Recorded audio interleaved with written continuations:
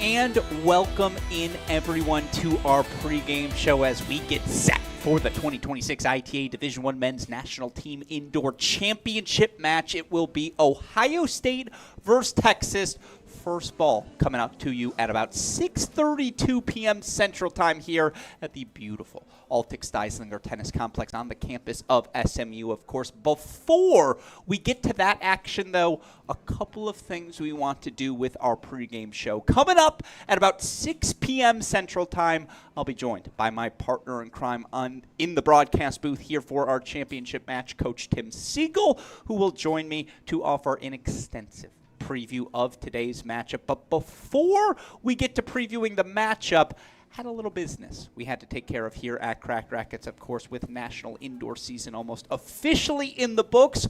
Wanted to reflect upon everything we learned from these 2 weeks of action. I could think of no better person to do that with than the man who will join me to kick off our pregame show, a man who will be, of course, familiar to all of you college tennis fans. It's ITA CEO Dave Mullins, who joins me for a quick State of the Union on all things college tennis. Again, we will have pregame coverage of Ohio State versus Texas coming up at the top of the hour. For now, I want to play that conversation for you. Here it is, my chat with the ITA Tennis CEO, Dave Mullins.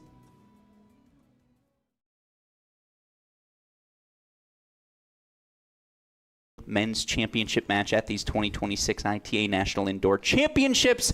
He's the CEO, the Pied Piper, the reason we here at Cracked Racquets have the opportunity to cover this wonderful sport. It's ITA CEO Dave Mullins joining us once again. Dave, first of all, thank you, as always, for allowing our Cracked Racquets to come back to another event like this.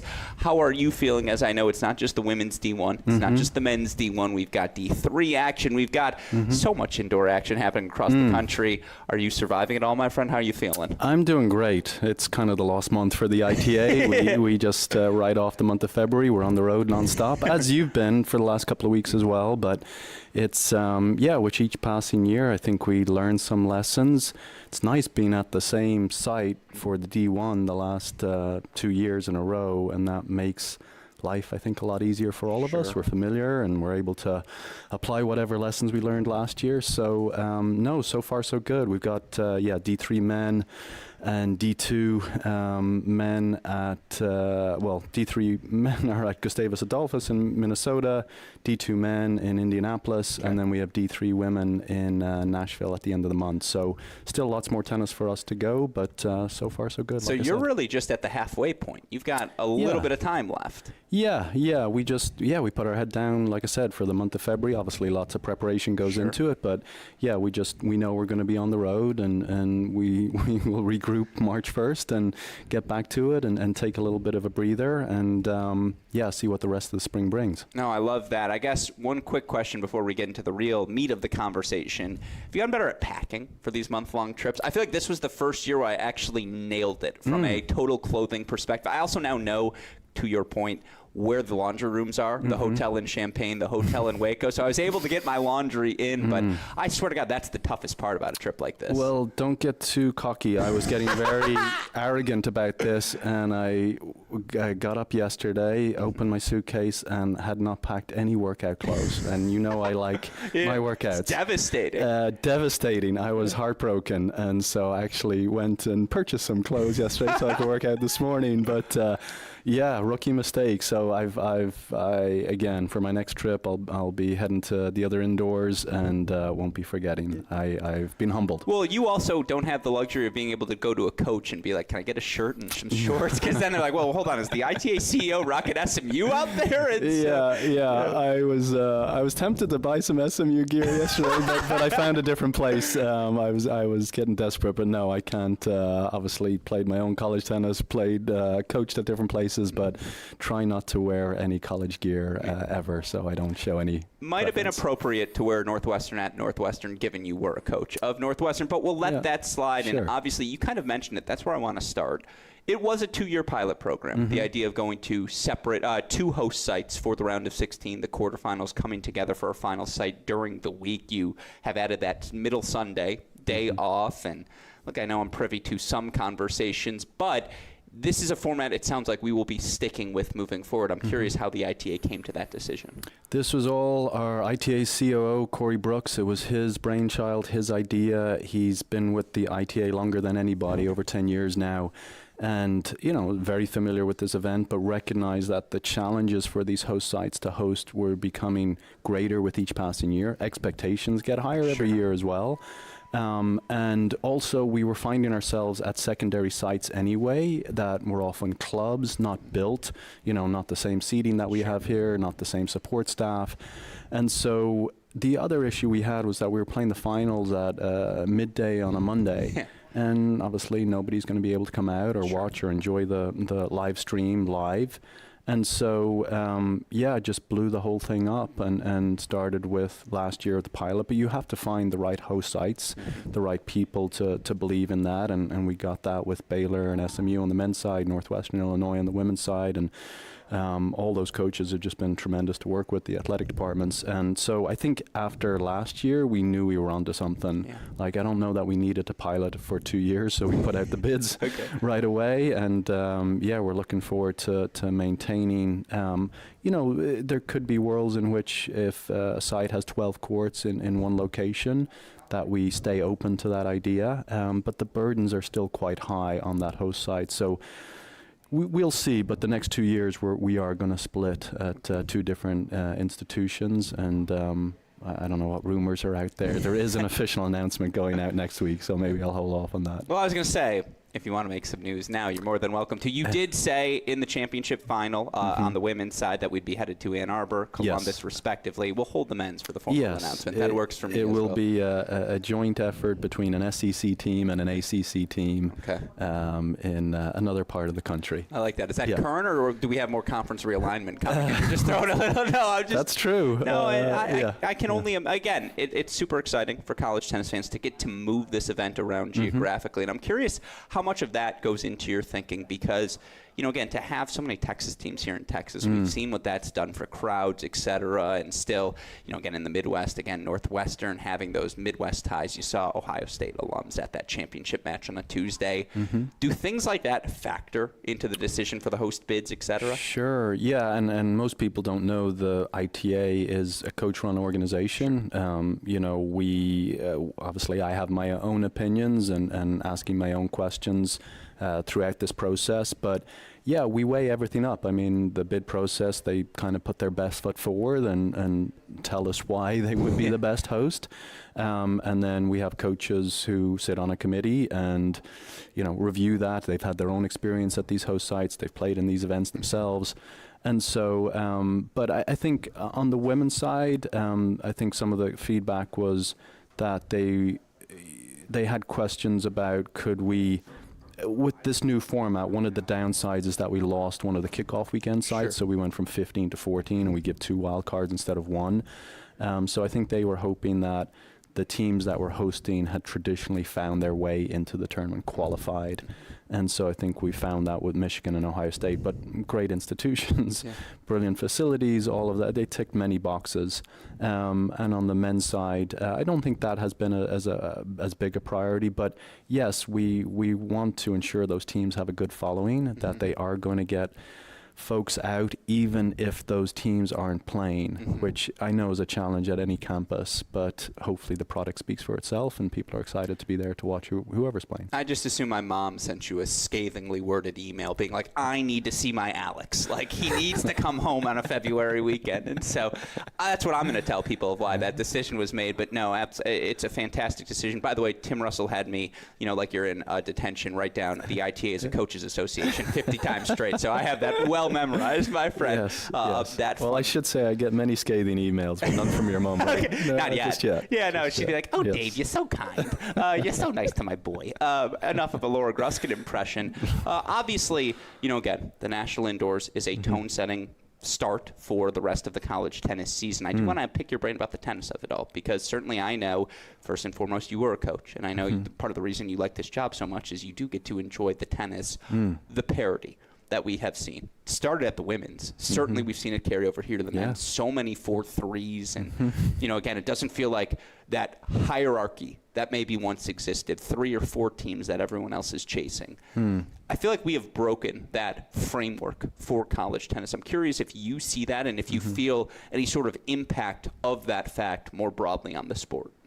Yeah, I definitely think we're all feeling it, and we're all getting the questions, oh, who do you think will win, and do this, and it's like, it's impossible to answer. It's like, you know, certain matchups, you know, how they bounce back from the day before, a bit of luck, you know, how they manage the deuce points, what happens maybe even with the overrules, if you get overruled in a point penalty on 30 all, and you lose your serve all of a sudden out of nowhere. But yeah, the parity, I don't think I've seen it in all my time. I mean, I've been around college tennis since the late 90s when I played, and I don't think I've seen it to this level. And it seems like these teams can kind of pull players in and out and switch them out pretty easily and not like lose too much of a beat. Whereas before, it's like you pull one of your top 6, it's like, oh yeah, that team's losing. And that doesn't seem to be happening. So yeah, the product just keeps getting better with each passing year, the quality of tennis. Like I said, it was on display at the women's and it's carried over here to the men. I don't know, just sports in general. You know, we saw it maybe a little bit with the NFL. I'm not a huge American sports fan, but I think we saw it. We're seeing it, you know, in college athletics a little bit more in the age of revenue sharing, NIL, things like that.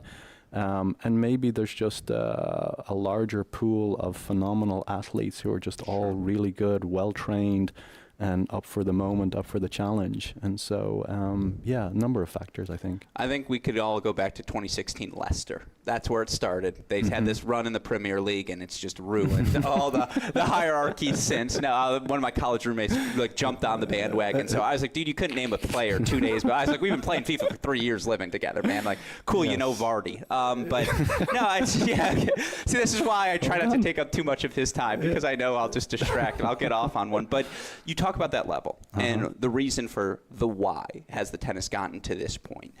The obvious thing to turn to is the professionalization to some extent, for lack of a better term, of this sport, where you have, again, I don't want to say established pros because that's hyperbole, but people with significant successful pro experiences opting to come to college, play a couple of seasons. I know that's something that gets discussed so frequently amongst coaches.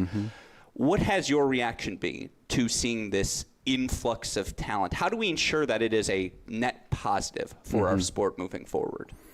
Yeah, that's a question, again, trying to wrap my head around almost on a daily basis. I mean, I've got a call tomorrow with the NCAA compliance side of things and understanding where they're at with current legislation, enforcing the rules, how much are they reliant upon Congress acting and putting in some legislation that could maybe give some guardrails to the NCAA, having conversations with coaches as to what, you know, we, the ITA, might be responsible for, what the NCAA Tennis Committee is responsible for. You know, is there a way to you know, protect more of the spring season, ensure that the top players have to show up for dual matches. Maybe they have to play a percentage of matches or be on roster. If they're injured or sick, they'd get a waiver, but if they were off playing 100K or whatever, they could potentially not be eligible to play the NCAA tournament. And obviously coaches, you know, they're evaluated on their performance of the NCAA tournament and probably would not be allowing players to travel here, there, and everywhere and missing several dual matches if there was a limit. So I think that's something the NCAA Tennis Committee will probably tackle this summer and try and understand. And obviously anything they put in place, they have to make sure they're not going to get sued. And so that's just the world we're living in right now. But yeah, I'm interested to see, you know, we're still kind of a lot of uncertainty, I would imagine, for the next 12, 18 months. You know, where does the NCAA singles and doubles go? That decision will be made in April. Will it stay in November? Will it go back to May? If it stays in November, I think probably in the fall it will be more about incentives, you know, wild cards. Could there be ATP WTA points assigned? You know, is there a prize money pool potentially there in the fall that's incentivizing players to play in more college events and maybe mixing in some of the pros? And in the spring, it'd be more of the stick approach. These are the rules. You need to play this many. So I don't find those stories, me personally, I don't find the story of the highly ranked ATP, WTA player coming into college all that interesting. Okay. And maybe I'm too old school with this. I try not to be, but I find the story of that player who came in as a freshman, who was a highly ranked junior player, either nationally or internationally, and they started at 4 or 5, and each year they get better, and by their senior year they're number one and they're winning NCAAs and go on to a great profession. I'm more interested in that 4-year story, that journey, rather than maybe the 1-year player who's coming in with different incentives, I guess. No, that makes a lot of sense to me. Should we do the same 10 minutes on politics we did off the mic before? Because we had a lot of laughs. It was a good time. Oh, no, we'll save that for just us. That makes a lot of sense. My last couple of questions for you, because I don't want to keep you too long here. Yep. As our producer joke, we'll have to start this pregame show 2 hours in advance if I have my way. But it's our Super Bowl. Yeah, exactly. Oh, you know what? Yeah, I was going to give a gesture, but I'm not in front of the CEO. But you know what I'm thinking, Westhoff. Just to that thought, again, about this topic in general, and you mentioned a bunch of things there, the incentive structure, you mentioned, again, the decision of the fall. These are all things I want to ask you about. I'm just going to have to reserve the right to bring you back, much like peak Leslie Stahl on 60 Minutes. Yeah. We can do this. I've always wanted to do a running podcast where it's like, hey, let's just go on a run with me and talk about tennis. You're the perfect first guest. We'll do a little 8-mile something. Are you coming to Phoenix in a couple of weeks? I am coming to Phoenix in a couple of weeks. There we go. All right. Well, Westhoff's like, don't make me have to figure out the logistics of a running podcast, please. But you talk about all these incentives structures, all these decisions that have to be made. I guess, for lack of a better term, is it an ITA recommendation that then goes to the NCAA and ultimately it's their decision to make? Like, how will that process work of in April, we're deciding on the fall NCAAs or not, we're deciding on these incentive structures or not? Is it a recommendation, or do they defer to you for that choice? Definitely a recommendation. So yeah, we have ITA coach governance, we have operating committees, coaches elected by their regions, by their peers to represent their region, their interests, and the bigger picture of college tennis. And so our operating committee met in January. They voted 26-2 in favor of recommending that the NCAA singles and doubles stay in the fall moving forward. So that's purely a recommendation. I write then a letter on behalf of the operating committee. We had our board chair on behalf of our ITA board of directors. We send a letter to the NCAA tennis committee to consider. With the new NCAA governance structure, I actually get a seat at the NCAA tennis committee. I do not get a vote. Okay. So they have several coaches, several administrators, and now 4 student athletes as well. Wow. And representing Power 4 conferences, mid-majors. The voting is also weighted, so the Power 4 conferences actually have a higher weighted vote than everybody else. So it's so we can make the recommendations, we can provide context, feedback from our coaches. The NCAA actually sent out a survey today, so it's a second survey to the coaches. The last time they put out a survey, I think 70% of the women's coaches were in favor of it staying in the fall, 60% of the men's coaches. We'll see what it is this time around. We've had 2 years. At this point, Alex, I want a decision to be made. Yeah, sure. Of course. And hopefully we get that earlier in April rather than late April, because we also have to plan for the fall. As you know, we have a lot of involvement in the fall season and the infrastructure around that. So these things we need to get going here. No, absolutely. And again, speaking of get going, we got to get going with our coverage of the championships. My final match for you, final match. That shows you where my brain is. Final question for you. We see more pro success from players with college ties each and every week. And I think it's the last number was like 15 or 16 top 100 singles players, 8 or 9 top 100 WTA singles players, over 50 in the doubles. How do we translate pro success to better NCAA support, if that makes sense? How do we make it clear to all these athletic departments, hey, this college tennis pathway to the pros has never been more valuable? How do we, in your opinion, go about marketing that fact to grow the significance of our sport? Yeah, I think, within the tennis world, within our bubble of tennis, this is a really big deal.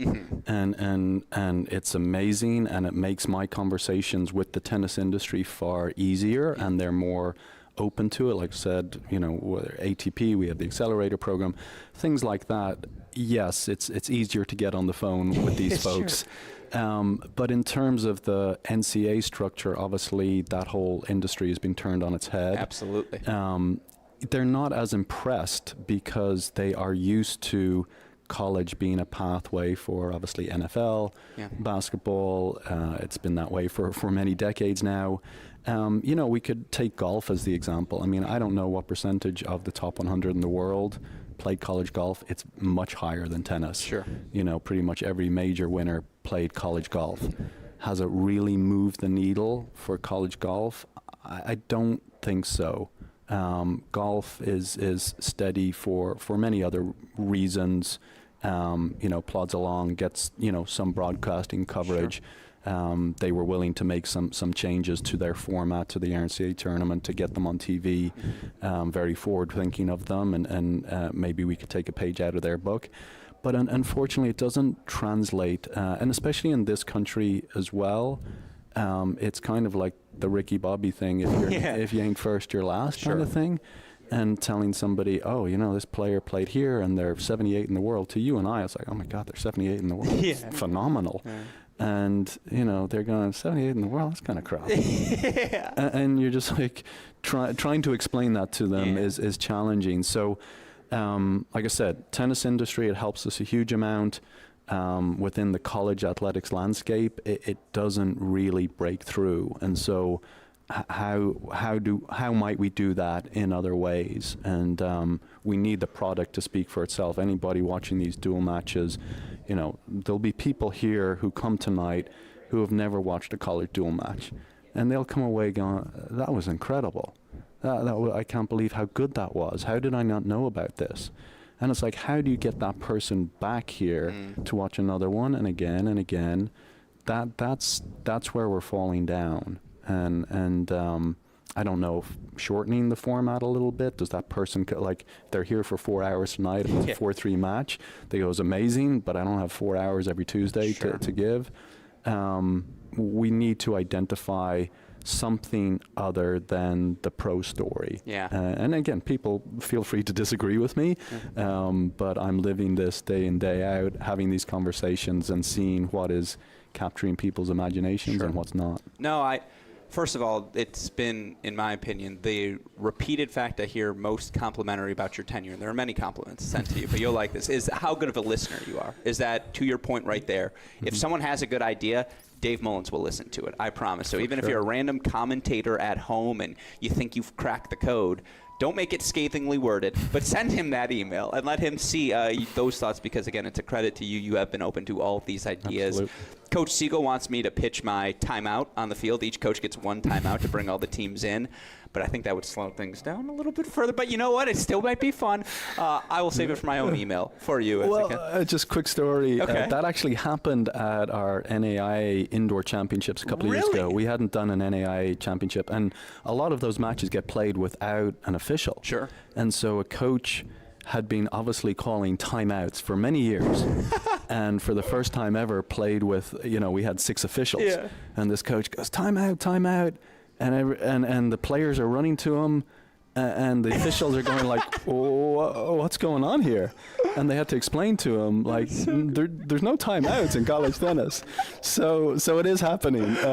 But yeah, we shut it down, but maybe we shouldn't have. Maybe he's onto something. I just want to know when some of these coaches, like, when's Bruce calling his timeout tonight? When's Ty calling his timeout tonight? Because certainly it would add a little bit of intrigue. But again, so complimentary of your tenure, and it's still so young in its infancy. So looking forward to what you continue to do with the ITA, and always appreciate your tolerance of my nonsense. ITA CEO Dave Mullins, always a pleasure. You're the best, Alex. Thank you. And again, a thank you to the ITA CEO, Dave Mullins. Sincerely, that's only the grief you see me give him on air. There's even more so when we don't have a camera turned on to us. So a thank you to him.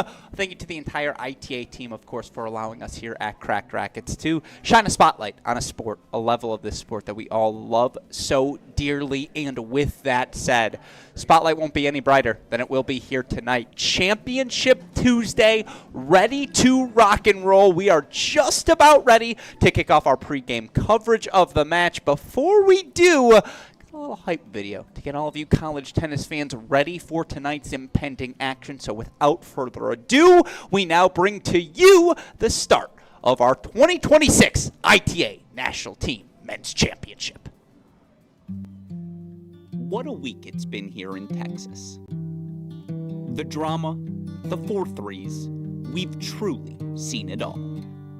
And after all the sweat, all the tears, all of the effort that's been made, we've worked our way from 16 teams to 2.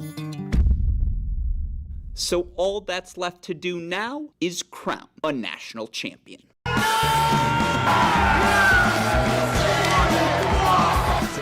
Gorsney, Braswell, and a crop of talented Texas freshmen look to continue their dominance and bring a first national indoor title home to Austin. While fresh off a dramatic semifinal victory over rival Virginia, Anthem, King, and the Ohio State Buckeyes look to bring a fourth indoor trophy home to Columbus. The ITA Men's Team National Indoor Championship starts right now. And with that, we say welcome in, everyone, to one of my favorite nights on the college tennis calendar each and every spring, the 2026 ITA Division I Men's National Team Indoor Championship match has arrived. Of course, there you see the aerial scene as we look down on the city of Dallas, of course, our host for this week's action. We are, of course, located within the beautiful Steislinger Altic Tennis Complex for tonight's action. We've got Taste of Tennis going up on floor number 3. We're all going to get a taste of tennis, though, tonight, as, of course, joining me in our broadcast booth once again, the coach, Tim Siegel.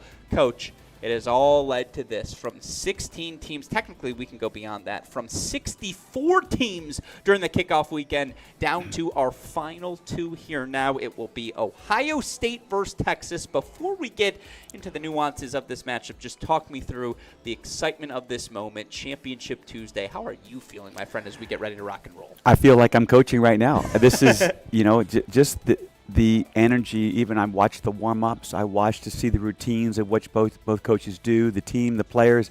What I found interesting is I always brought a football everywhere I went. I wanted to teach my kids how to throw the football, but also throwing a football is the same motion as serving, right? Ohio State and Texas were throwing footballs before the warm-up. So it was great to see. It brought me back to what I used to do. We were once in the 2024 NCAAs. We were in the field house as you see the Buckeyes getting loose. It's the best warm-up we have in any sport, period. But I remember Jack Anthrop and I were unleashing 50-yard bombs, and by that I mean he was throwing 50 yards, and I was just happily catching and throwing to the person as the intermediate. Ty goes, Alex, what are you trying to kill his shoulder before NCAAs? I go, he was the one doing it. No, I wasn't throwing. But no, again, whatever it takes to get the energy right, to get the mind right in this matchup. And again, it's 2 of the bluest bloods we have in men's college tennis, the Ohio State Buckeyes. It's been a quarter century of excellence under head coach Ty Tucker. Obviously, they've won this event 3 different times, 2024, their latest title at this event. They take on a Texas team that, as we alluded to yesterday, they've made the Final 4 of the NCAAs in 5 of the last 6 seasons. What haven't they done as a program? They've yet to capture a national indoor championship. And again, before we get too deep into breaking down either of these rosters, this moment, championship match, preparation for it, what's the discussion between you as a coach and your players in the lead up to a moment like this? I think what I would do is I would talk to each player individually, see how they're feeling physically, get them to where we're not going to come out flat.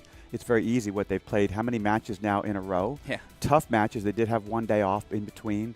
But you want to make sure that they're emotionally ready. They're up, not too much, but they can't be coming out flat. And so the routine of the day, you're not playing a match till 6:30 at night. You're sitting around all day. You got to make sure the body is good. There's so much that goes into it. But I think talking to each player individually and then as a team to get them all fired up, that's the key. I know these teams had the opportunity to come here, hit around noon earlier today, but obviously it's so interesting because you're right, every team is a little bit different, Coach. What was your approach? Were you let's get a hit in the morning? Were you let's get out of the hotel, stay together somewhere? Because I know, again, you don't want to be stagnant. you don't want to overextend yourself. Finding that balance, what was your approach? Well, there is that balance, and sometimes some players like a certain way more so than others, so you would kind of juggle that. But I didn't like being in the hotel all day. I didn't want them taking naps they didn't need to take. Yeah. And so we would get out and have that hit midday. I think that's important. Get the body moving, and obviously both teams did that, and then both teams started at exactly the same time to warm up at 5:45. Yeah, no, for the record, this is the first time I thought, oh man, maybe I wouldn't have been good playing under Coach Siegel because I'm a napper. I would have immediately been right back under the covers. Coach, when do we have to get there? All right, I'll see you 5 minutes before for the bus. But no, I mean, again, it's two outstanding sides, two exceptional programs, so much talent spread across each of these rosters. I want to break down that talent. I want to break down their semifinal performances. Before we do, as I've stated from the start, it's our job here at Crack Racquets to introduce all of you college tennis fans, of course, to these teams, to these competitors, these exceptional athletes who provide us entertainment week in, week out. As college tennis fans, let's start our introductions by introducing the team you see on your screen, the standards of success in 21st century men's college tennis. It's time to introduce you to your 2026 Ohio State Buckeyes. Every time that I look in the mirror, all these lines on my face getting clearer. The past is gone. All things come back to you. Sing with me, sing for the years, sing for the laughter,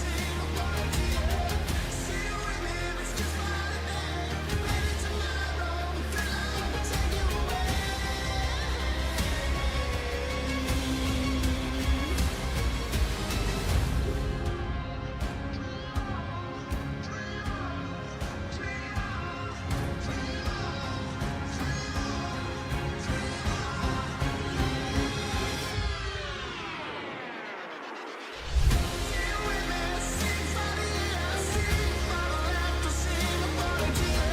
Sing with me, it's just one day. Maybe tomorrow, the light will take you away.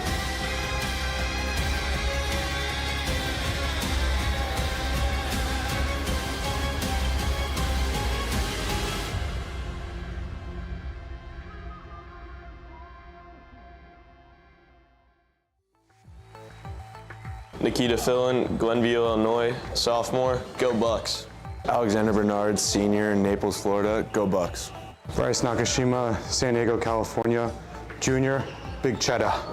JP Day, Newport Beach, California, redshirt sophomore, go Bucks. Brandon Carpico, Gahanna, Ohio, redshirt sophomore, OH. Ilya Palavestra, Lake Worth, Florida, freshman, let's go Bucks. Jack Anthrop, Orlando, Florida, redshirt senior, go Bucks. Preston Stearns, Cincinnati, Ohio, redshirt junior, go Bucks. Alex Fuchs, Alpine, Utah, redshirt sophomore, go Bucks. Aiden Kim, Orlando, Florida, junior, Buckeyes. Victor Lilov, Miramar, Florida, freshman, go Bucks. Alex Okonkwo, Maidenhead, England, junior, Chelsea. Lauren Byers, Greensburg, Pennsylvania, graduate student. Hunter Callahan, men's assistant coach, The Ohio State University. Justin Kronagi, associate head coach, Ohio State University. Ty Tucker, coach, The Ohio State University. Let me just say, Coach Siegel, after that pump-up video, I'm ready to run through a wall. These guys get after it. That was fantastic. That really fired me up, and I know it fired everybody that's watching up as well. No, absolutely, and it's a testament to, again, this staff at Ohio State, what they do to ensure every resource is offered to these players, whether it be on court, whether it be with hyping them up off the court. It's just a testament to what head coach Ty Tucker has built in his tenure at Ohio State. And look, I mean, again, historically, full view of this 60-plus years of college tennis, this Ohio State phenomenon is a newer phenomenon. It is a 21st century phenomenon, and yet now they are synonymous with success in our sport. And I think that's direct testament to Coach Tucker, is it not? There's tremendous structure. Coach knows what he wants, how he wants it done. These kids understand they've got to improve their doubles. They've got to be a team, and they've got to fight every single match. And Coach has done as good a job as any college coach that I can remember. What was I'm sure you had to face off against the Buckeyes at least once in your career. What's the approach? What is the thing you're telling your team as you're preparing them for this sort of opponent? We actually played Ohio State. Texas Tech played Ohio State. I believe it was in 2012 in Seattle in the round of 16s at this very tournament. Okay. And one of the things I tried to preach is, listen, they have the same things that we have. They string their rackets the same. they put their shoes on the same. Nothing's different. Because of their record or their ranking, doesn't matter. And if we are better in each position mentally and or physically and or more coachable, we have a shot. And we gave them a heck of a match. Lost 4-2. But I think it's all about not being intimidated just because of their record and their tradition. No, it's, again, you see the faces on that screen. Jack Anthrop has done more winning over his first 3 years of collegiate play than any player I have seen in our time covering at Cracked Racquets. And, again, I keep alluding to all the cars in the garage Coach Tucker has to pull out for his lineup today. We know we're going to see Aiden Kim at 1. He certainly earned that, clinching the Buckeyes' victories in the quarterfinals, semifinal matches, respectively, against Stanford, UVA. But beyond that, feels like every option is on the table for these Buckeyes. Does he play a Preston Stearns at 2? Does he finally take out the Okonkwo Ferrari out of the garage? What does he do with Alex Bernard, Brandon Carpico? I mean, certainly yesterday the choice was we're going to play Stearns at 2, we're going to play Byers at 5, we're going to have Nikita Fillin, still undefeated in season play, at 6. Every coaching decision Coach Tucker had available to him, and let's be clear, you knew what the Virginia lineup was going to be, so he got to dictate the terms of engagement. It was a rousing success from Coach Tucker. What impressed you most about their semifinal victory?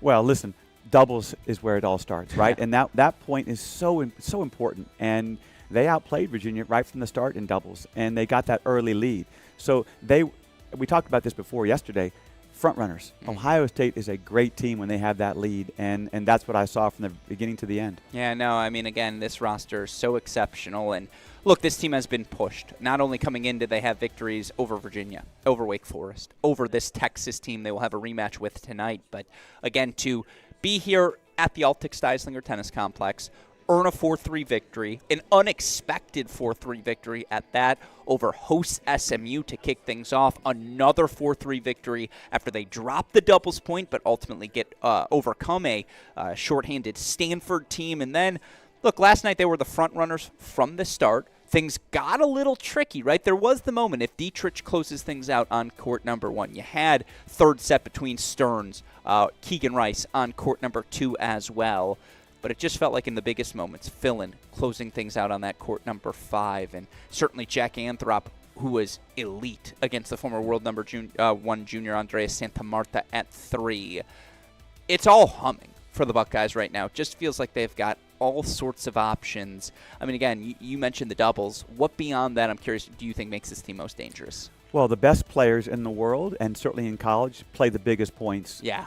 The smartest, the toughest, put more pressure, and I saw that from them really 1 through 6. Yeah, it's the depth. It's what makes this team so special. They're a really, really tough group to contend with, and I think Coach Tucker knows he's got a special group on his hands. Let's hear directly from Coach Tucker now again about this group, perhaps even more importantly, what makes this team tough, what it's going to take for this team to get over the finish line and find themselves in Titletown here this week. I mean, obviously it's the fun part of the year when you get to look at everybody's lineup and know and try as a coach to figure out, what best suits your team. So obviously we've had lots of discussions about SMU, lots of discussions about the teams that we played, and we're in the middle of the season and no different than any other coach or any other program. Everybody's dotting the I's and crossing the T's. So we look forward to spending the next 24 hours getting ready for this match, and we know that we're in a tough battle.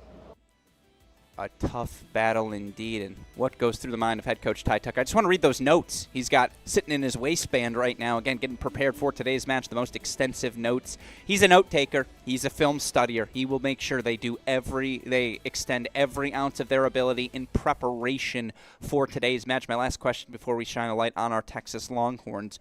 What is the singles lineup you expect, Coach Siegel? What's he going to roll with today? I think for me, I have no idea because he has to figure out the matchups because he has a pretty good idea about Texas. For the most part, we still have the same issues.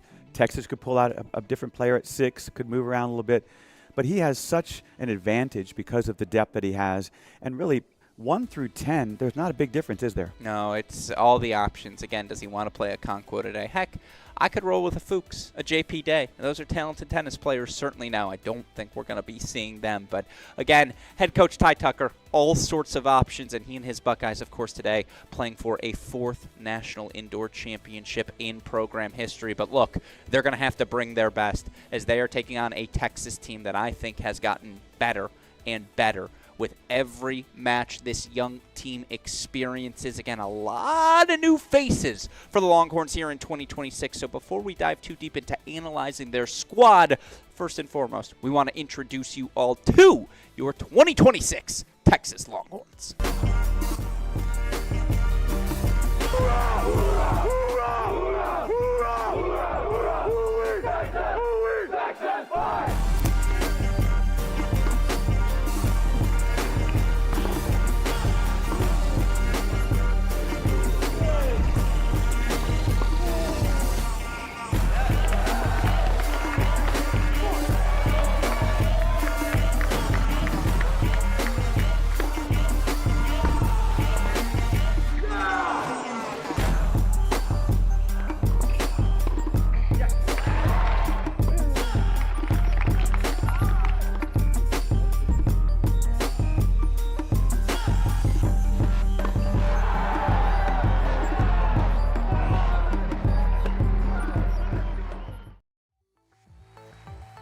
Lucas Brown, Plano, Texas. It's junior, idemo brate. Abu Forger, freshman, Netherlands, and I go the Lulu on court.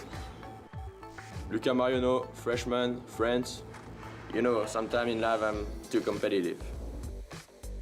Sebastian Gorsny, senior, Austin, Texas. Oliver Ojikar, sophomore, Tartu, Estonia. I love dubs. Kalin Ivanovski, freshman, Macedonia. Oh. Mariano de Dura Palomero, freshman, Germany. Certified turtle. Jonah Braswell, senior, H-Town. Bruce Burke is my only friend. Evan Burnett, sophomore, California. Curry. Bastian Eriksson, sophomore, Sweden. Hook'em Horns. Nick Beattie, assistant coach, Hook'em Horns. Benjamin Becker, associate head coach, University of Texas, Hook'em Horns. Bruce Burke, head coach, University of Texas, Hook'em. By the way, for those of you at home curious, why are they making the roof over their heads? What is that celebration? I got to ask freshman Lucas Mariano after the match yesterday. They call it La Niche. It's a little French celebration. Timo Legou, who of course was the #1 singles last year, still around this team as he finishes up his degree. He was the inspiration. They said, we need some sort of celebration to bring us together here. There you see, by the way, Timo getting some swings in the game. Still looks exceptional as he recovers from an ankle injury, but I knew at the moment I saw this team on Media Day, there was a looseness about them. I mean, you could see it in the player intros there. For a team with so many new pieces, it's amazing how Coach Burke has this team firing on all cylinders already. And again, Coach Siegel, this was a group that had 3 losses coming into this national indoors. Now, there were 3 losses against the top 3 teams in the country, in Virginia, Wake Forest, and of course, Ohio State. But what was it in the team's 4-love victory against Baylor yesterday that impressed you most, Coach? Well, similar to Ohio State in that they played better in the doubles, and they also started out strong.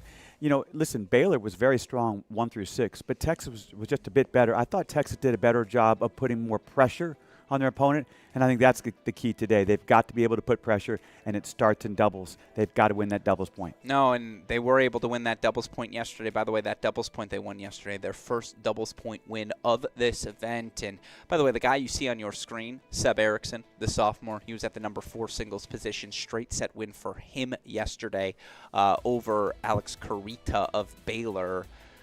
I think he's a consequential piece. I think, again, there's no world where Texas is bringing home the title without a big performance from Erickson. But, again, to have as many freshmen as he does, Mariano, Ivanovsky, for her.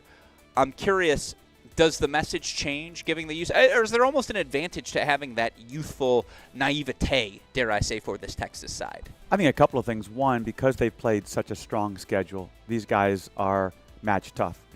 Number two, I think you're right. The fact that they have some young guys, now they're freshmen, but they're not necessarily young. Yeah. Right? They're not 17, 18 young. And so they are experienced. They've played some high-level tennis all over the world. But they have a couple of horses, too. Number one, Gorsny's been there. He's won a national championship for TCU. So they can lean on their leader at one. Jonah Braswell, also a senior. So it's a good mixture, but I do think that there is some looseness about them that makes them confident in a different kind of way. No, and we talked about all the options for head coach Ty Tucker. Obviously, for head coach Bruce Burke, still dealing with some injuries is his teams as they recover. We saw Dedura play at the 6 singles position earlier in this event. We saw Mariano play 5 singles in match 1. He played 6, obviously, yesterday. The biggest question is, will they take the Ojikar? That's good, the Ojikar, out of the garage. I don't even have to add a brand there. Unintentional pun. The question is, will we get to see Ali in singles? When he did play singles, he clinched what was their 4-3 victory over TCU in the quarterfinals. Outside of that, though, I don't think there's too many lineup decisions, right, for Coach Burke to have to ponder. I talked to Bruce before the match, and we talked about the depth and the fact that he can pull guys out, he can play guys, the fact that 2 of their players who really are 2 of the top players didn't get to play yesterday because of injuries. He's got some options. Ohio State also has some options. The depth of these 2 teams is what separates them, I believe, from the rest of the country. No, it's ridiculous how much talent there is spread out between these 2 rosters. And, you know, again, if they want to play 8 singles matches, we'll try to cover all 8 if that's what's required. Certainly so many different choices to be made, and the intricacies of those choices, the tactics we see ultimately play out, I think we would agree that's one of the most fascinating things we are looking forward to here most tonight. We'll show you the draw, as obviously that's funny. I think that's our signal from producer Daniel Westhoff. It's almost time for us to wrap up this pregame show. You see the pathway to get here. Again, Texas, 4-love win over Baylor in yesterday's semifinal. Ohio State, a 4-2 victory over Virginia, of course, as well. More broadly, you see the paths, though. Boy, have these Buckeyes been tested. 4-3 against SMU, 4-3 against Stanford, 4-2 against Virginia, as, yes, we are inching closer to the start of match time. I want to ask you, Coach Siegel, what does an Ohio State victory look like tonight? Winning the doubles point. We know how good they are at number 2 doubles. Bruce Burke told me they've got to win at number 1 to be able to win the doubles point, and I think that we would all agree with that. So if Ohio State comes out strong and takes care of the doubles point, really at that point we are looking at potentially another 4-3 type of match because they're so evenly matched. Yeah, absolutely. On the other side, you see Texas, 4-2 over A&M. They dropped the doubles point there. 4-3 over TCU. They dropped the doubles point there. 4-0, they beat Baylor. They take the doubles point. Look at that. They're able to close out a shutout. Now, that match was 4-0 in name only. You had 3-set battles just about everywhere across the board. But on the other side of the coin, again, what does a Texas Longhorn Indoor Championship look like tonight? I think at the top, they've got to win 1 and 2. I think they're certainly a slight favorite, certainly at number 1, although Kim has been tremendous in coming through some great matches to clinch. But I think they are stronger potentially. They've got to win at the top of the lineup in order to win this match. Yeah, and obviously Seb Gorsny's been exceptional. Yes, he dropped the set to Devin Badenhorst last night. I challenge all of you out tuning in to try and beat Devin Badenhorst in straight sets, particularly indoors when that serve is raining down upon you. But look, it's an outstanding match. And again, so many fun faces across the board. By the way, a lot of new faces for head coach Bruce Burke. Quickly, let's hear from the Texas men's tennis coach about those new faces, how quickly they've come together here in 2026. Yeah, every year is different. Even if you have the bulk of the team coming back, people change, different things going on in their lives, different challenges that they come across. So it's always a little different, no matter how much how much turnover you have. We do have some new faces this team. I'm relatively even shorter now than I have been in the past because we've got so many tall guys on the team. But the one thing that has been a constant, which I'm really proud of and happy to be a part of, is the culture on the team. We've got really a bunch of high character guys that love to play, that are respectful and appreciative of the opportunity they have, and that's been a constant. And I think to that goes a lot of credit for that goes to the guys that came before, because there's always that transition period as guys age up and kind of teach the younger guys what it's all about. So I've been really happy to see that continue. I would just like to point out, I'm sick of all the aging. Like, I would have been fine freezing the class with that Spazzeri, Cannon, Kingsley classes for these two respective sides. And just by the way, quick history lesson between these two teams, because, of course, they have faced off in the past. You think about the 2023 National Indoors, Texas beating Ohio State in this awesome 4-3 quarterfinal match. Ultimately, again, Texas getting knocked out in the final that season. You know, on the other side, again, for Ohio State, they're champions of this event in 2024, back in another final here this season.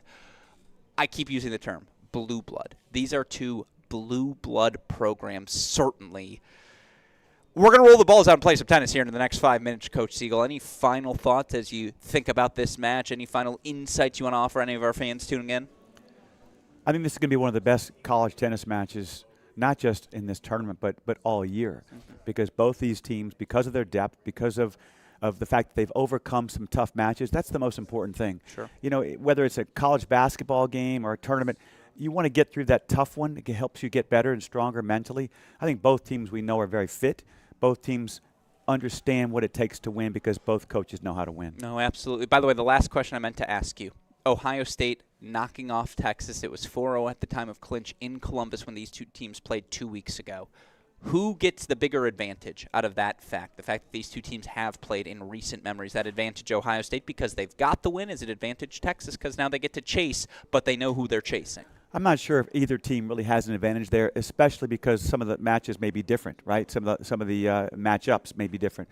I think if anything, Texas might have a slight advantage. Yeah, absolutely. Well, again, now we get to do the best part. We get to roll the balls out. We get to enjoy some tennis. Before we do that, of course, it's a full championship atmosphere. It's a full championship environment here. We're pulling out all of the stops. Again, Taste of Tennis with Grant Chen, of course, out up top on floor number 3. In the meantime, of course, we've got a student, Ann Elise Diaz, a sophomore at Booker T. Washington High School for the Performing and Visual Arts, performing out on court for us our national anthem. Let's turn things over to Ann as we get our championship match underway.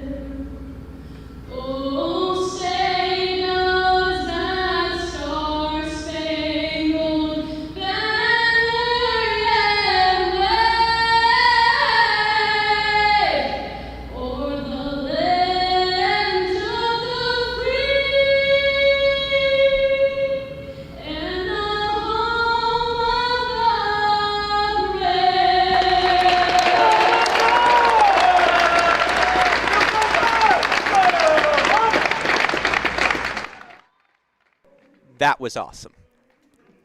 A tone is now set. That was beautiful. Beautiful job. We are ready to rock and roll. It doesn't get better than that. Again, we've got the anthem played. We've got the lineups now being announced.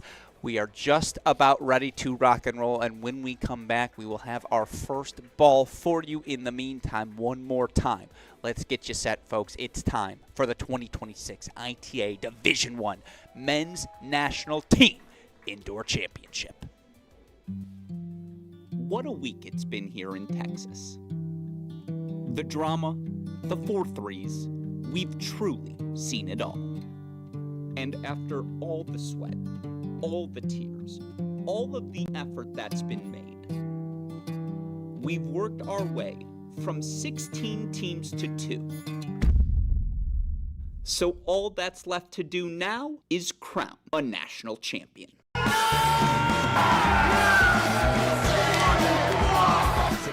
Gorsny, Braswell, and a crop of talented Texas freshmen look to continue their dominance and bring a first national indoor title home to Austin.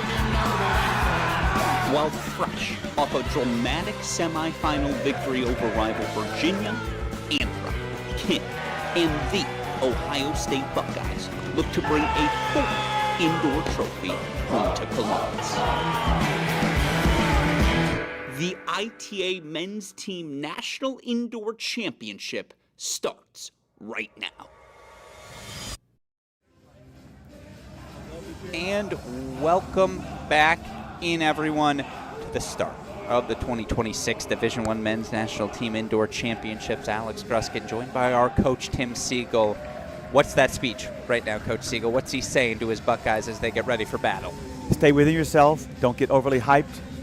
You know what to do. We've done it so far all year long. Just go out there with a lot of confidence and be aggressive. Meanwhile, again, I'm not sure if there's any voice, any air left in the body of Lucas Brown after that sort of roar. He's got his Texas Longhorns ready to rock and roll again.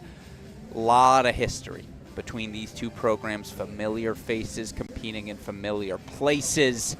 Of course, for the Longhorns, again, finalists at this event in 2023. Buckeyes champions of this event in 2024. A year absence for each of them last season. Although for what it's worth, Texas did make the indoor semifinals last season as well. But back competing for a national championship once again. Yes, stir that pot, Alex Bernard.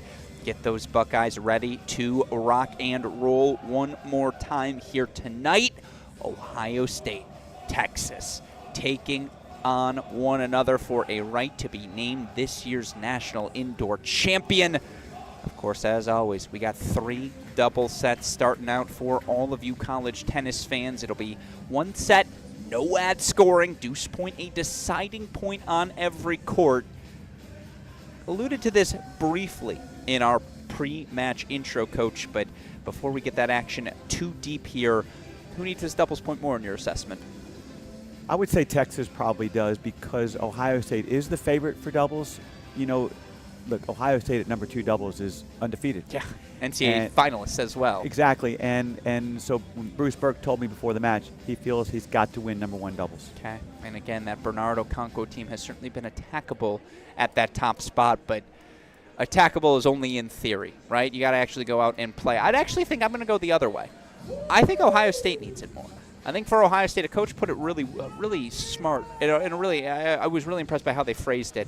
A lot of new faces for Texas, right? I think if you went to Colin Ivanovsky and said, tell me the importance of the National Indoor Championships, he'd say, well, it's indoors. That's the importance, right? Meanwhile, these Buckeyes, they have a keen sense of what they're competing for here today. Guys like Kim, obviously Anthrop and Bernie have competed in a National Indoor Championship. They've won one back in 2024. I just wonder if, accordingly, the naivete I keep alluding to for these Texas freshmen, that ultimately plays to their benefits here early.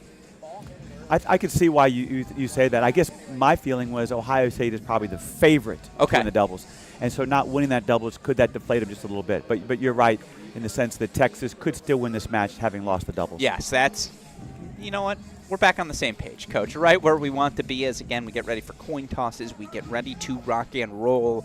Of course, by the way, get ready to hear those IOs ringing across this building as always, these Buckeyes have traveled well here to the heart of Texas. I see plenty of burnt orange in the crowd as well. Just about ready to rock and roll. As, by the way, there you see one of our head officials, Andrew Rogers. He's going to be in the chair here on court number 1. And again, we want to introduce all of our matchups here as they're fixing our camera angle for us on court number 1. Our apologies for that. The matchup here on court number 1, of course, Alex Bernard, Alex Okonkwo taking on Abel Forger, Colin Ivanovsky. That's the battle here on court number 1. Of course, we'll introduce all 3 of our doubles battles. But before we do, Coach Siegel, you know the 4 magic words I got to say before we can dive too deep into our action, of course. Let's hear it. There's only one thing left to do, folks. To all of you college tennis fans tuning in, I get to say those 4 magical words for the last time, perhaps, here at this indoor championship. Let's play some tennis.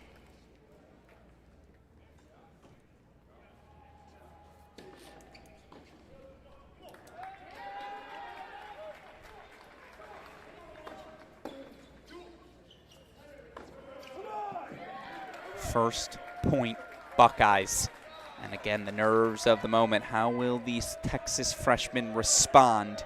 It's a fascinating question, of course. We look forward to watching play out over the course of the next couple of hours. I'm saying we're getting at least 3 hours tonight, Coach. That's the only prediction I'll make.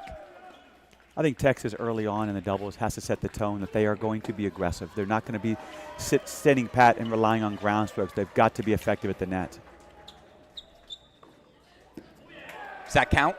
That works. Again, last time these two teams played, really not that long ago, January 30th in Columbus, the Buckeyes.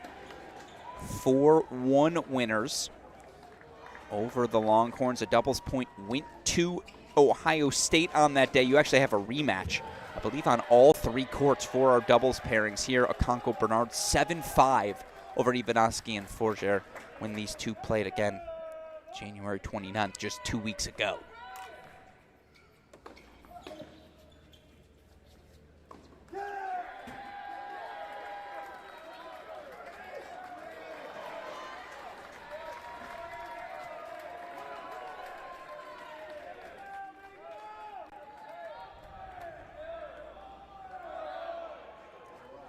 And I gotta say, slight Buckeye advantage in the crowd today. They might have even traveled better than the crew from Austin. It feels that way, sure does.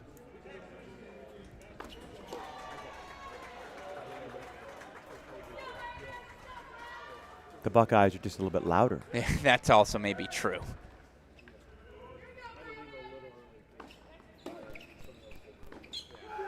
Ivanovsky serving, and again, you see Alex Bernard just leaking over for a #1 doubles team that has had some struggles here this week in Dallas. A sight for sore eyes for the Buckeyes fans tuning in. They have early breakpoint chances here at the #1 spot.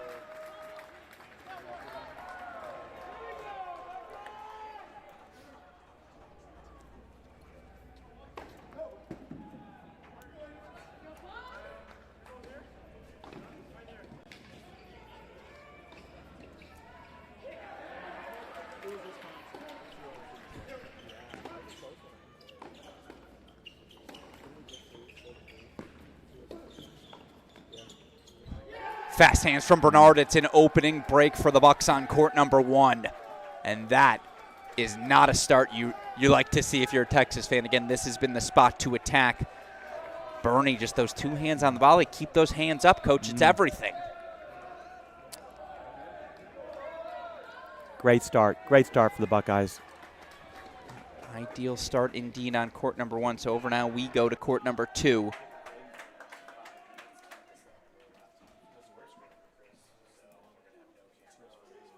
On court #2 here, early game point chances. Sebastian Gorsny, senior, partnered with the freshman Lucas Mariano. They're taking on the pairing of Brandon Carpico, Nikita Fillin. And it's an opening hold at love for the duo. As again, apologies for the lack of audio here on court #2. We'll try to get that set for us. But an opening hold for 1-all. Again, Carpico, Fillin, sophomore, redshirt sophomore pairing, already NCAA doubles finalists, undefeated in dual match play here this season. When they faced off against Gorsny and Mariano in January, it was a 6-3 decision for the Bucks. Not the worst place to find yourself.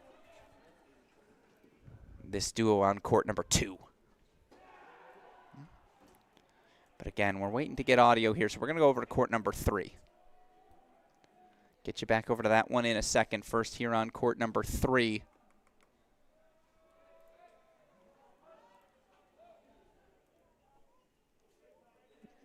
Get that proper court for you on court #3 as well, as obviously, again, we see our coaches here. All right, we know one's working. We're going to fire on one for now. Already the early break for Okonkwo.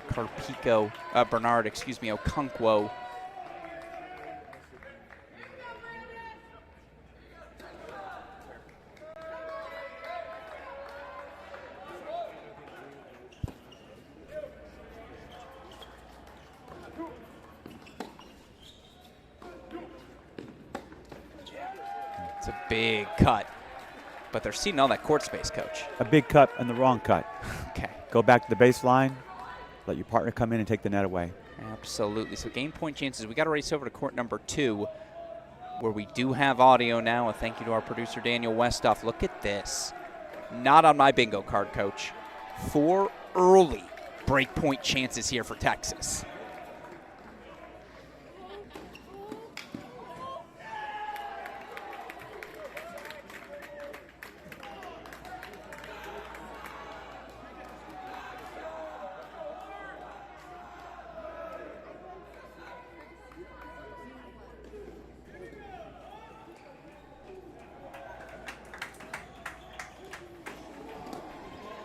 First serves always the trick.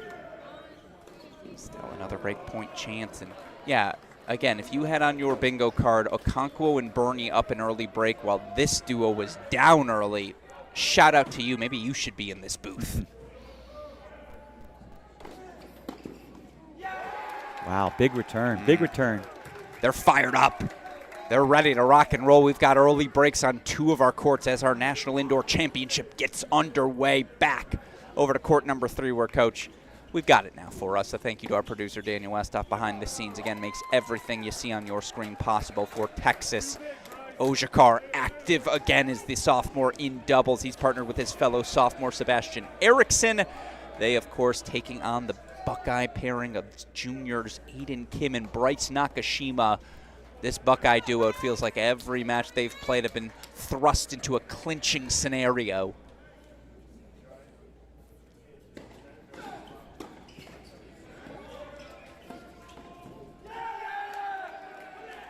See what they've got for us here today as it's 30-15.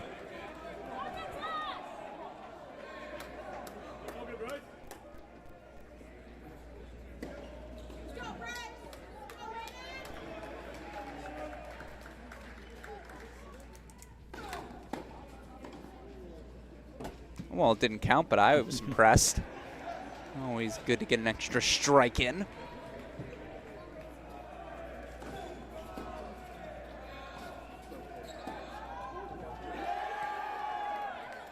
Beautiful forehand ground stroke there. My goodness. Tell you what, all 3 courts, Texas looks like they feel like they can win this point. So far, so good. Well, this is where I do think, again, having that experience against this pairing and this duo. By the way, Buckeyes have 3 top 10 teams in doubles. They play them in descending order. At number 1 is the number 10 pairing of Okonkwo Bernard. At 2 is the number 5 pairing of Phil and Carpico. Kim and Nakashima are ranked 3 in the country. There are 3 doubles on their team, and it's not a crazy thought to have them there either.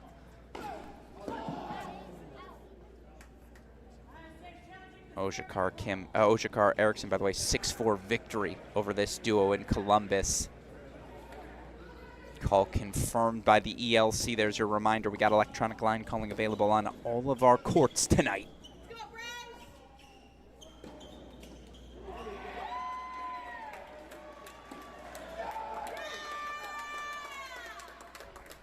Well, I know that's your least favorite thing to see. Second serve return missed, especially when you have the server staying back. Put that ball in play. Take advantage of your net player.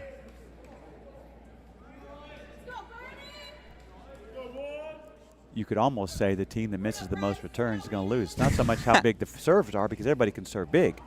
We got to put returns in play. I like the collective use of we there as a sport. We really do, as a sport, need to put more returns in plays. There you see the whole 4-2-1, so they stay on serve here. Again, breaks at the top 2 courts. Going to take us back over to court number 1. Certainly, again, Okonkwo Bernard. This has been the team you've had to beat if you want a shot in doubles here this weekend. But that looked pretty darn good from Bernie, Coach. You like the serve and staggered, but he does get forward. Good hands, good touch.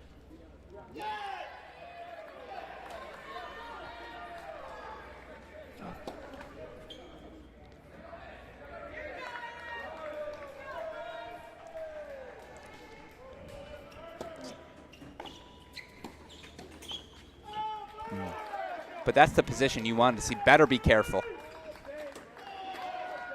Again, the emotion's going to run high, but if you're not careful, you hit that ball at the back fence too many times, all of a sudden your team starts to pay for it. So you see those scoreboards to the side of your screen. Again, you see the names leaked in there now. We'll get that updated for the schools. The early breaks, court 1 for Ohio State, court 2 for Texas. Honestly, if I'm a Buckeye fan at home, coming down to court 3 in doubles, you're like, yeah, been here, done that, no problem.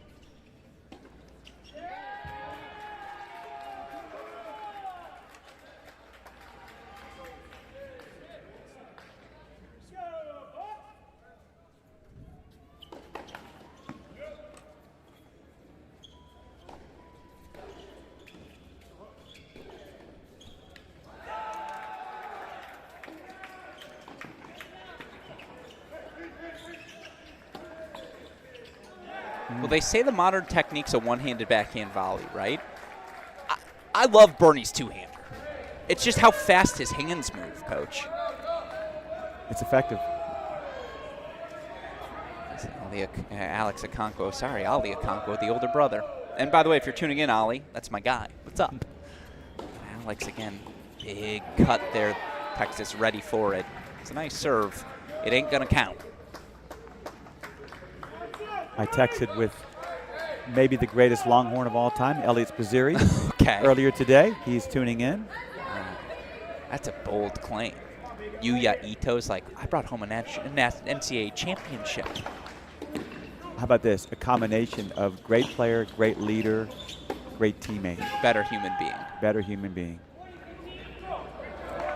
Handsome man as well if he's tuning in. He knows that's my guy. But anyways, again, 30 Love's spot here on court number 1 is there you see a couple of freshmen, that next generation of Longhorn. Colin and Abel doing their thing.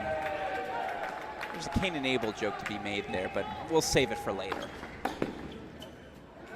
Good eye to let that one fly again, 40 Love. Let's go back over court number 2. It's just, again, to me, the idea of Carpico filling down a break that's just not a sentence that's come out of my mouth ever. I'm sure not at all this year.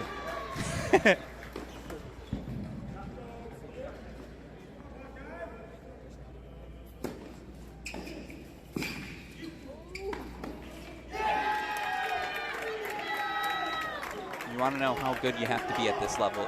It's an overhead hit at Gorsny. He didn't flinch. Is that a drill you do? Oh, yes, absolutely. Remarkably impressive. We'll slow down our scoreboard, of course, for you here. Make sure those side scores don't get too far ahead of us.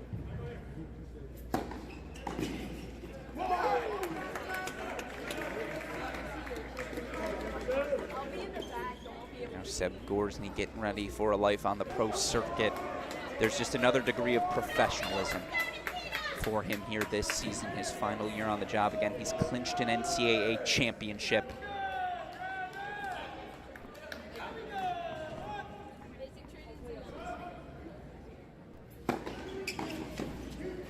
And he's landing first serves. I know you love to see that, Coach. Looking good at the net as well.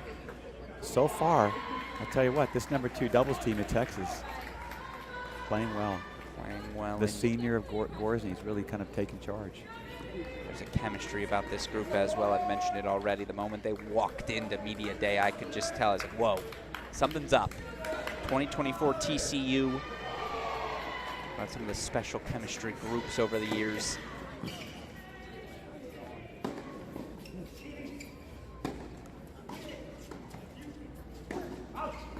One overhead's never enough. Not at this level. Hands are fast. Texas holding 4-4-2. All right, let's go over to court number 3. It's our lone match on serve. As they come out of the change of ends here again, it's Kim Nakashima, 3-2 lead.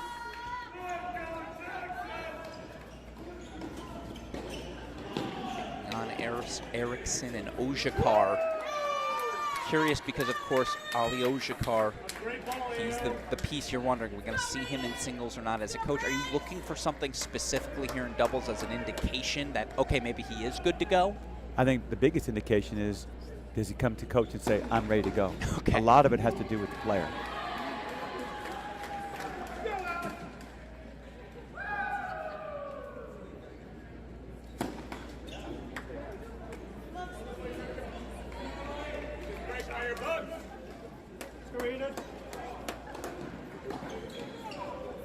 Use it, Bucks.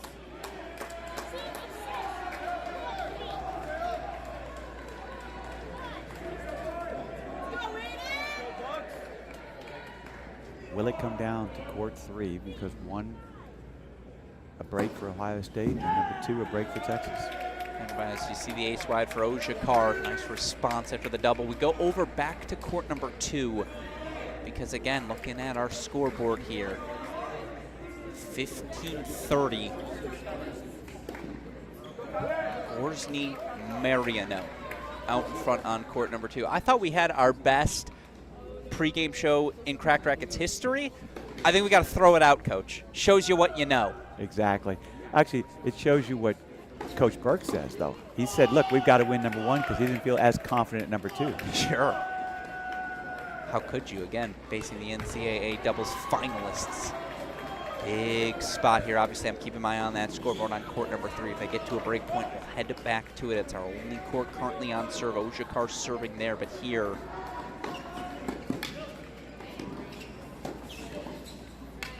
look at how they shifted. It's teaching tape. Covers the alley, of course, as he had Gorsny stretched wide. Had Gorsny stretched wide here. But look at that shift, Coach. Beautiful. I think they know what they're doing.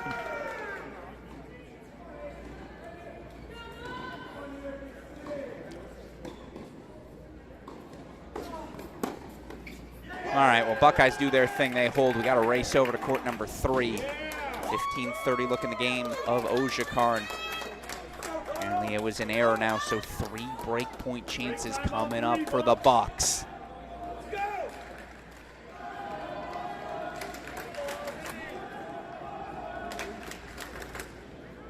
Go, Bryce. Go, Bryce. Go, Eden. Break time, Buckeyes.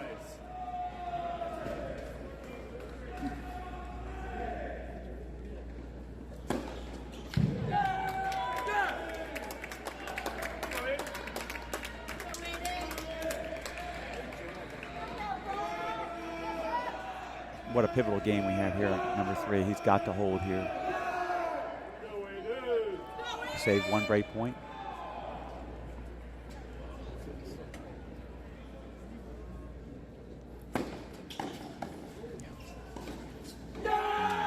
Fast hands. And that's what I always, whenever I'm asked for principles, it's keep your hands up. It's the name of the game in doubles. If your hands are up, you'll have a play. Was it a great volley from Erickson? It was good enough. 2 break points fought off. Deciding point, they say we're going right back to Aiden Kim.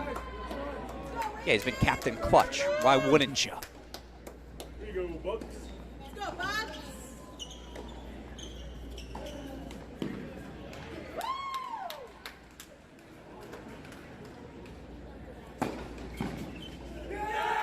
Ali Ojakar clutch. And it's Ali, Ali, Ali, oi, oi, oi from the crowd as he holds for 3-all. We're going to go back to court number 2. Court number 2 because it is a look now for Carpico and Phil, and you get out of a jam in your own service game, and here we go. Love 30 look in the game of the freshman Mariano.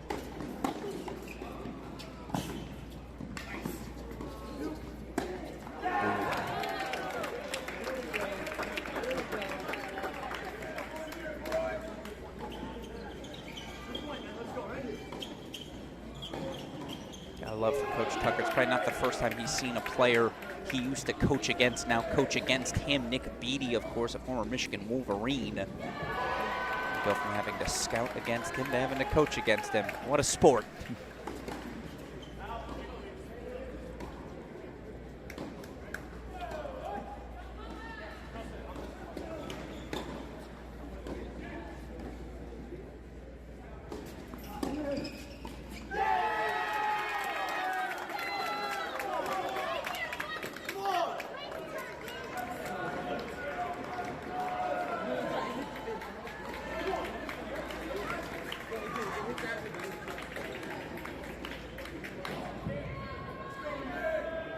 Coach Tucker saying, put the return in play. Let's go.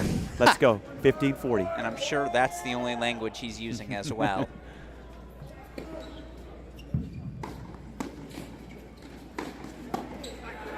Wow. They've broken back. And again, he's undefeated in singles play. He might end up as your most outstanding player of the tournament if the Buckeyes bring home a title. Nikita Fillin, the sophomore. You know, had a long conversation with his coach, Mark Bay, who of course worked with us at the women's indoors. He said, I'm telling you, Alex, Nikita's ready. He's ready for 2026. Well, lo and behold, there it is. Yes, by the way, we're going to jump back over to court number 1 now as Alex Bernard serving 4-3.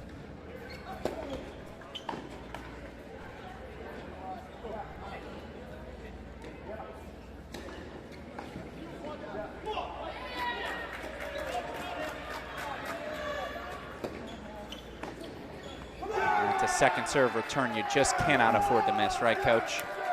Wasn't a very strong second serve, but it did crowd him in the body. A little late with the hands.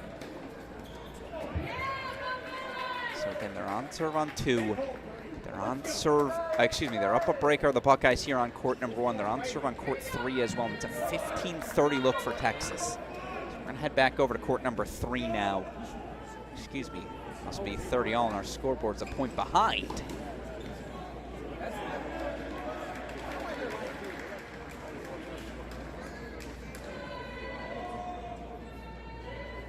Oh, 15-40, excuse me.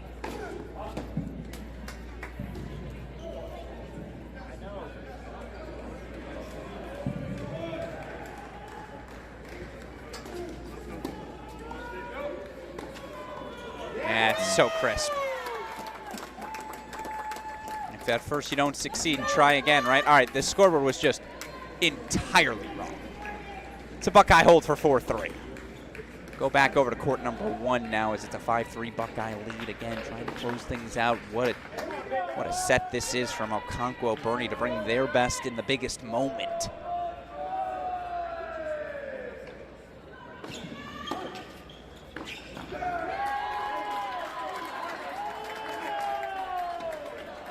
Love that, taking the return early, coming in behind it, putting the pressure on them.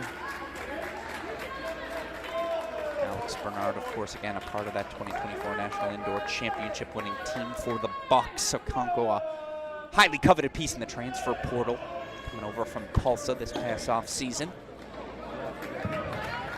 But again, they're taking on 2 of the most talented freshmen in the country.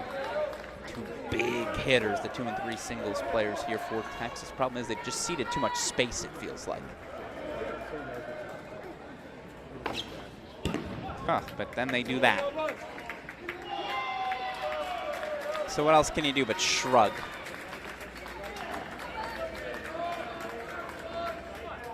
Those scoreboards. Yes, they're on serve on 2 and 3. The Bucks winning positions right now.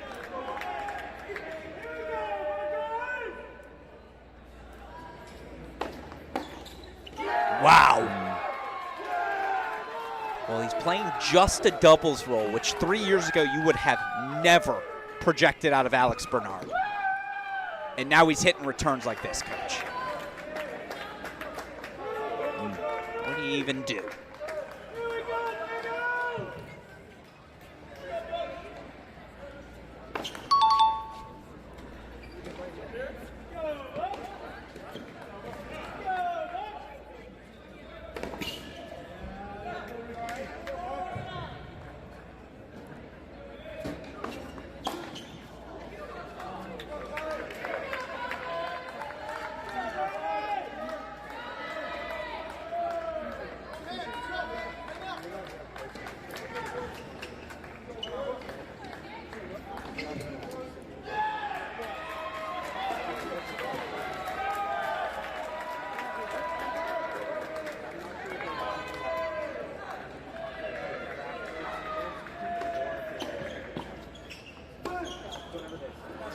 Ooh, wow. Double tap. Big hold. It's our version of the double doink. Twice off the net cord, they fight off match points, they hold. We go over to court number 2, where now all of a sudden Texas is serving to stay alive in the set. Oh, nice close.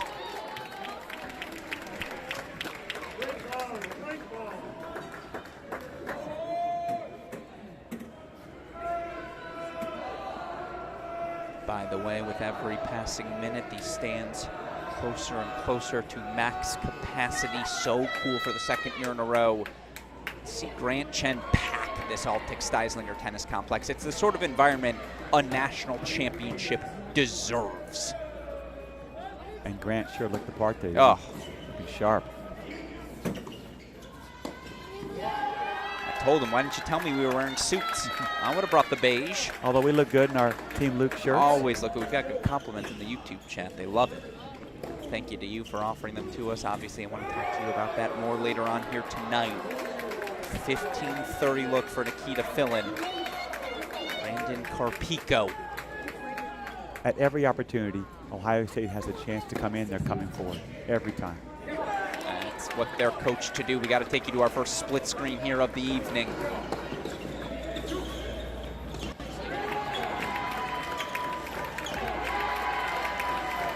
Okonkwo serving for the set. He's at 30 love. You've got 5-4, 30 all for the Bucks, so they just have a doubles point here.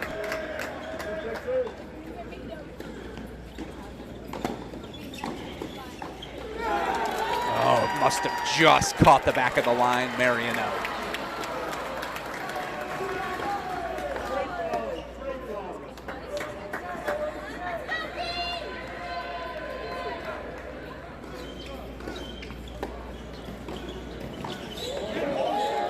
Ooh. I mean, the level's just a joke. Look at that again on court number one, that volley from Fort Hare.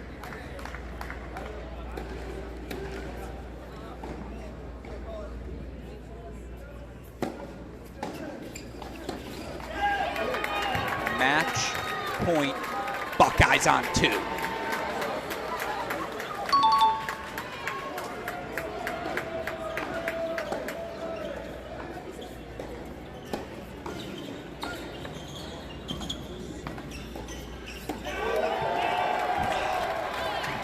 Clutch.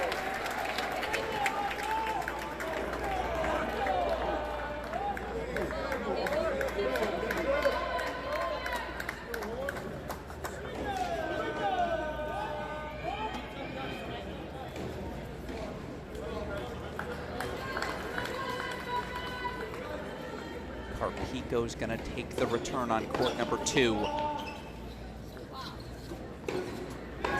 And with that Okonkwo overhead, they are 30 seconds away from a Buckeyes doubles point. 5-4 lead for the Bucks on court 3 on serve there as well. What scores he got for us?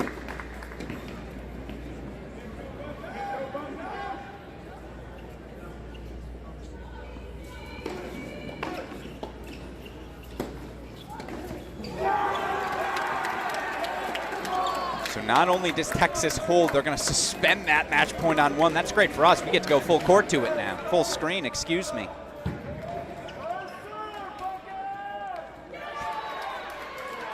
On serve on courts 2 and 3. And they inch ahead here on 1.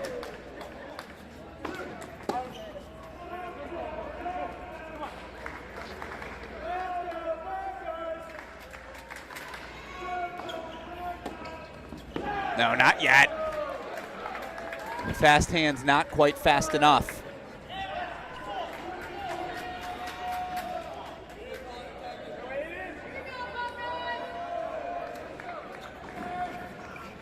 Deciding point, match point. They've already fought off one. Again, you see those scores. Buckeyes all of a sudden inching towards a match on court 3. First things first, though, what they've got for us here on 1.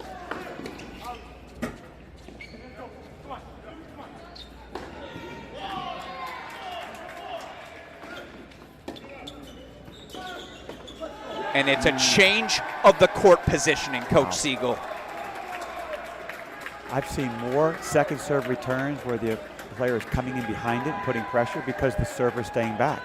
I think sometimes we got to serve and volley there to put pressure on both first and second serves. Come forward on both. And to break Alex Okonkwo indoors, serving for the double set, make a mental note at home.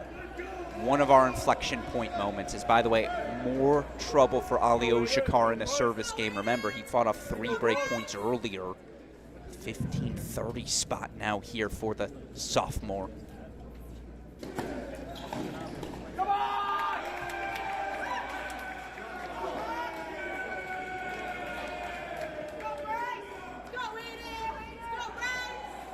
If we have 3 tiebreaks to kick things off, Coach, it's only fitting.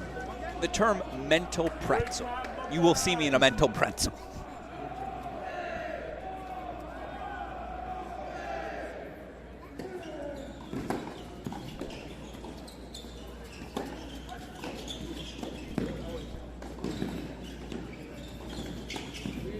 They say we'll both take it. I know you love that, Coach. Great hands, great hands. Way to hang in there.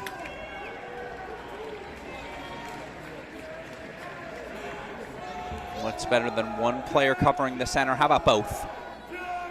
Chemistry from the sophomores.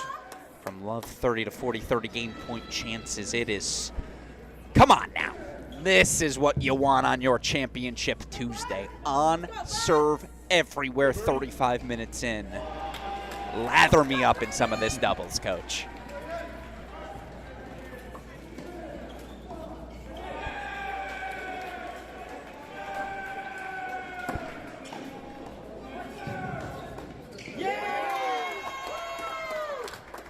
Not yet.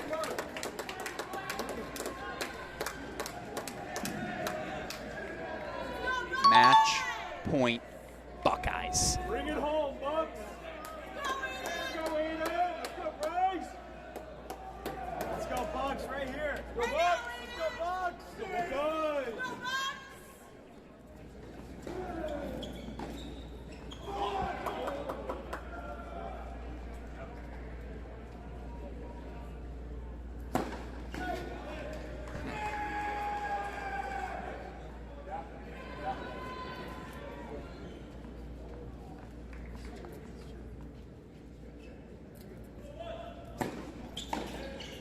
They fought off match points at 2 different courts.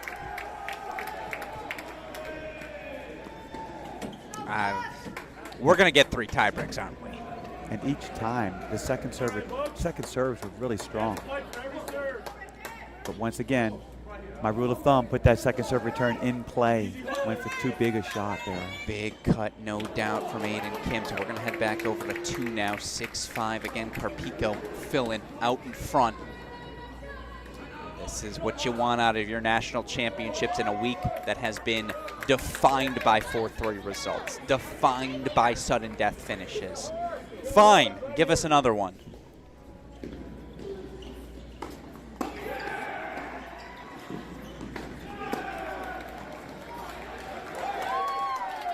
I think Nikita tells Coach, you got to get out of the way there, Ty. I got to play on that.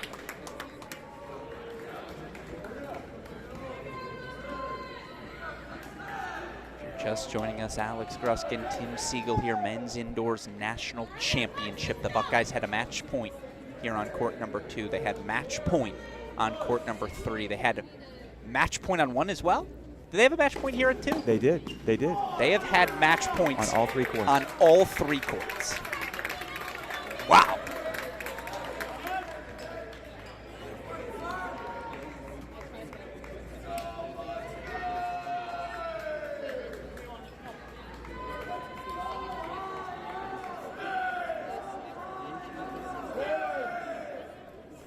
That's a new one. Hadn't heard that chant before.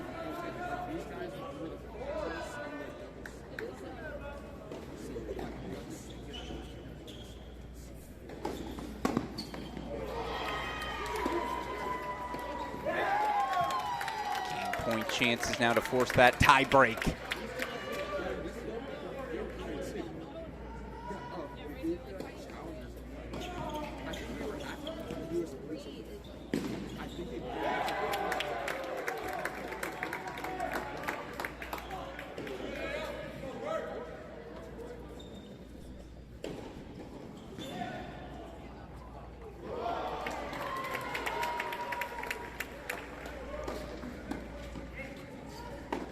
Let's go to a tie break.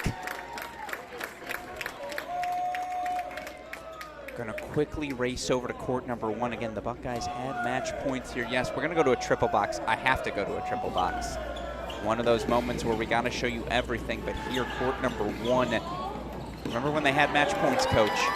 Bernie Okonkwo, who have had some struggles here. They got that early break. Okonkwo had 40-30 on serve. 2 match points. Now all of a sudden, Alex Bernard's in some trouble. Love 30 in the Buckeye senior service game. It moves fast, doesn't it? From 2 match points to now Love 30. Need some first serves, aggressive play at the net.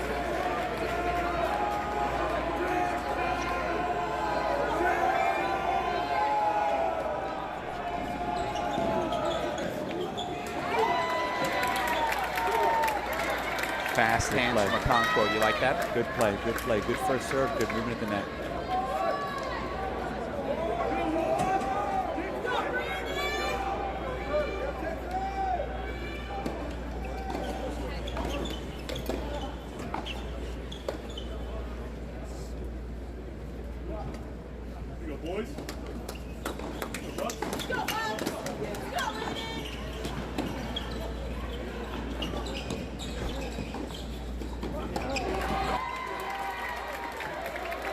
Nobody home there. Well, it's, first of all, I can't believe Ivanovsky got there. What a flick of the wrist from Bernie as well to find that line. And again, to go from Love 30 to 30 all here after ceding all of that momentum at 1. Impressive moxie, guile. You pick your adjective from the Bucks here so far.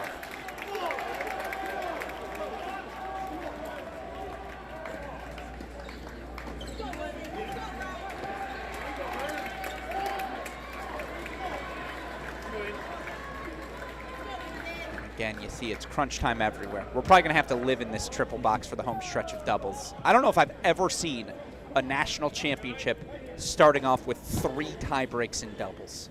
We are just a couple of points away from that happening.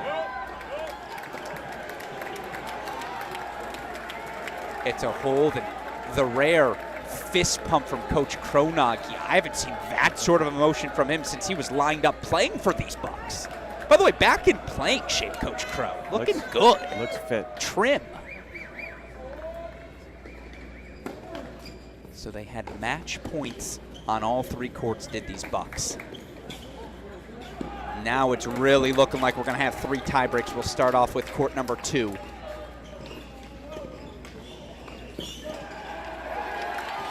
Mini break for the Longhorns. As Erickson's got game point chances to force his own tiebreak, we're going to have to hit the history books.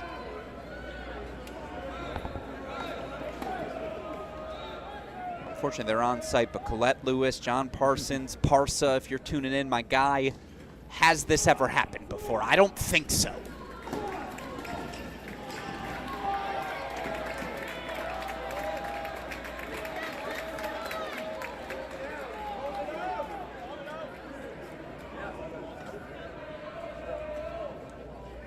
First to 7, win by 2 in these breakers. Just your friendly reminder.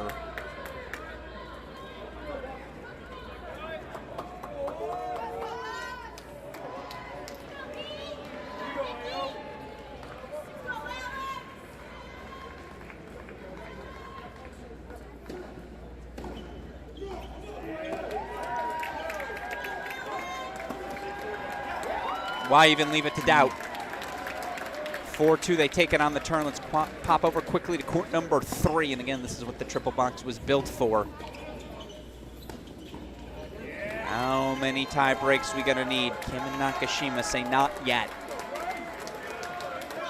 40 love becomes 40-30.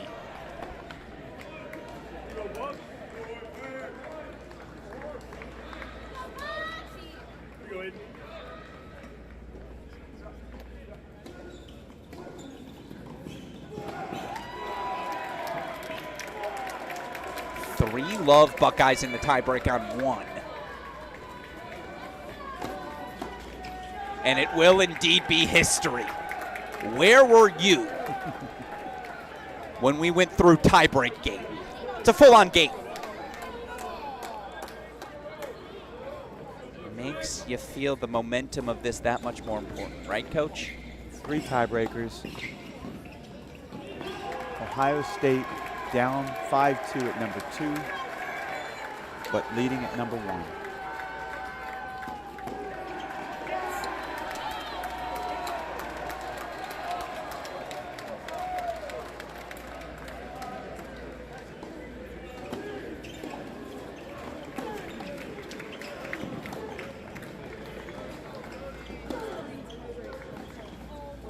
missed volley from Nakashima. You know what's going to be the most amazing part? After all the drama, it's probably still going to come down to court 3.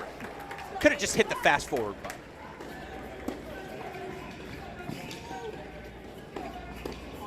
Oh, stop. Man, come on.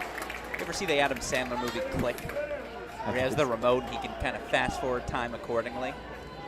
Sometimes I can get a college tennis remote equivalent.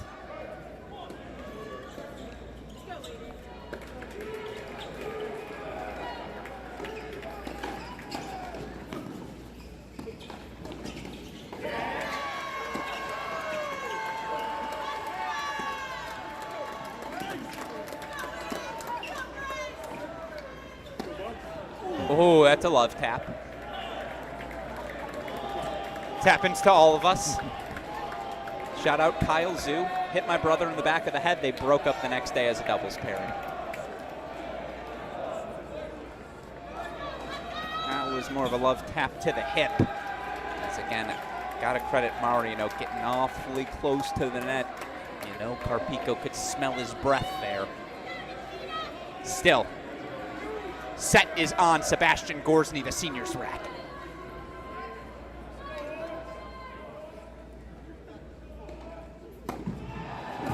That'll work. Big serve from the senior.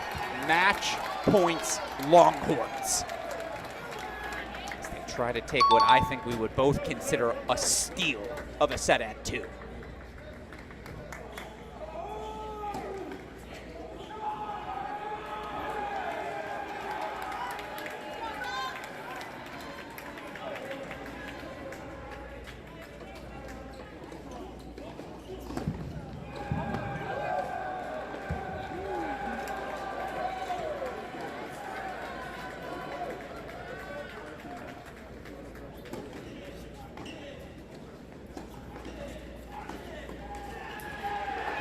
Took a risk. You like the play? I'm out of breath. Welcome to the life, Coach Siegel. So back on serve 5-6. Again, Okonkwo Bernie, 4 loves become 4-3. Mini break lead for Texas on 3. I cannot ever remember seeing a doubles point like this in a national championship as well. Hope you're having fun, fans at home.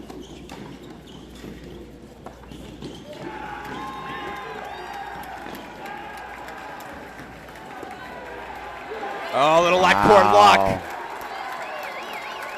No apology today. What a win at court 2 for Texas. Tell me how you really feel, Lucas Mariano. The roar as the Longhorns strike first, a 7-6 set on court number 2. 2 tie breaks remaining. Now all of a sudden it's only Texas. I feel like they've been down for 45 minutes, Coach.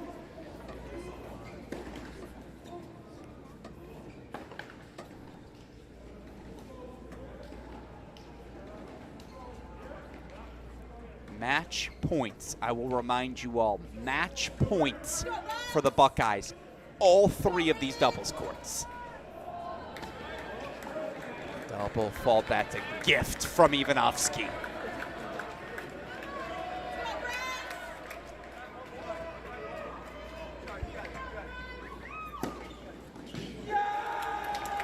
Not 1, not 2, not 3, not even 4, Coach. They've got 5 match points for the doubles point on 3. And so we're going to go full screen to it.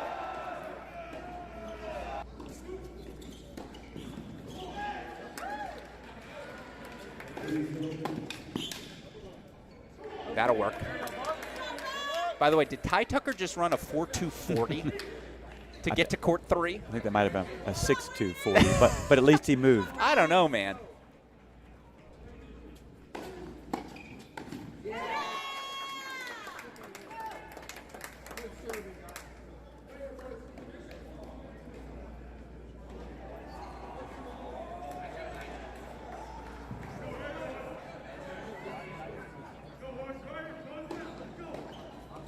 Match points for the Buckeyes on 1. It only matters, though, if they can flip things here on 3.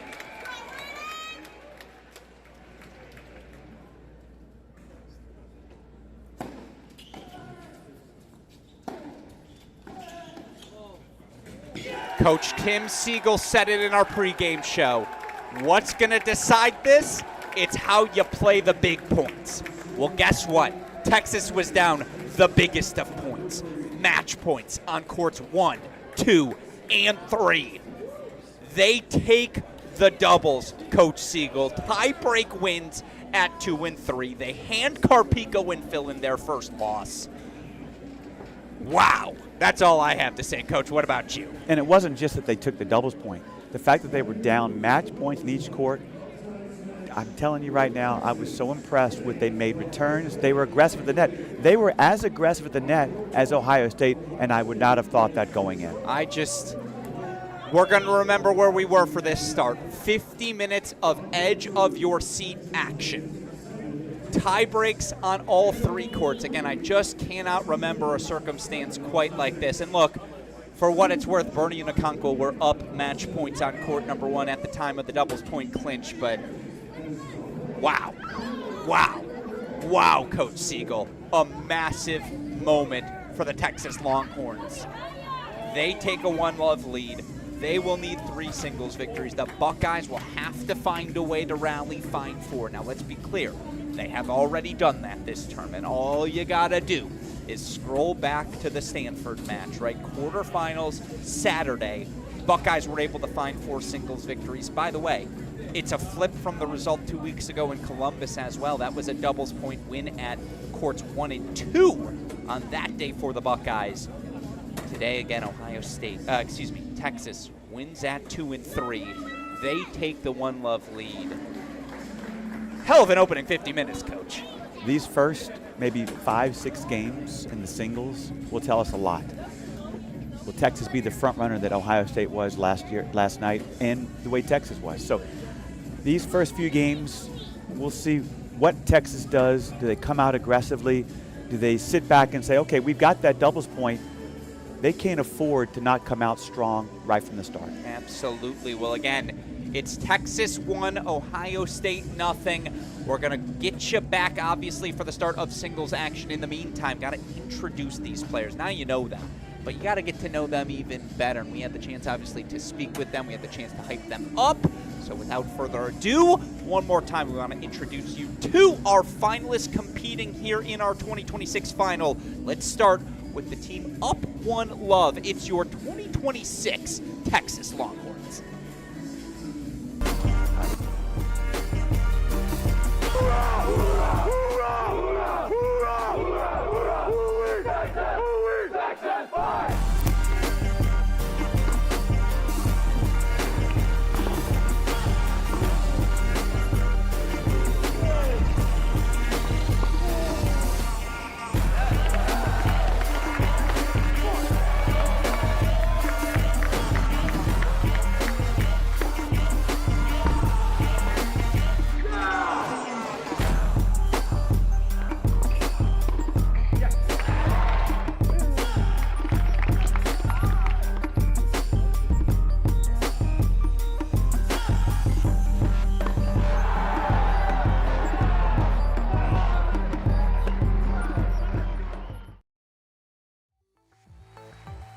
Lucas Brown, Plano, Texas.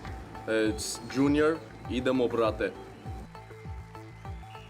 Abu Forger, freshman, Netherlands. And I go the Lulu on court. Luca Marino, freshman, France. You know, sometimes in life I'm too competitive. Sebastian Gorsny, senior, Austin, Texas. Oliver Ojikar, sophomore, Tartu, Estonia. I love dubs. Kalin Ivanovski, freshman, Macedonia. Ah. Mariano de Dura Palomero, freshman, Germany. Certified turtle. Jonah Braswell, senior, H-Town. Bruce Burke is my only friend. Evan Burnett, sophomore, California. Curry. Bastian Eriksson, sophomore, Sweden. Hook'em Horns. Nick Beatty, assistant coach, Hook'em Horns. Benjamin Becker, associate head coach, University of Texas. Hook'em Horns. Bruce Burke, head coach, University of Texas. Hook'em. Well, those are your 2026 Texas Longhorns. Meanwhile, fascinating lineup choices being made by each of these teams. We will have those lineups for you here in a moment in singles. You're going to want to stick around to hear them, folks. In the meantime, very quickly, got to introduce you to your 2026 Ohio State Buckeyes. Every time that I look in the mirror, all these lines on my face getting clearer. The past is gone.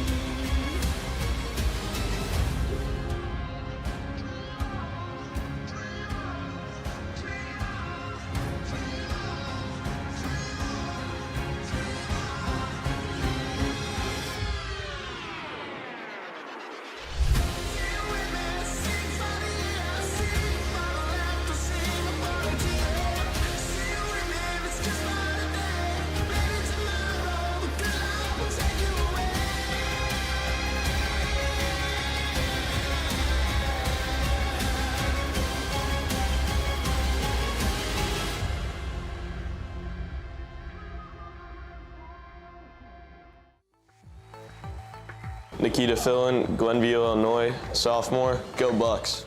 Alexander Bernard, senior, Naples, Florida, go Bucks. Bryce Nakashima, San Diego, California, junior, Big Cheddar. JP Day, Newport Beach, California, redshirt sophomore, go Bucks. Brandon Carpico, Gahanna, Ohio, redshirt sophomore, OH. Ilya Palavestra, Lake Worth, Florida, freshman, let's go Bucks. Jack Anthrop, Orlando, Florida, redshirt senior, go Bucks. Preston Stearns, Cincinnati, Ohio, redshirt junior, go Bucks. Alex Fuchs, Alpine, Utah, redshirt sophomore, go Bucks. Aiden Kim, Orlando, Florida, junior, Buckeyes. Victor Lelov, Miramar, Florida, freshman, go Bucks. Alex Okonkwo, Maidenhead, England, junior, Chelsea. Lauren Byers, Greensburg, Pennsylvania, graduate student. Hunter Callahan, men's assistant coach, The Ohio State University. Justin Kronagi, associate head coach, Ohio State University. Ty Tucker, coach, The Ohio State University. So it is, again, Texas won, Buckeyes love, but look at these singles lineups, coach. For the first time this week, we will see junior Alex Okonkwo on court. They list him at the number 4 spot. He's been pulled in the previous matches, not today. Okonkwo's the point. The only pull they're making, Alex Bernard pulled from the lineup, so Nakashima to 5, Fillin to 6. Of course, on the Texas side of things, no Jonah Braswell. They pull him. They play Ojakar up to the number 5 spot, freshman Lucas Mariano on court number 6. As we head over to court number 1, Coach, your thoughts on our matchups here, the decisions by each of these coaches heading into singles. I'll start with Texas. Taking Braswell out is not a big surprise because he was 0-2 leading up to yesterday, and then he was in the 3rd set. Has not had a great spring, so I'm not surprised with that. With Ohio State, really nothing surprises me there. And your feeling on Ohio State? I mean, look, they haven't played Okonkwo yet. Given the success of Byers throughout the course of this season, though he's had a tough week, I thought maybe you go with Byers. Honestly, I thought after his quarterfinal performance, I'd have gone Fillin 5, Carpico 6. Now that's why I'm here in the broadcast booth and not trusted with these immense decisions. I love it. I love what it means for this match. It means we get that much more drama. And yeah, obviously, fascinating matchups. I want to talk you through each of them here on court number 1. He's been Captain Clinch, Captain Clutch, whatever you want to roll with. Aiden Kim, the Buckeye Jr., holds 4-1 love. Of course, Kim taking on Sebastian Gorsny, the Texas senior. These are two players with serious professional tennis aspirations. Coach, I think this is going to be a hell of a battle on 1. One seems to favor Gorsny, but at the same time, Kim knows how to win. He's come through big time. So I think number 1 is a big match for both teams for sure. There's 2 types of people this week. People who pick Aiden Kim to win and idiots. Because Aiden Kim has just continued to deliver. Obviously knocked out by NCAA finalist Trevor Svida in his opening match. Captain Clutch the rest of the way as we head over to court number 2 now.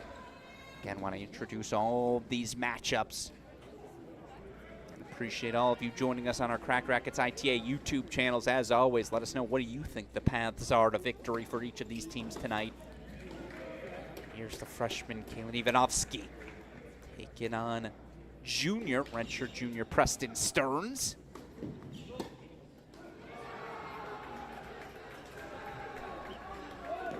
What's something Ivanovsky hasn't done in each of his previous 2 victories, quarterfinals, semifinals, hasn't won any of the first 4 games.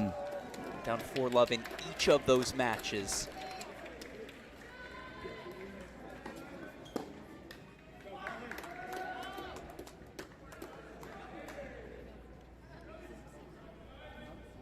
Ivanovsky, though, does put the hold on the board for 1-love. And again, you look at some of these matchups, how they compare to what we saw in Columbus back on January 29th. On that day, Gorsny, 6-4, 6-love over Aiden Kim.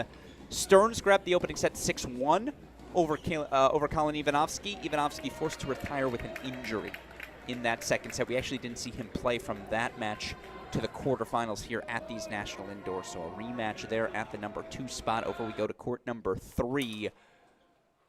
This is a new matchup. But this is court number 4, so we will get that changed out for our cameras here quickly. Court number 4, for what it's worth. I love this battle. Absolutely love it. Get our volume obviously turned on for this court as well. Sebastian Eriksson, the sophomore, taking on junior Alex Okonkwo. It's the contrast of styles, right? The weaponry for Okonkwo, the big serve raining down, the +1 tennis he's capable of playing. Heck of an athlete. Mover at that size as well, versus the well-rounded Seb Eriksson. Again, that's a great matchup on court number 4, as each of them put holds on the board for 1-all.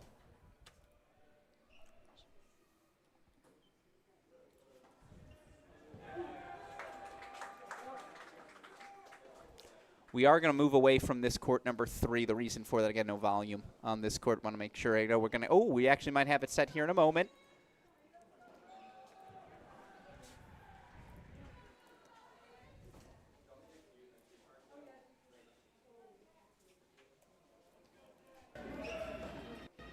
And here we go. Here's our matchup on court 3.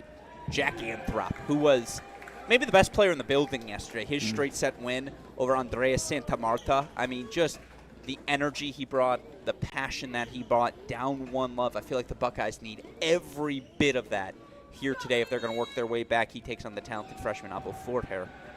Thoughts on this matchup, Coach? If there's a must-win for Ohio State, it's at number 3. Yeah. He always has been since he walked onto campus again every year. It's like 37-2, 28-1.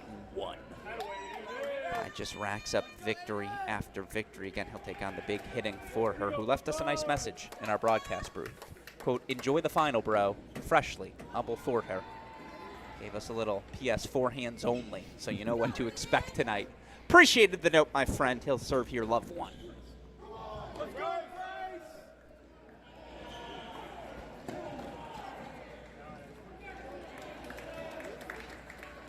By the way, brand new. The only rematches are 1 and 2. 3 through 6, all new. Let's go, Jack! Let's go, Jack! Let's go! Let's go, Jack! Let's go, Jack! Good point, Jack!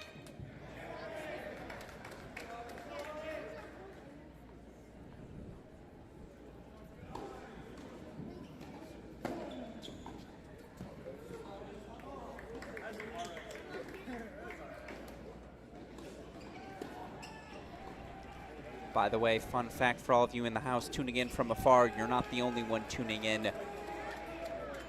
NBA MVP, Dallas Maverick legend, Dirk Nowitzki's in the house. Dear friends with Texas Associate Head Coach Benjamin Becker. Got Dirk in the house, so I'm glad we're putting on a show. And let me tell you something. Dirk can play some tennis. I actually met with Dirk when his daughter was playing a tennis tournament end of last year. So he loves the sport, loves the game, loves to play. Love it. Nicholas Gruskin, Dirk Nowitzki, two people who just love ball. Doesn't matter if it's tennis, basketball. Here you go, Jack.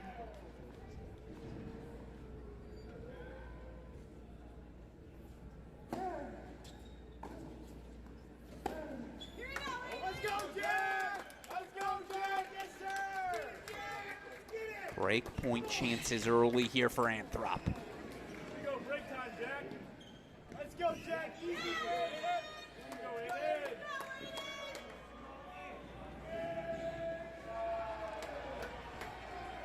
Let's go, Jack. Easy break.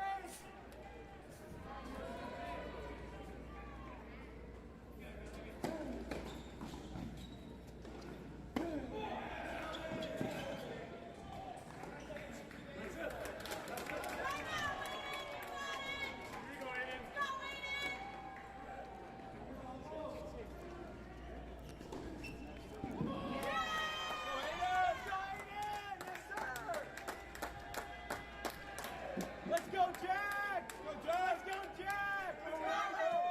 Let's go, Jack!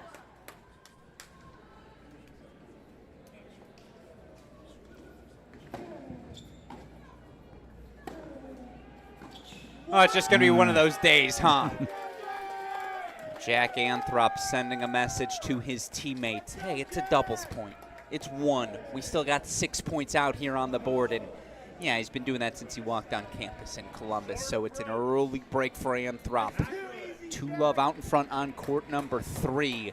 Got to show you that one more time. Watch this. Look at this celebration for Anthrop. Ready to rock and roll. Not a tattoo, it's an arm sleeve. Anthrop again grabbing the 2-love lead. We'll head over to court number 4 now. Get our link right again. We saw the matchup on court number 4 already. This is court number 6. Here you see Nikita Fillin taking on Lucas Mariano. I love this battle. A lot of energy. A lot of passion, charisma, all the things. And ridiculous amounts of firepower. But this is, of course, your matchup on court number 4. We saw this one earlier. The big serving Alex Okonkwo injected into the lineup for the first time this event.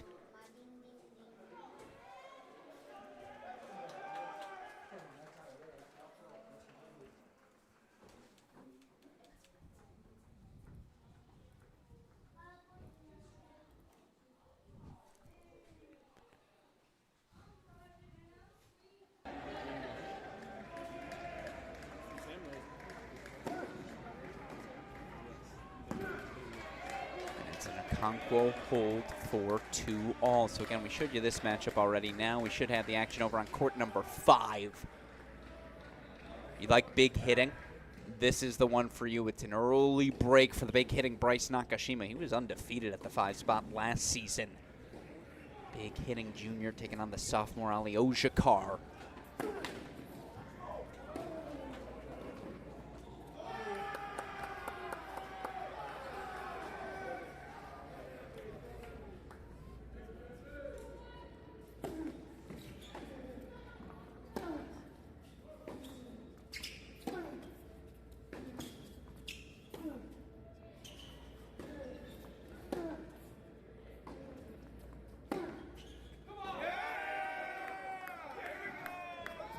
Break point chances right back here for Ojakar.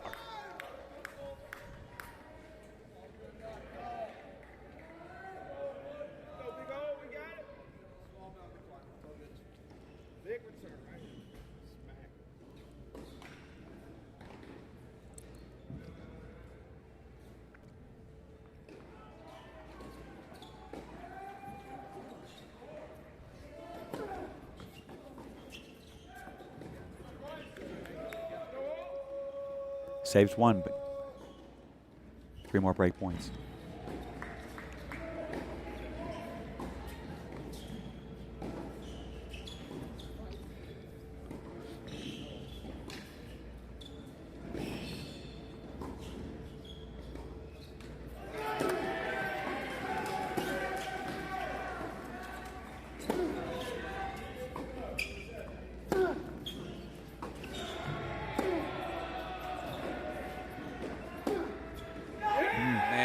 take cuts. Speaks to how good you have to be. Again, this is court 5. That's how big they're hitting the ball. Breaks back for 2-all here on 5. And so last but not least, I know we showed it to you, but formally, it's your matchup on court number 6. As there you see Ali Ojakar on your screen. We'll show you the matchup on court 6 here.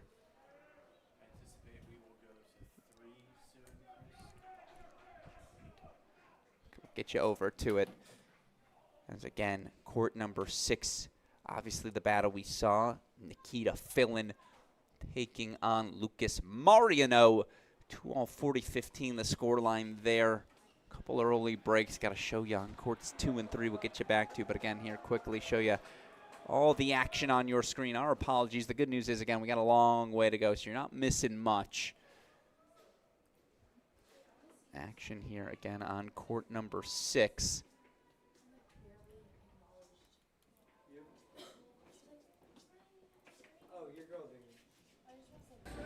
There you see the action on court number 6 now on your screen. It is Fillin actually holding court 3-2. So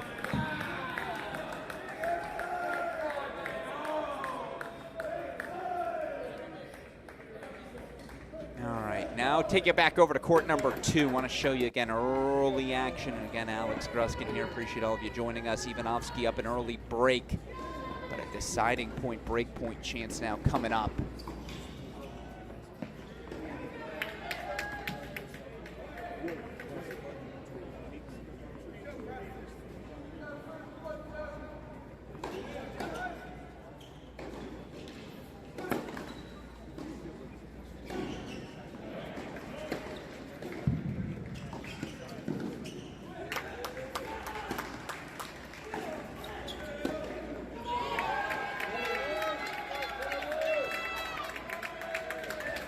Stearns breaks back there at court 2. Not too shabby, but we got to race over to court number 1 as now we're starting to see some break point chances here early in sets. Again, Alex Gruskin here, joined by our coach, Tim Siegel in the booth. You said the first 15, 20 minutes of singles would be essential. Now, I know we've done a lot of hopping around, Coach, but you see those scoreboards to the right side of your screen. What have you gotten what you were looking for? I think so. I think both of us felt that Jack Anthrop at 3 was going to be their strength early on, playing well up 3-0. The other matches are pretty tight. Traded some breaks, but I think both teams look pretty solid so far at this point.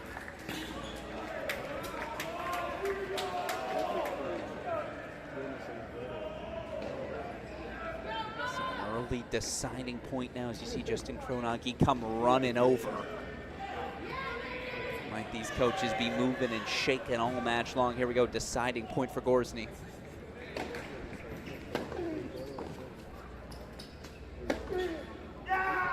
Pushed it wide.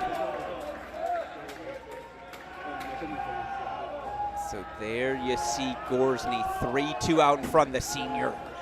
Trying to be that emotional leader. That's a new development. Again, always been cool, calm, collected, Seb Gorsny. Starting to see a little bit more of that personality flash. All right, 3-2 Gorsny's got a break lead. We mentioned the break lead for Anthrop. Is anyone going to hold serve on 5? Let's head back over to it, see if Ali Ojakar, having just gotten that break back from Bryce Nakashima, he actually now is facing 2 more break points.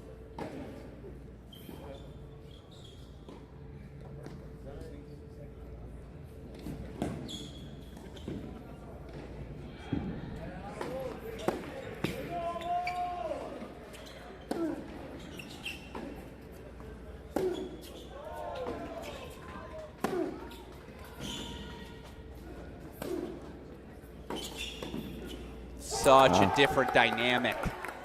Again, Ojakar against Pascoul in the quarters. He got to play downhill tennis. Roger Pascoul was leaving that ball up for him, shoulder height, and it was all offense. You're just not going to get to play as much offense against Bryce Nakashima. And Nakashima dictating with his forehand, a couple of big forehands and finishing up the net. He looks very strong off that side. Oh, it's really, really impressive as we race over to court number 6, the 3-2 lead for Nikita Fillin. But here you see break point chances for the Buckeye sophomore as well.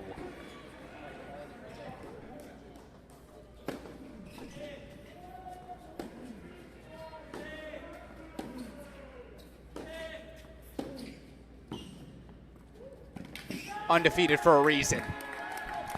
I'm going to put this as another must-have for the Buckeyes if they're going to work their way back. Again, that's the rock that Nikita Fillin has been in their lineup so far this season. So Buckeyes do have breaks 3, 5, and 6. It's the sort of start you were looking for if you are a Buckeye fan after those singles, after that doubles result. And again, what a doubles point it was. Ohio State match points on all 3 courts. Ultimately, we were sent to 3 tie breaks. Texas wins at the 2 and 3 spots. Not bad, Coach, not bad.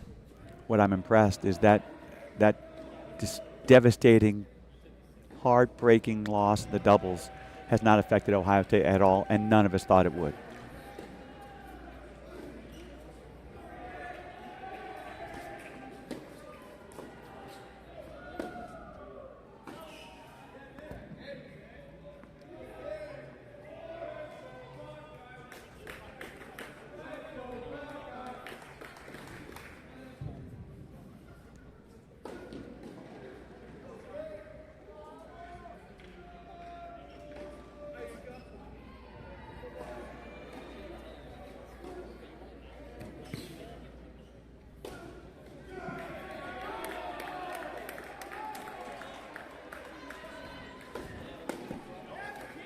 Big serving from Fillin.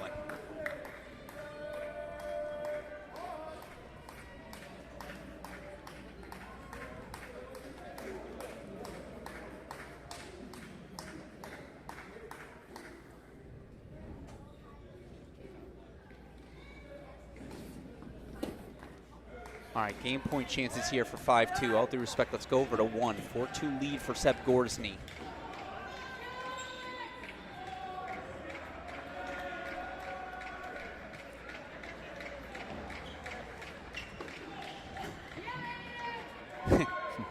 Expected a call, the old school racket clap.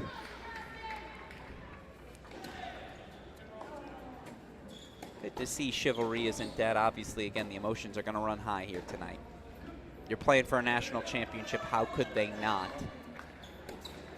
So here you see Aiden Kim again serving 2-4 in the opening set.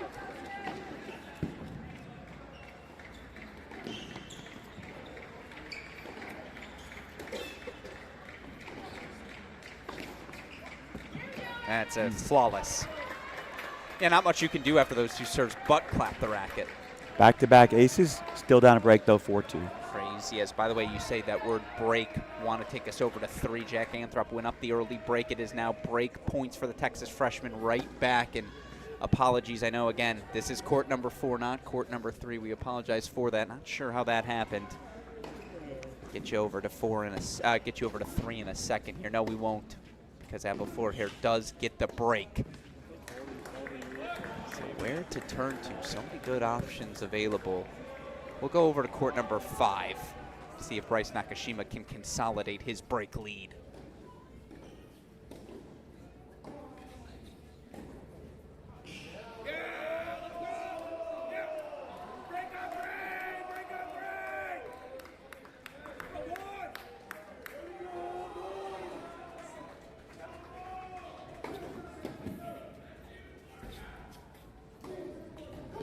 It's so nice. He just knows who he is. The serve, the +1 forehand.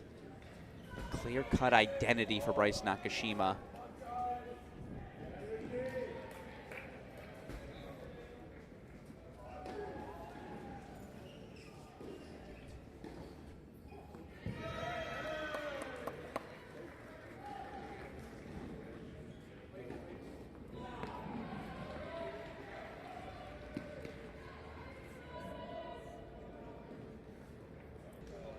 I'm going to race this over to 4. Believe we've got it now. We do.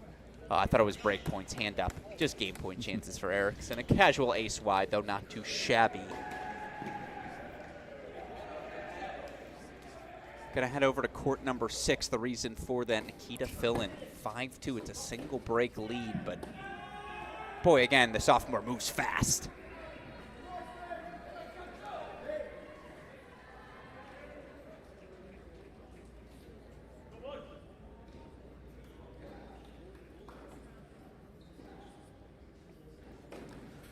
Ohio State with breaks at 5 and 6. Texas with a break at 1. The other matches are on serve.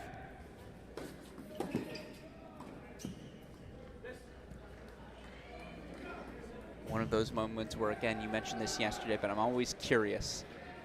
How much scoreboard watching are you doing as a coach? You know, I had this uncanny ability to watch all 6 when I should be focusing on only 3. I could tell if a player was up or down 15-30. That's maybe it was a positive, but also a negative. But no, I was always looking, though, when I looked across 6 courts, I didn't want to know if my player was winning or losing, based on his attitude, based on his body language, how he went to the sidelines. Those are things I was looking for early on. And here you see Lucas Mariano stepping up to the line, trying to at least ask the question. Oh, a little cute on the dropper. As, by the way, who is right on Lucas Mariano's court once again? He mentioned it in our post-match press conference with him yesterday. Post-match interview, not a press conference, an interview. Timo Legout, fellow Frenchman. He said Timo, a massive influence in his life. Well, once again, there's Legout on the sideline trying to coax a break here out of the freshman. Back on serve, by the way, again on court number 3.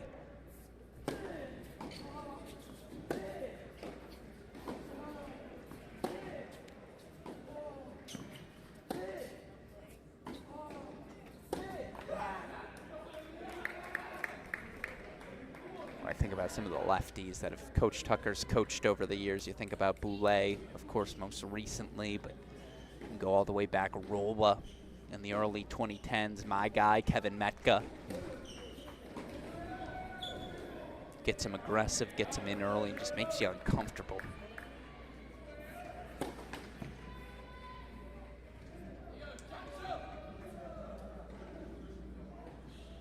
Metko's a lefty, right? I'm not crazy. I feel like my brain's working. Maybe it's not. Sorry, Kevin.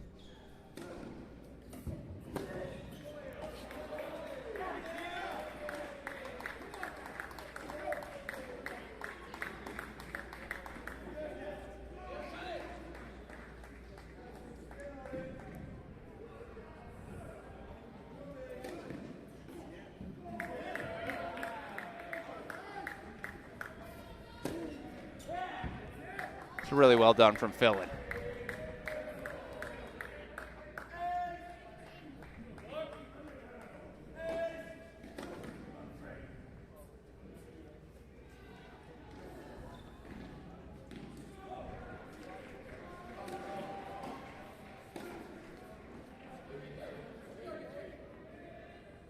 Nakashima double break 5-2. My apologies, we missed it. Ivanovsky's got a break point chance on 2 as well for the Longhorns. But again, this is Nikita Philin serving for an opening set.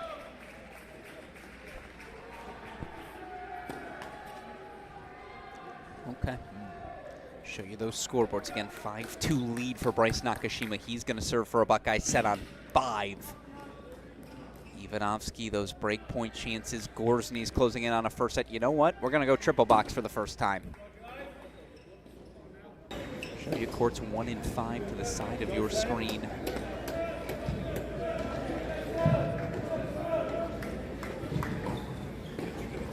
First things first, actually, those break points on 2.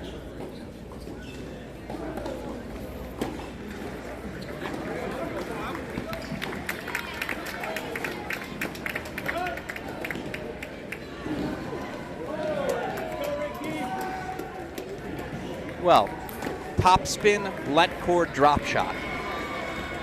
That's when you practice. Control the point, that inside out forehand, 3 in a row.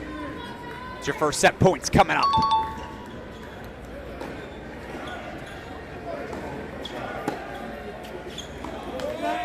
Ivanovsky breaks for 4-2.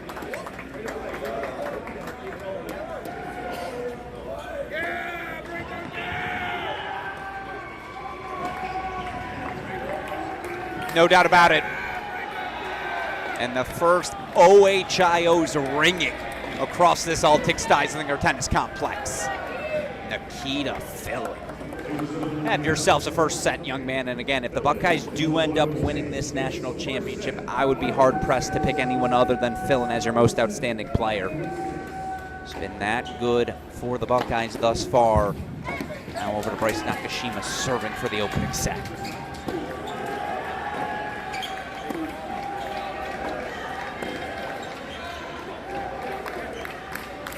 Oh, wow. Another development. You always like when an oh wow spontaneous comes out. Seb Erickson breaks Okonkwo and is serving for his opening set.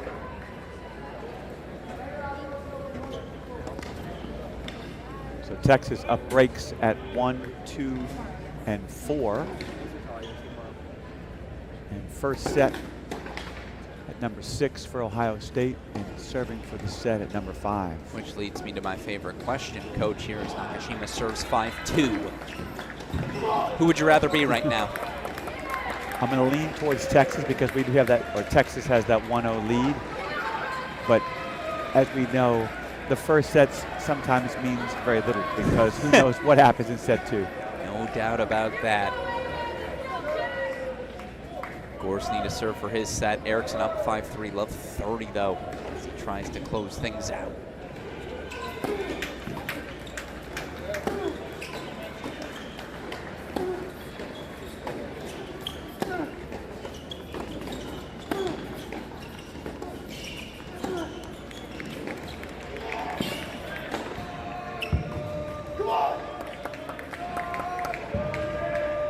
What do you call himself? Big Cheddar?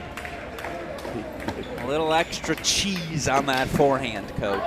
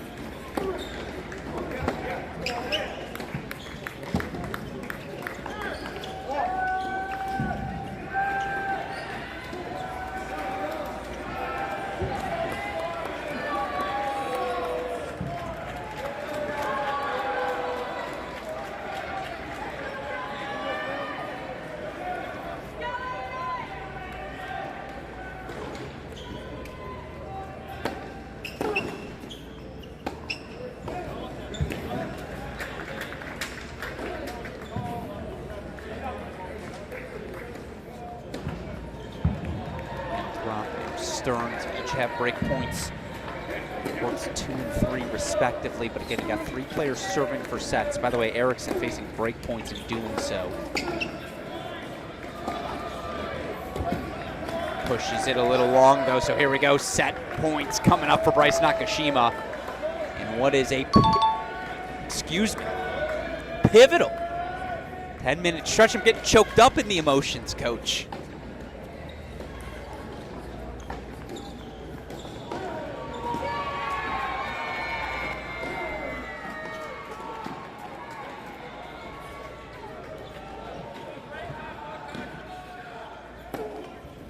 (6-2) set to Nakashima, so they grab the opening sets, courts 5 and 6. We take you now to a split screen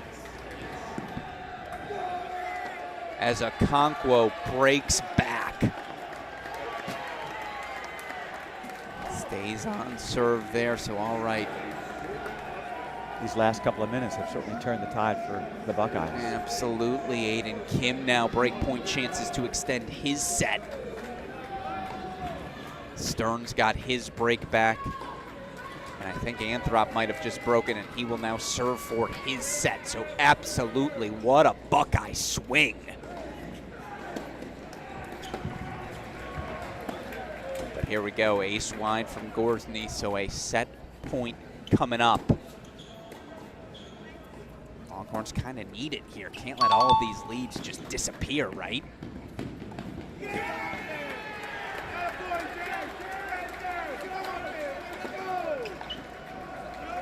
First set, nope. Now it's a set point, Gorsny. As Anthrop will serve for his set in a third Buckeye first set.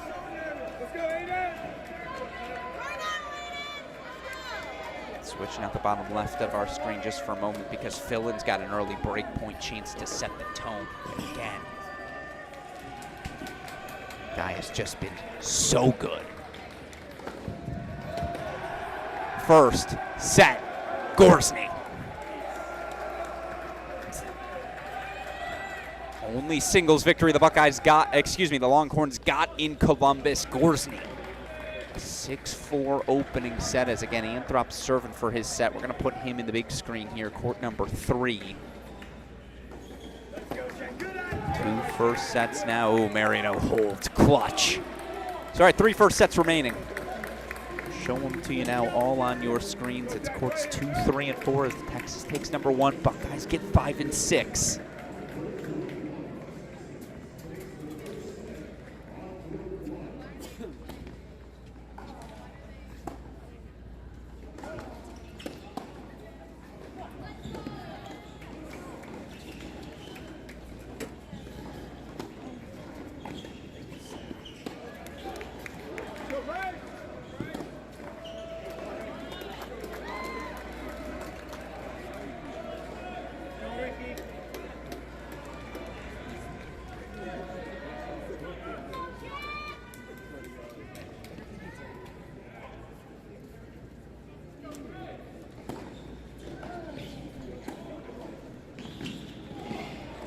Textbook.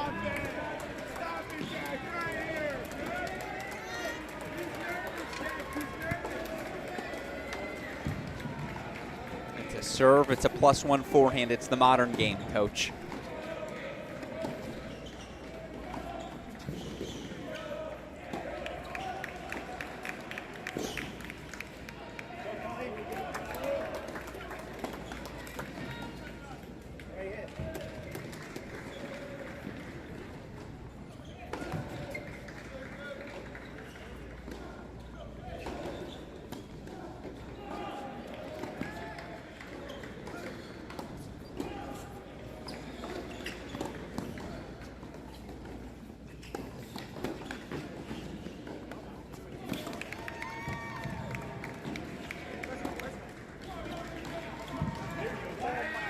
Sure.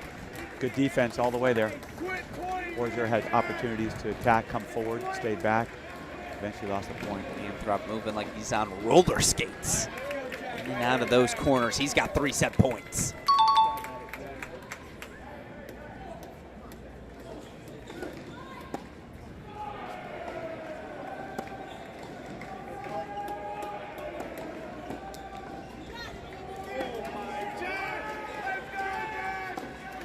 Three first sets for Ohio State. Oh, you thought they were going to roll over? That's a lie. No one in this building, no one on this stream, there's not a single human who thought they'd roll over. Docido back now to a split screen. It's set point Erickson, by the way, over on court number 4.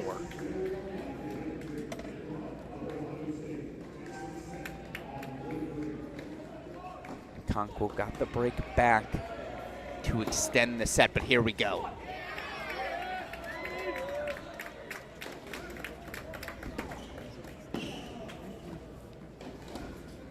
Oh, half an inch. Oh, what a great volley, though. Hang in there. And to serve and volley down, set point, bold. Love it. Gumption. Seb Erickson. To serve 5-all. By the way, Ivanovsky, Stearns, they've traded a couple of breaks now. 4-all there in the opening set. Second set's underway, obviously. Show you those scores in a moment, but this is what you, I mean, again, the double set the tone. 3 tie breaks. You asked me a couple minutes ago, who would I rather be? Now I'm not so sure. 3 sets for the Buckeyes, 1 set for Texas, and even at 4-all and 5-all on courts 2 and 4. Seb Erickson, stop it.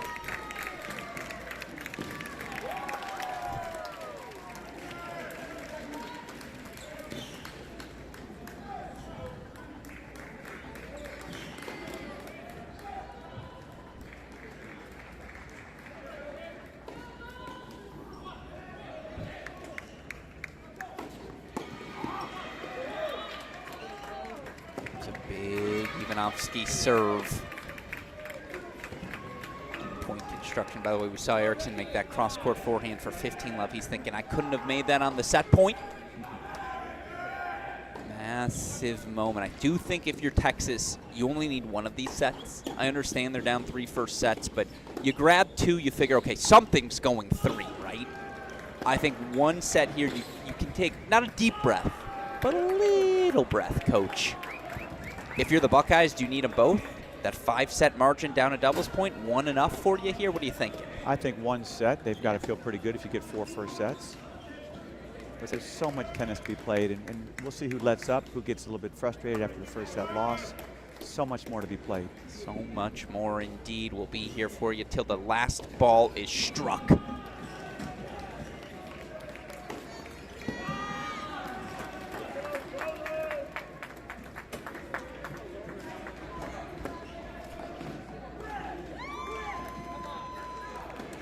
Sebastian Erickson holds on court number 4-6-5 out in front. Get you back over to that one again. They're a game away from the opening set. In the meantime, we're going over to, oh no, we caught him in a double changeover, sure. Well, that actually gives us a moment to show you these scoreboards one more time. Fillin, Mariano on serve in the second. Ojikar, Nakashima on serve through a service game in the second. Only set in singles right now for Texas belongs on court number 1 again for Ohio State, 3, 5, and 6, which, by the way, I think those are the spots they were always targeting, particularly with the decision, and we probably haven't talked about this enough. Ty played Alex Okonkwo today. Sometimes, man, guy knows what he's doing. Right now, you're feeling pretty good about this breakdown, right, with your lineup choices? Oh, absolutely. 3, 5, and 6. Looks strong all the way, certainly at 5 and 6. Really controlled both those sets quite easily. Absolutely. There you see our scoreboard here at the Altic Steislinger Tennis Complex, again on the campus of SMU. Been here the last 2 national championships. I'll tell you what, with what we got last season, hard to imagine anything toppling that. Back to a split screen we go, as again a game away in 2 places from opening sets. Okonkwo serving 5-6, Stearns 4-5.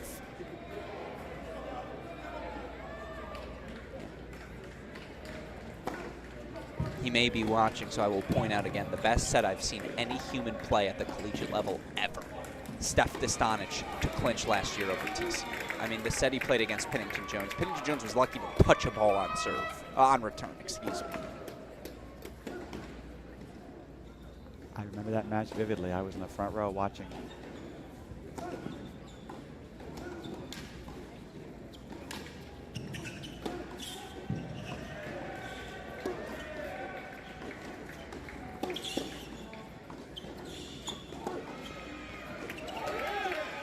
When you're facing a big server like Okonkwo, what's the message on the other side of the net to a Seb Erickson? What are you doing to combat all of that weaponry? What's your message there? Well, I think part of it is where are we standing on the returns? Move around a little bit, back up a little bit. If we're not serving and volleying, back up, take away the angle. I think the big thing is Erickson's got to move him around a little bit more, not let him dictate every point.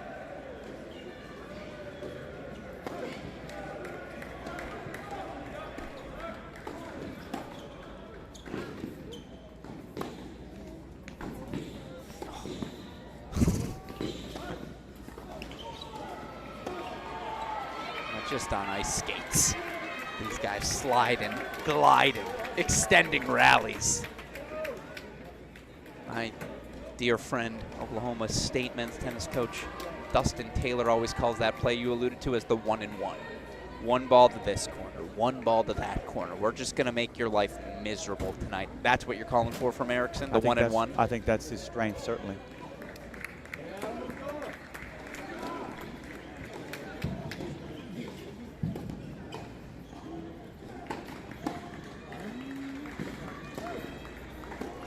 Apologies for that. I thought that ball was long as well. Not the case. Did Stearns call that out? No. He did not call that ball out. Okay, Ivanovsky looking to the chair. Not the case. Tie break to decide the set on 4. Momentum's up for grabs. Who's going to have a path? Buckeyes grab this tie break on 4. Again, they will have 4 first sets.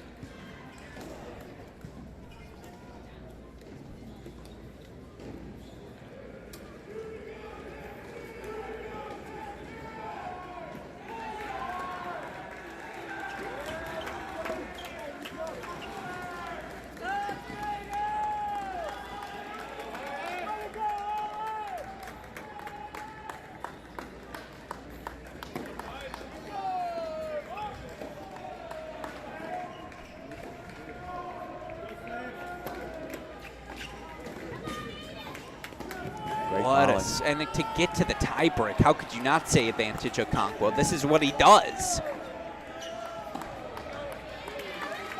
Stearns held for 5-all. Now all of a sudden, a little trouble for Ivanovsky at love 15. I'll tell you what, again, a massive moment here.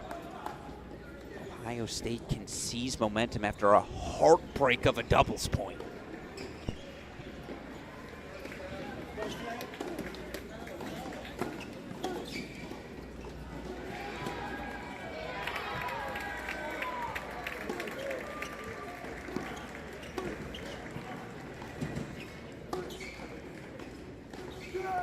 Wow. So solid his first 4 points. Not just solid, he is slugging away. As by the way, again, now love 30. Could the Buckeyes grab 5 first sets?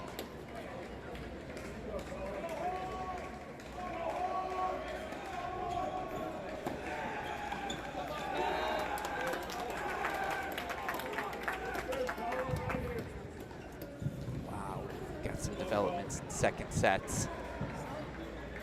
Again, you know what? Here's what we're going to do. Triple box action, because I got to show you Lucas Mariano on court number 6. As, by the way, Anthrop's got a set and a break.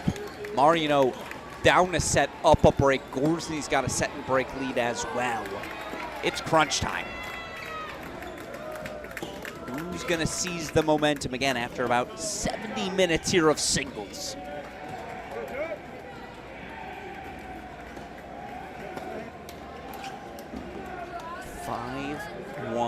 Okonkwo as Stearns now break point chances. He breaks, he'll serve for the set.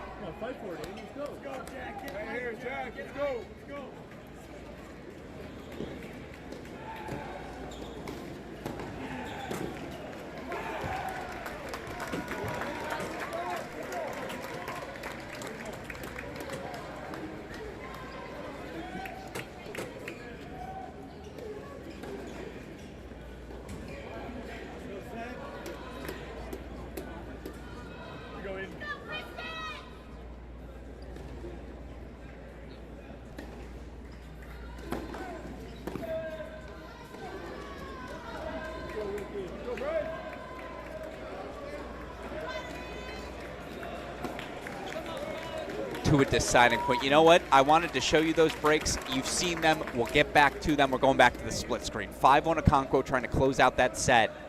And now all of a sudden from 15-40 to a deciding point, a massive moment. He's been their version of Aiden Kim, flipping the script to Ivanovsky these past couple of rounds. What's he got for us tonight?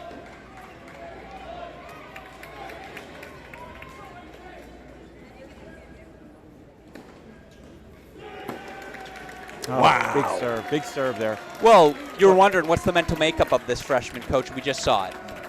I'll tell you, what a huge hold, because he doesn't hold there, it could be 5 first sets. Absolutely, as by the way, Seb Erickson faces 5 set points. Seb Erickson had a forehand pass for a set point. He missed it half an inch in the net. Now all of a sudden, we hadn't seen him all week.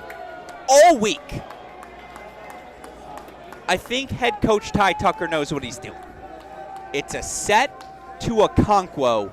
It's a path for the Buckeyes. 3, 4, 5, 6. And what do we always say? What's the difference between good and great, Coach? It's that bottom of the line. Well, the Buckeyes are flexing their bottom of the lineup. However, want to take you down to courts 5 and 6 on the side of your screen. Obviously, Stearns is going to serve to stay alive in the opening set. We'll keep that in the big screen. But first, we'll keep it there. You see Anthrop the set and the break again. Gorsey's got a set and a break on 1. However, court number 5, 4-1, break point chances for Ojakar there. Court number 6, you've got a 4-1 second set lead. Up a break now, Lucas Mariano.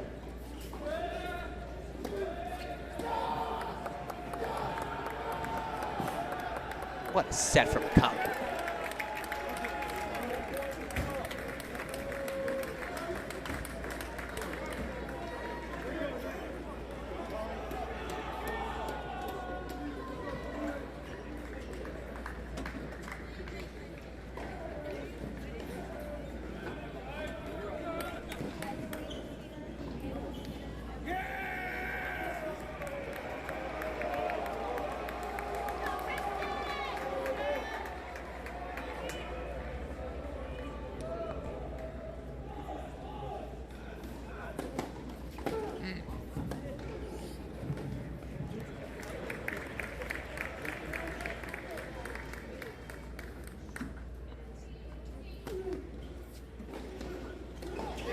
huge for Nakashima. He holds for 2-all.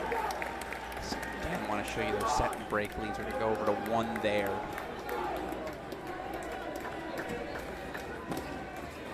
Ivanovsky, love 15. I'll tell you what, again, this match, this opening set, epitomizing the swings we have. I don't know any other sport like it, Coach. It's way too early to talk about a must set. I feel like Ivanovsky's got to get this. Got to get this set.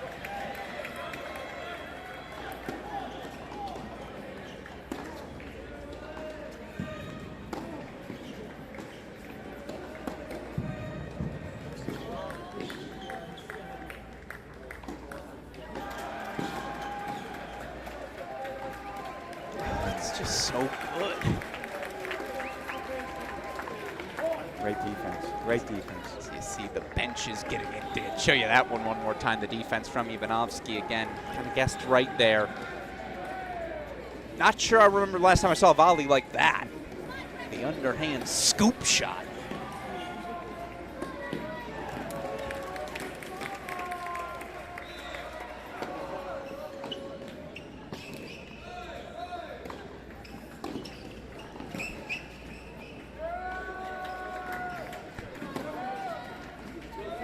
Good serve. And I feel like that's been the biggest difference why Stern's taken that lead this season, right? Right, absolutely. 3 points.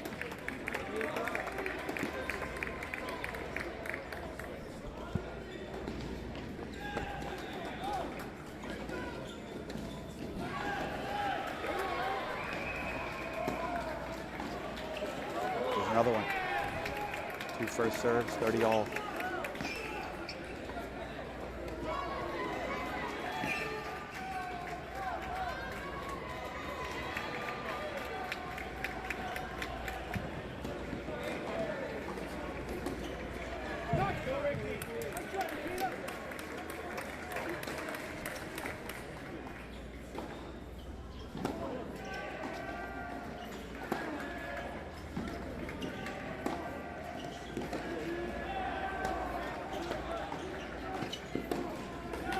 But all of the sudden, in what is almost a must-grab set for these Texas Longhorns, again, yeah, they've got a doubles point lead, but you go down 5 first sets. Now you got to chase.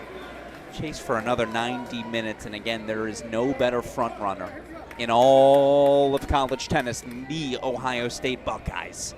It's a massive moment here for Texas.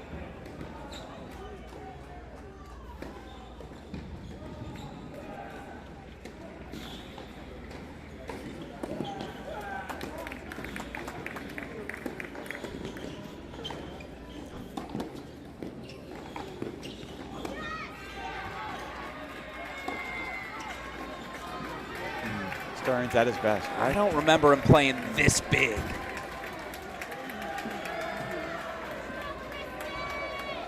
Deciding point, set point coming up.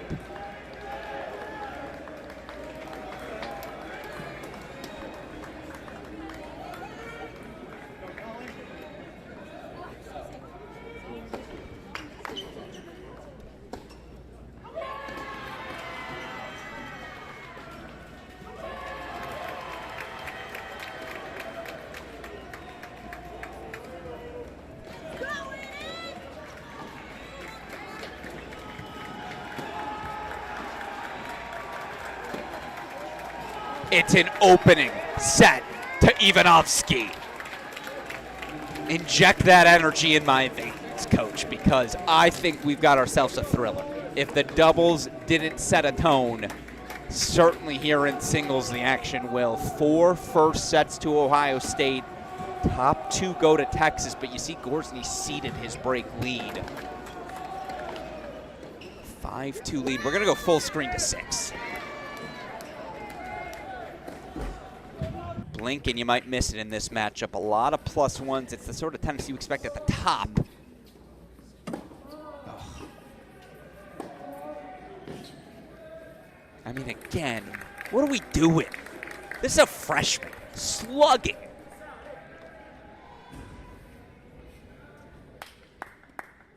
I'd like to see a match up with Gonzalo Escobar, Coach. I actually texted with Gonzalo today, playing doubles in Rio. Okay.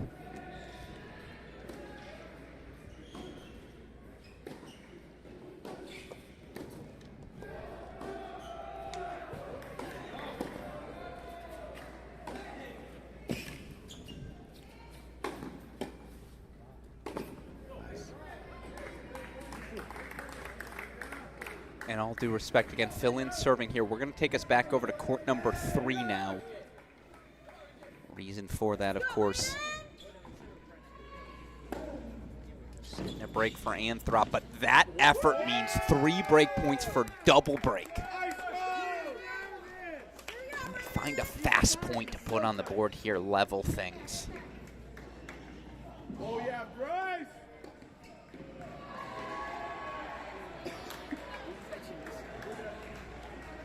Let's go, Jack!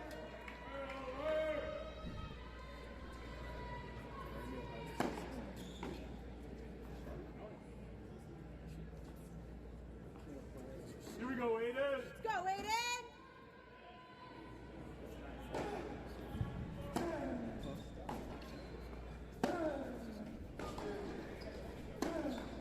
Well, you saw it yesterday in his straight set win over Andreas Santa Marta.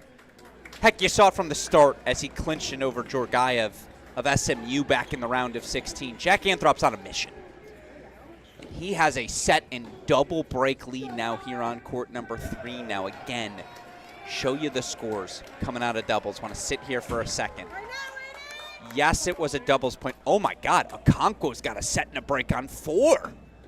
That would be a massive swing for the Buckeyes. One I don't think any of us expected to see coming. First things first, we go back over to court number 6 as, again, Mariano looking to close out the set there, force a third. But Coach, drama wouldn't have it any other way.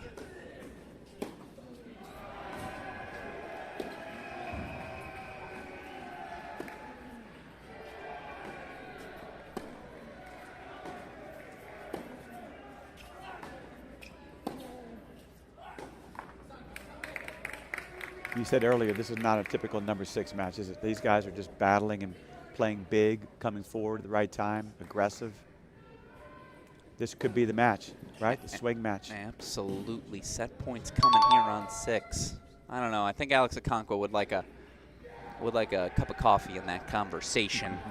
But yes, absolutely a massive moment as set points are coming up here.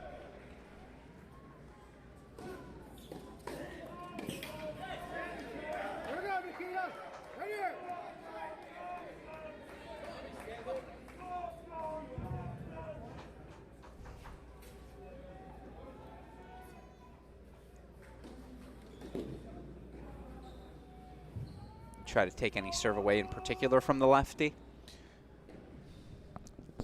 Let's see what happens here. Yeah, he likes that wide run to do score. I would expect more of the slice down the tee.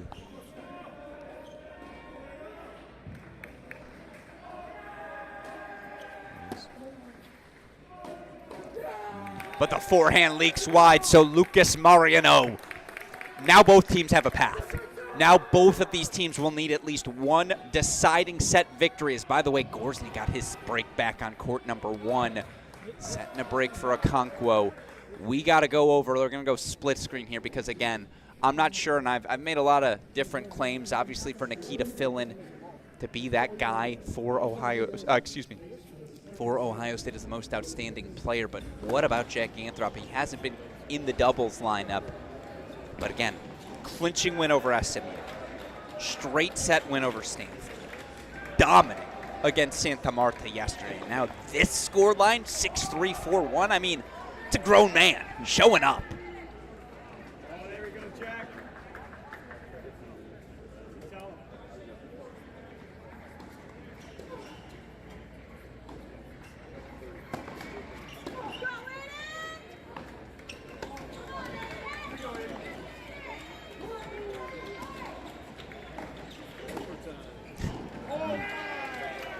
Give me that. That's what he says about that forehand return. Anthrop says, I see your pace, watch this redirect. Somewhere in the third row, Dirk Nowitzki's going, damn. You actually own him, Jack. You own him. Eating him alive, Jack. Should we get that guy in the booth?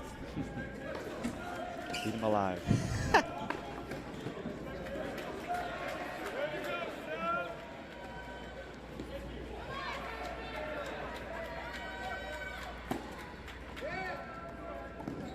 I mean, if he's serving and volleying, just go shake hands right now.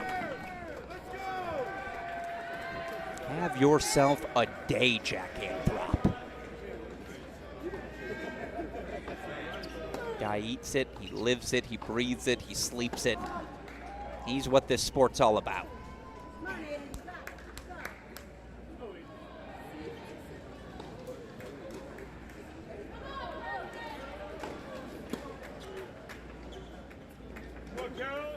I think Texas needs Gores to take care of business, get off the court, get up a 2-1 lead here because they're going to obviously lose at number 3. We'll put them up 2-1 with a lot of matches still up in the air. I think Anthrop just broke a string. Did he? Ah, no, the shock absorber went flying. Are you a shock absorber user? Never. Me neither. Ever had one in my racket. I knew I liked you.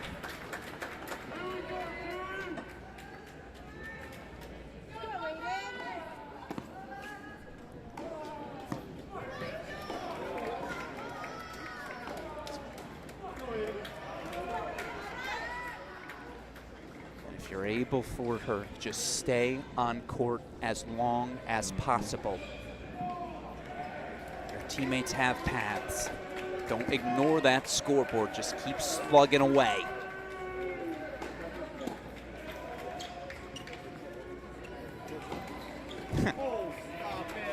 Maybe not that.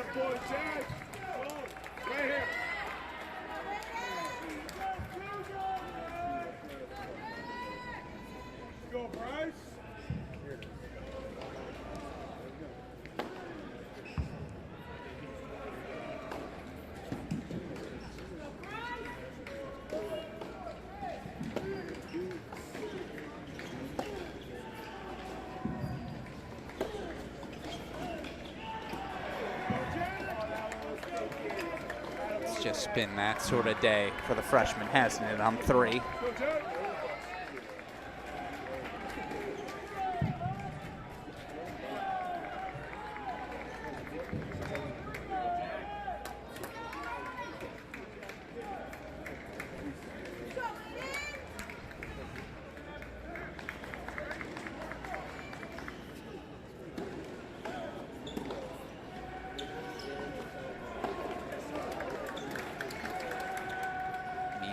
Gorsny now 2 points away from a double break. So yeah, absolutely. It may be 2-love on the scoreboard, Texas, and feel anything but that.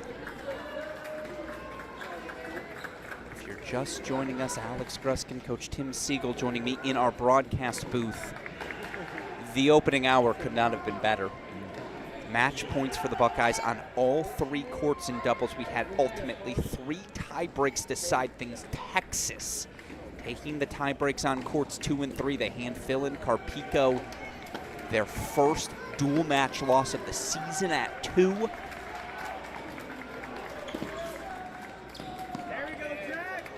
But it actually may be leveled up here. It is a match point. It's going in the big screen now for Jack Anthrop.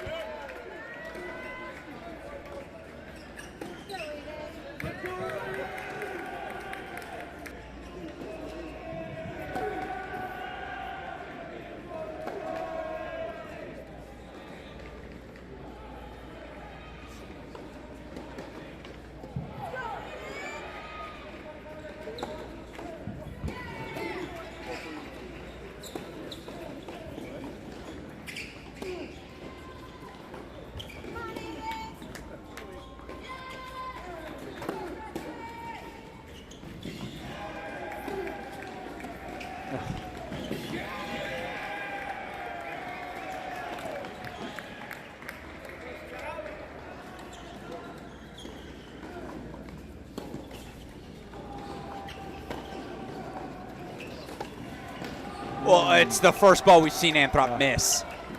That's ATP level stuff. He wanted to come forward to the net there and shake hands right on the spot. Gonna have to wait a little longer. Jack Anthrop, though, will serve for the matches. By the way, you see Ali Ojakar.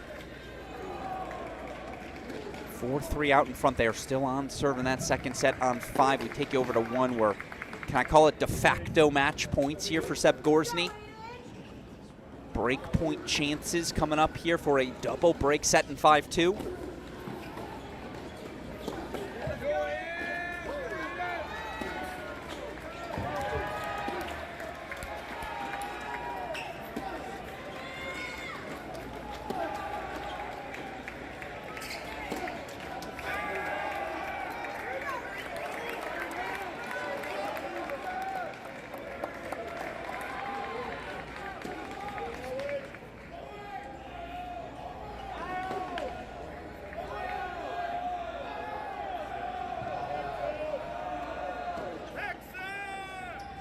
Can you hear the crowd?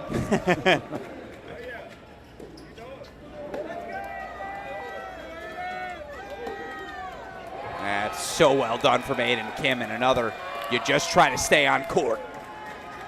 Wait for your opportunity. Kim gets the hold on the board. 4-3-4, still back over we go, and we got to stay in the triple box. It's crunch time on a bunch of different courts. First things first, though, here is Jack Anthrop serving for a Buckeye victory.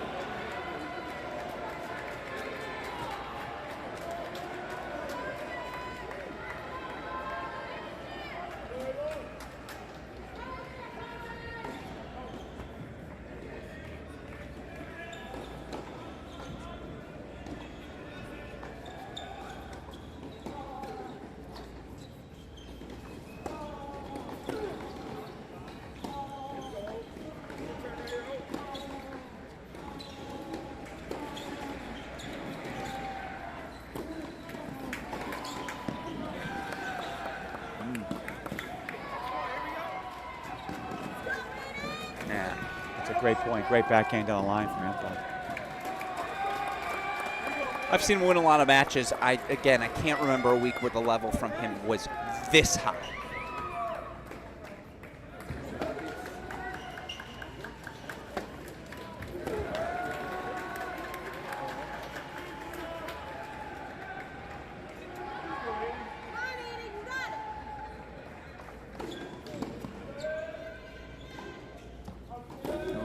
I don't know about that.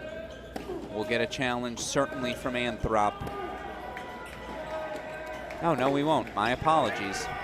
Camera angle didn't do it justice. Very much wine, I suppose. Meanwhile, quietly, massive moment coming up on 5. Deciding point, break point chance for Ali Ojakar. He already forced a third on 6.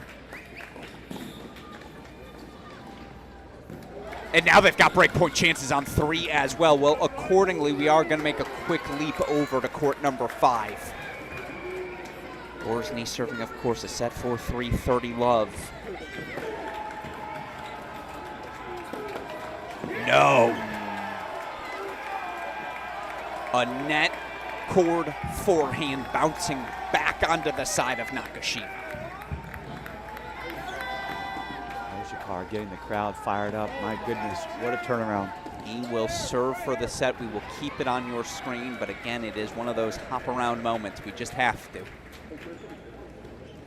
Jack Anthrop serving for a Buckeye victory here on 3. Gorsny game point chances to give himself a chance to serve for victory on 1 as well.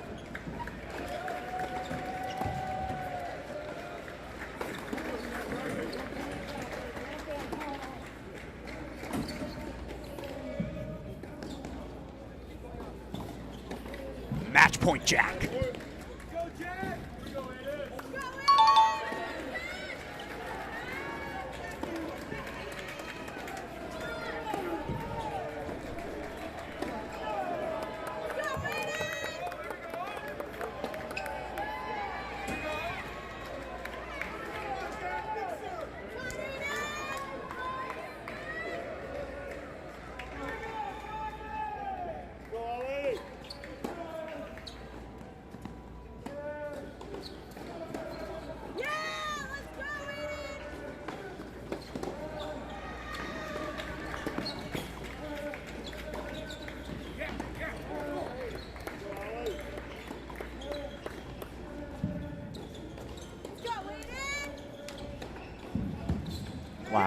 Leave no doubt. What a way to end it. What No, a phenomenal physical point. That's how he won the majority of those points, just the extra ball. Trying to think of better performances. Maybe Jack Bauer, season 4. Obviously, Captain Jack, Pirates of the Caribbean, but now Jack Anthrop. Put him on the short list. That was exceptional tennis. And the Buckeyes level things at 1 apiece. Question is, of course, for how long? For the meantime, we're jumping over to 5 as Oshikar serves for his second set. Want to pop back over as Alex Okonkwo just nursing that set and break lead, of course, as well. It is 1-all overall. Actually, you know what? Let's just go full screen to this because we can. You pulled out the movie references there. I'm impressed with that. Could have gone with Titanic Jack, right? Isn't that another Jack? You sure could have. He knows his college tennis and he knows his movies.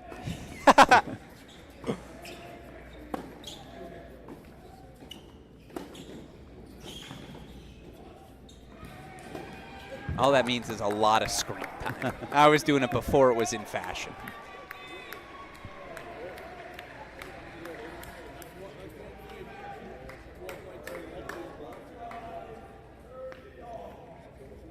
But again, show you those scoreboards. It's a massive moment here. Why? Okonkwo's got set and break. Gorsny, of course, is about to serve for it. As soon as he does, we'll get you back to it. Third set already forced on 6. Can Texas expand their paths?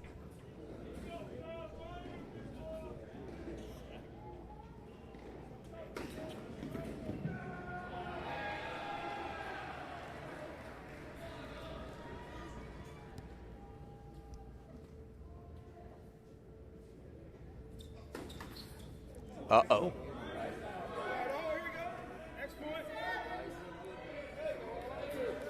See Gorsny out of the chair, so I want to bring us back to that one as well. Court's 1-5 here.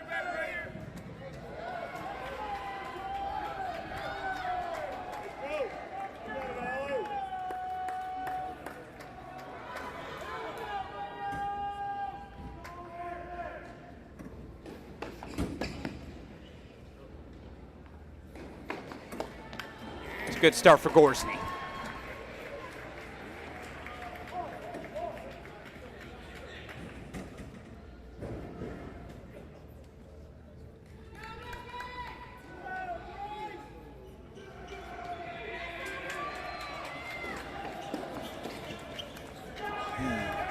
Big serve. Set point now for Oshikar. He's got that get out of jail free card. Always nice to win the free points, isn't it? As Alex Okonkwo, by the way, set in 5-2, he will have a chance to serve for a win I don't think any of us saw coming when we did our match calculus beforehand.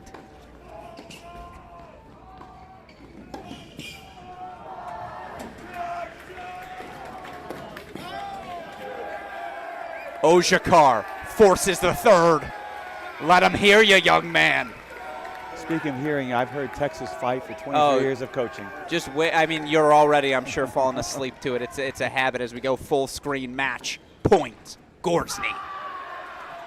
Well, there's the case. He'll be all tournament team #1 singles. He may end up your most outstanding player as well. Seb Gorsny. He's bringing his best to his final year on the job. A 6-4, 6-4 victory. All right, now we're going to jump over to court #4 as you see Lucas Brown says, hey, well done, young man. Over to court #4 we go as Alex Okonkwo will have a chance to serve for it. 2-1 overall. Third set's forced on 5 and 6. Wouldn't have it any other way. As Seb Erickson, at the very least, looking to ask the question here of the big servant junior, Alex Okonkwo.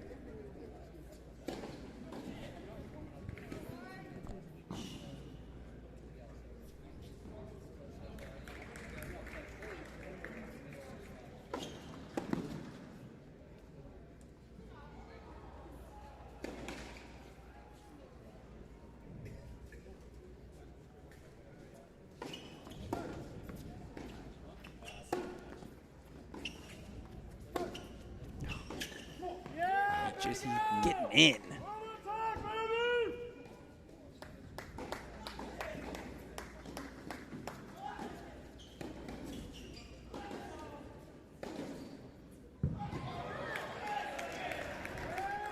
Again, the moment Okonkwo made that announcement, I'm headed to Ohio State, with just how many repetitions he was going to be put through by this Ohio State coaching staff, a staff perfect, it feels like, in developing his specific skill set.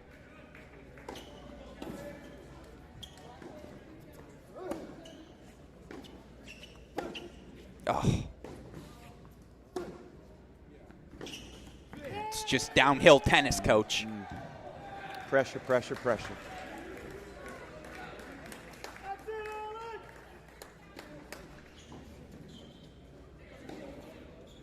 Two points away from what could prove a pivotal swing victory for the Bucks. You drop doubles in the fashion they did, you gotta steal something. Might this just be the spot?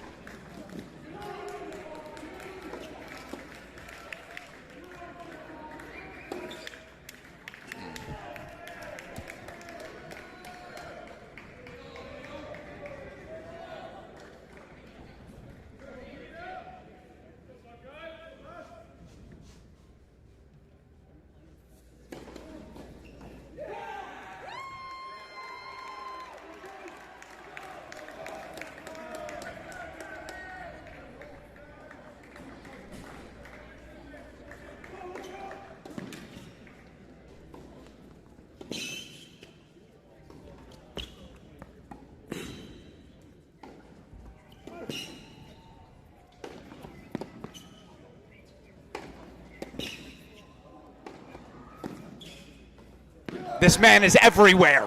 That was 4 overheads. 4 overheads at one point. Wow. Big man can scoop. Match points, Buckeyes.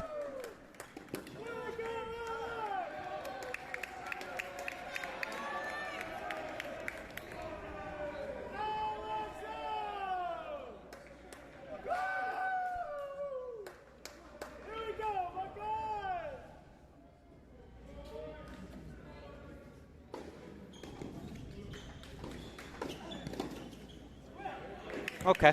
Good serve. Needed that. Needed a short point, that's for sure.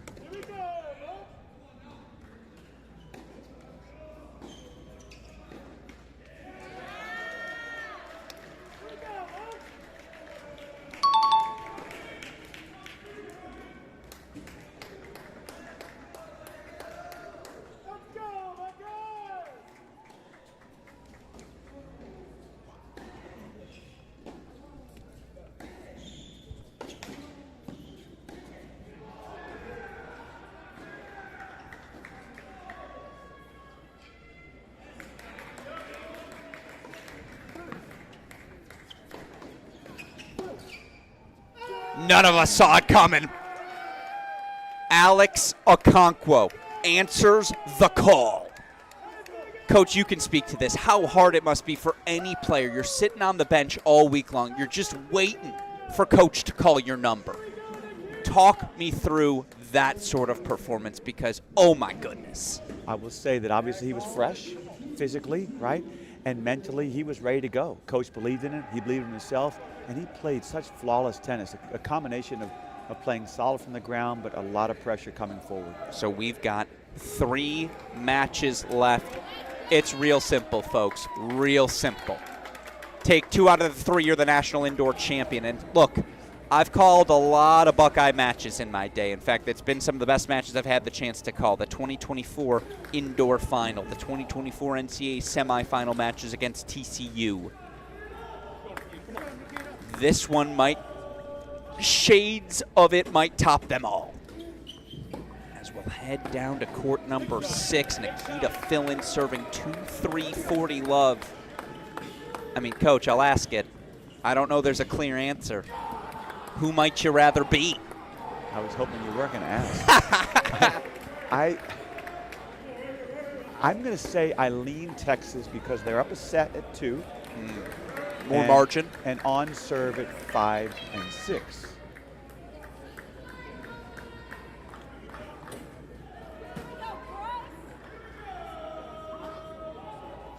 I got nothing to add. Nothing? I mean, again, maybe, just maybe.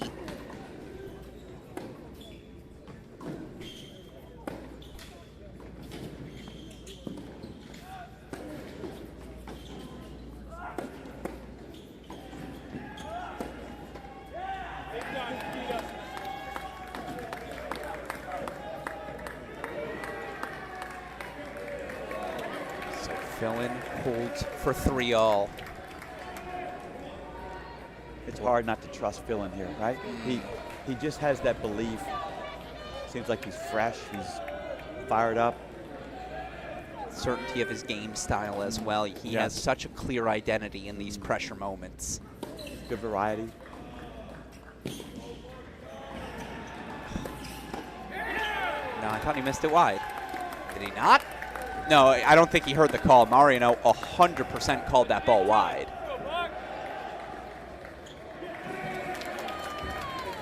Interesting. So our... No, okay, it was good. My correction. They switched our scoreboard there for love 15.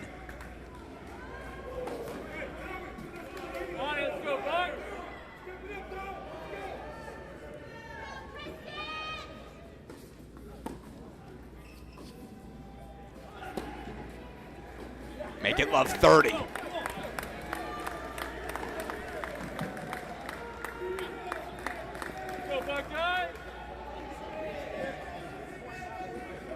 Fillen looks more fresh. He just looks more energetic. He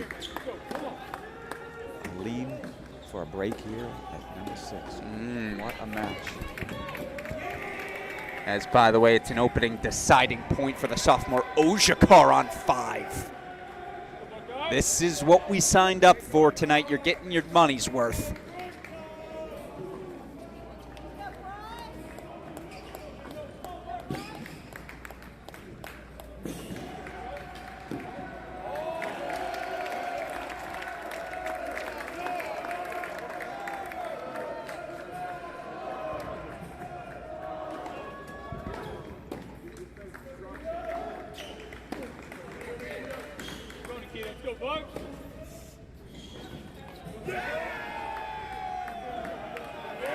Ojakar breaks for 1 love.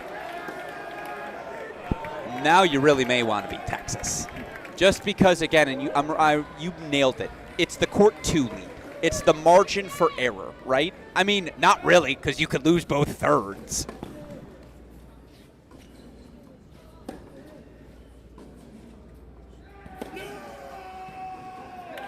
Fillen sends it a little long. I thought, might we get a challenge? No. As, by the way, emotions are high. Better the profanity comes from player than us in the booth.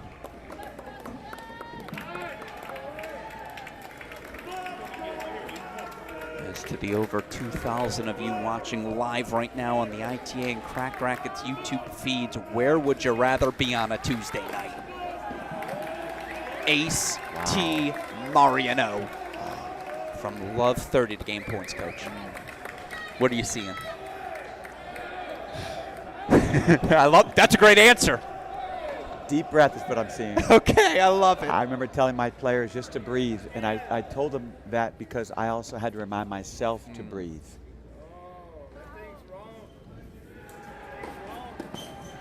Two big serves in a row. Huge hold there at 6. Huge gumption. Moxie. Some languages, they say huevos. All of the above, you're seeing it on display. As, by the way, Stern's just quietly holding for 3-all.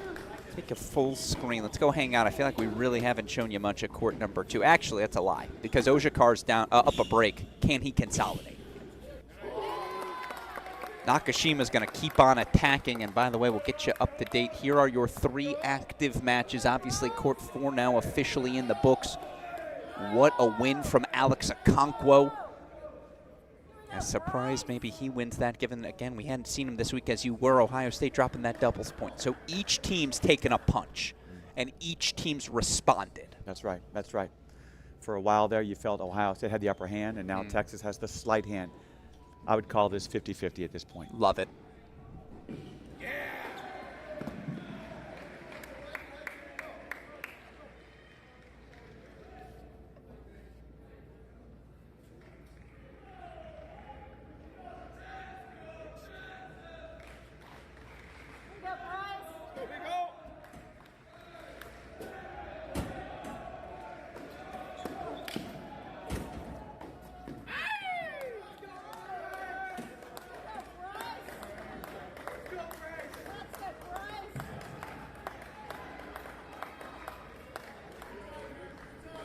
Well, of course he's right back to love 30. What, have you not been paying attention?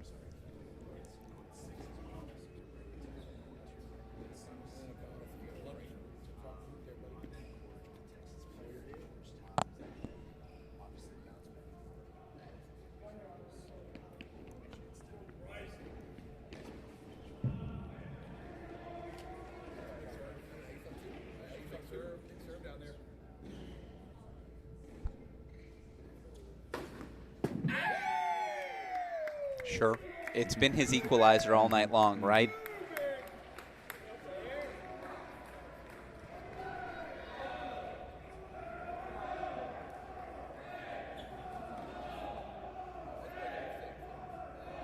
There it is, the OHIOs echoing across this building.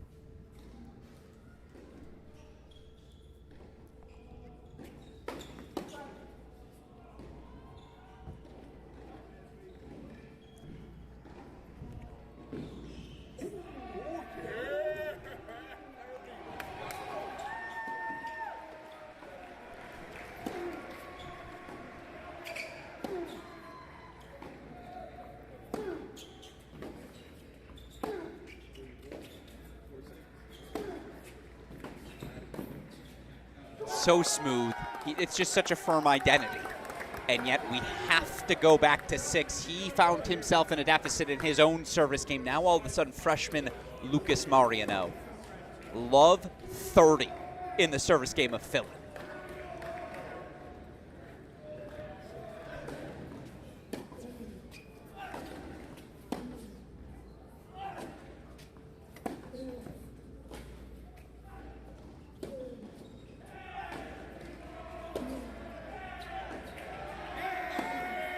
Oh, wow. Stop it. Well, all due respect to Ali Ojakar on 5 and his battle with Bryce Nakashima. Show you the replay. Click the wrong one, hand up, that's on me. Show you that backhand slap one more time. Are you kidding me, Lucas Mariano? That's just ridiculous. So we'll take you full screen now as, again, break point chances coming up.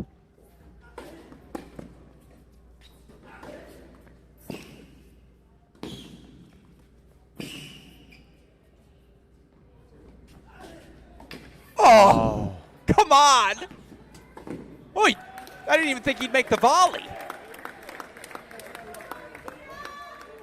Apologies, I hit our replay button too early, but I thought that was good. I thought he had it.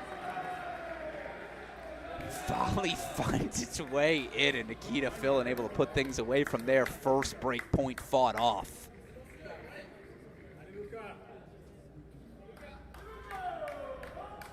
Nakashima breaking back for 1-1 again. Ivanovsky nursing that set and 4-3 lead.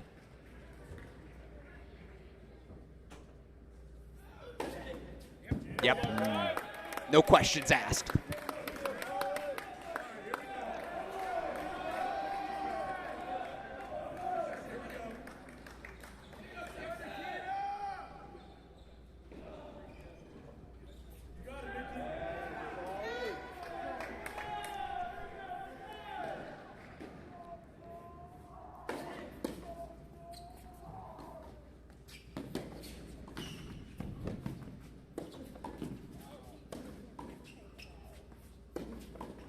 Oh, no.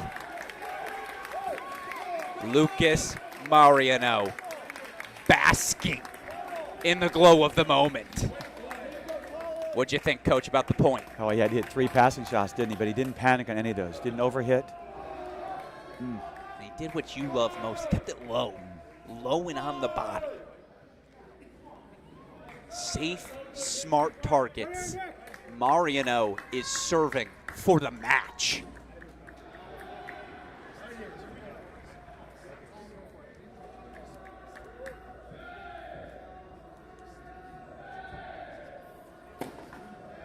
Go, Buckeyes! Go, Nikita!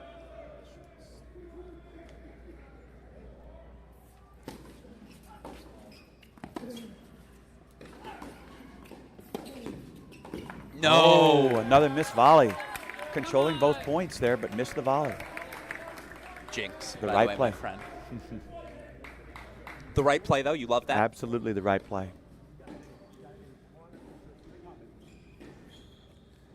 Everyone's scoreboard watching. That's why we're keeping those scores top right of your screen.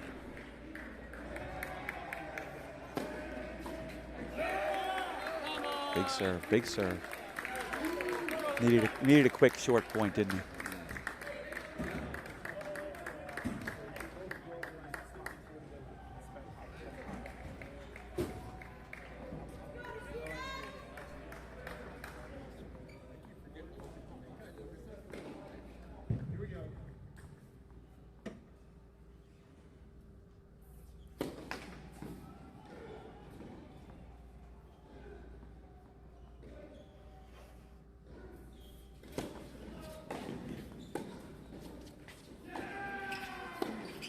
Wow.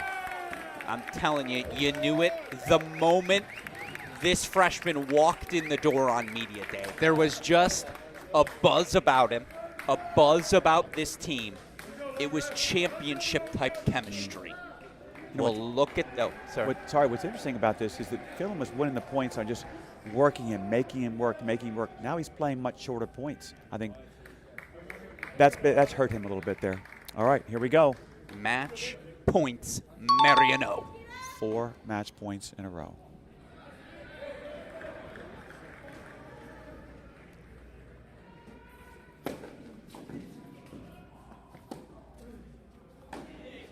Well, that's a way to fight off.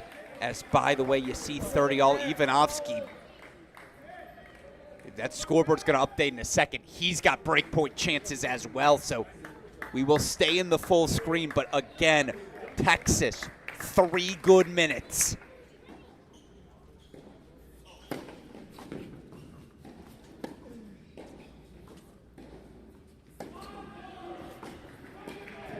All right, dipped low at the feet. First break point fought off by Preston Stearns. A big serve, a big +1 forehand. It is a deciding point there.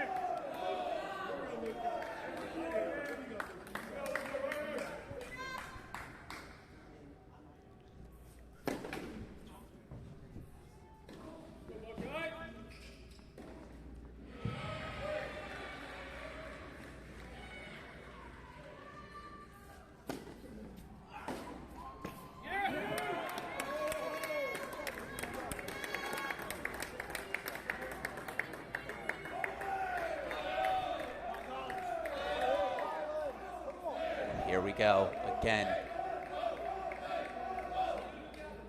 Deciding point, match point. What you got for us?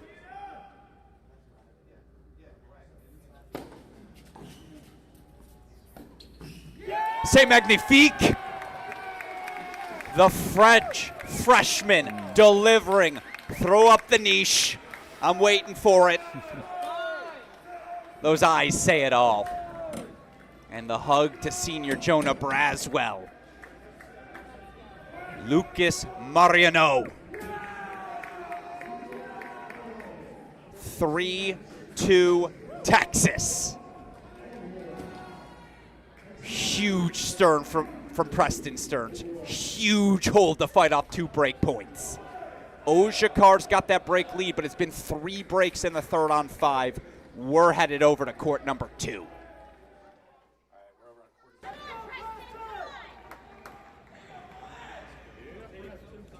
Two matches remaining now, and I don't even have to ask you who you'd rather be. There's no doubt.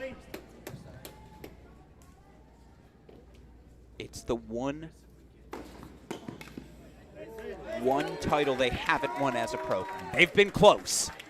Indoor finals in 2023. Semifinals last year. A lot of heartbreaker 4-3 to the eventual champs Wake Forest. And yet again, the freshman Kalen Ivanovsky just firing, raining down bombs.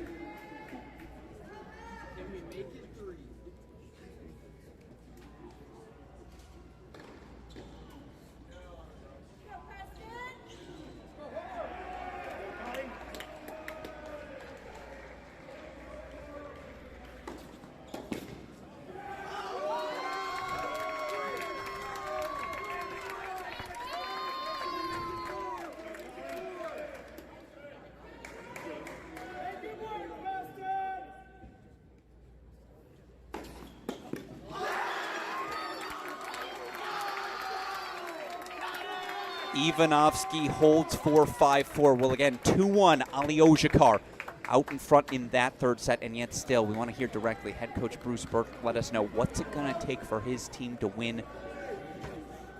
No, scratch that. Never mind. No clip for you here. We're going to stay with it, a game away. So in that case, we will go back over to court number 5.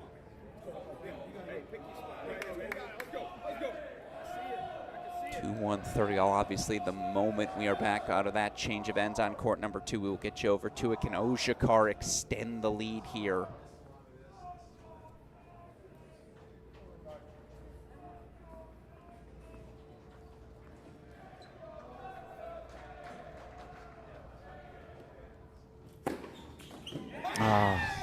Every time he's needed one. Big serving throughout the match. Tells you much about the mental makeup as well, right? Just that he keeps finding that serve in these moments. Especially after being down 6-2, right? He got broken twice in the first set. Early break in the second. So by the way, they are out of the chair, so all due respect to this one. Back over we go to 2. Here's how you etch your name in Texas history if you're Colin Ivanovsky. Right here, right now, put together what would be a 3-0 week at 2 singles. Meanwhile, on the other side, Preston Stearns. In and out of the lineup his first couple of seasons on the job. Now he's up to 2. What's he got for us here? Found a clutch hold for 4-all.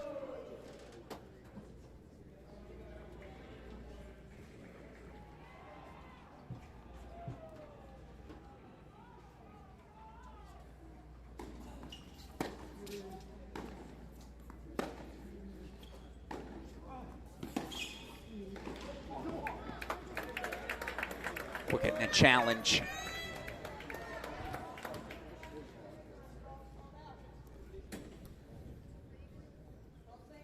Call stands, call confirmed by our chair. That's excellent camera work, by the way. Shout out to our producer, Daniel Westoff, Chris Halioris on the camera there. 15 love now for Stearns.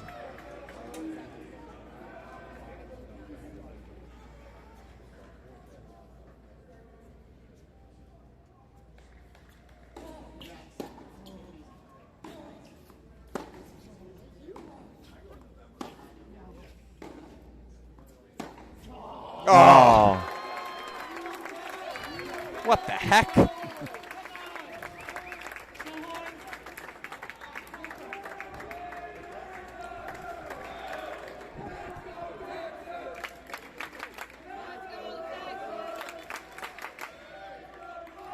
By the way, Ojakar just, Nakashima, just the casual break back.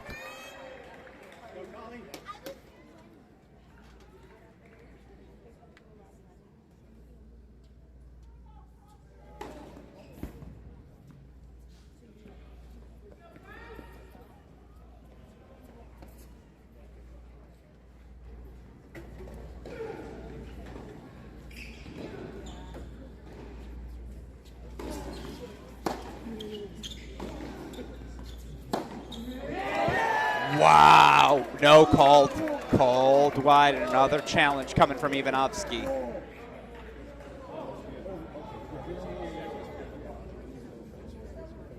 No, a little discussion. Overruled, I think, either by coach or himself, so we weren't going to risk any point penalty, none of that. This Ivanovsky forehand line. I'm blushing. 15-30.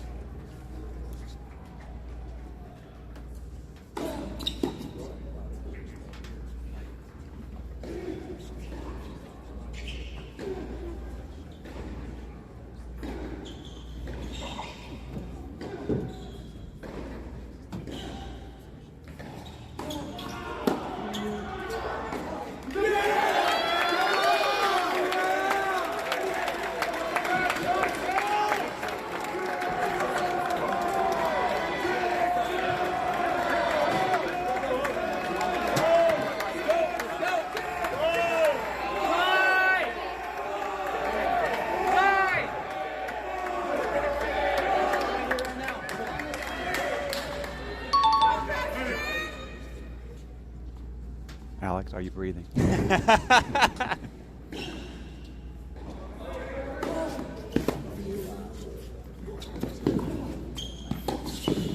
Oh, hold your breath there. Foray forward to fight off the match point for Stearns.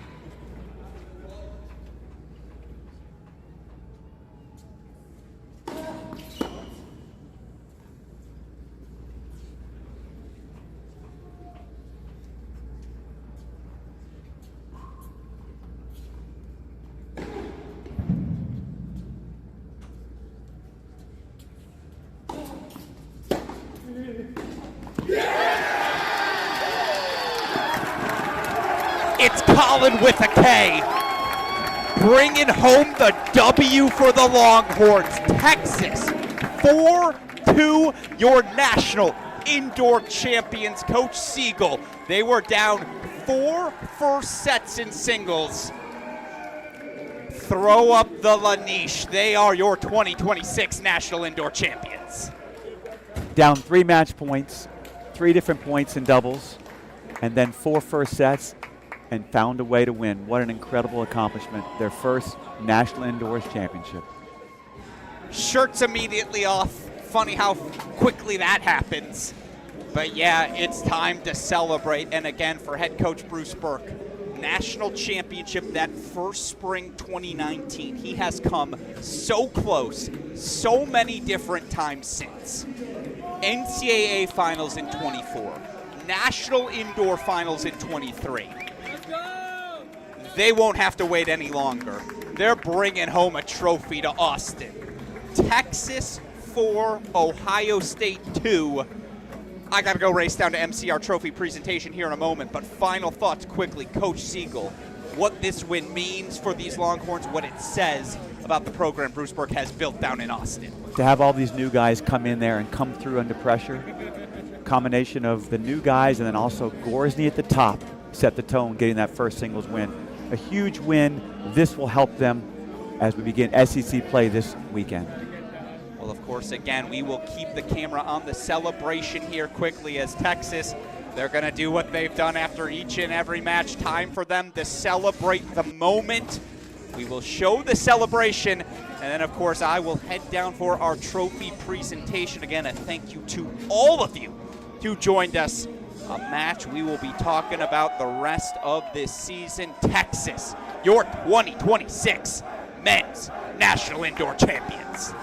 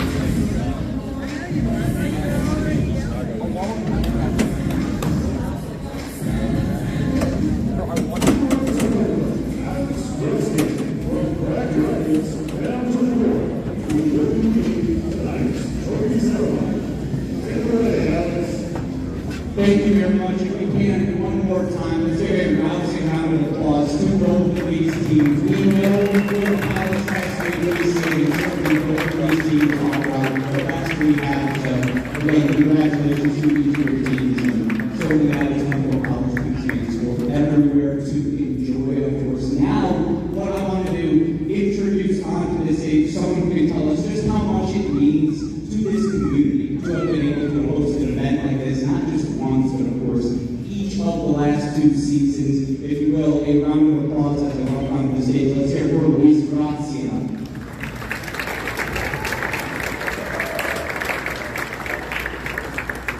Thank you guys for being here. It's been an amazing 2 years. I remember sitting with Grant and he was telling us how this event was going to come here, and I mean, it's been 2 amazing years. We couldn't do this without our sponsors. Zool was great to us. All Things Housing Foundation and Legacy LA. Thank you so much for helping us get this event going.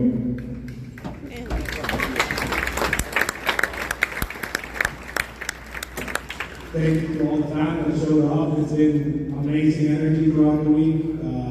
Probably helped this guys out here a little bit. I mean, yeah, it's been a great week. Thank you for everything and keep it going. Hope you have a big season for you two guys.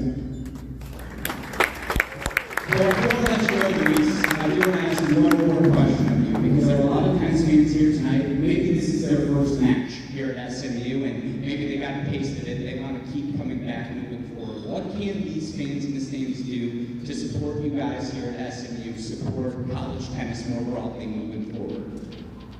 I mean, it's a different sport. A lot of people come here and have no idea how this works. There's so much energy, and that energy goes to every single player out there. It just makes them elevate their level. It's a big factor having people really into this game, and it does make a difference for the teams. So we're really hoping to get more of this tennis fans, and guys, just go out. It's a great sport.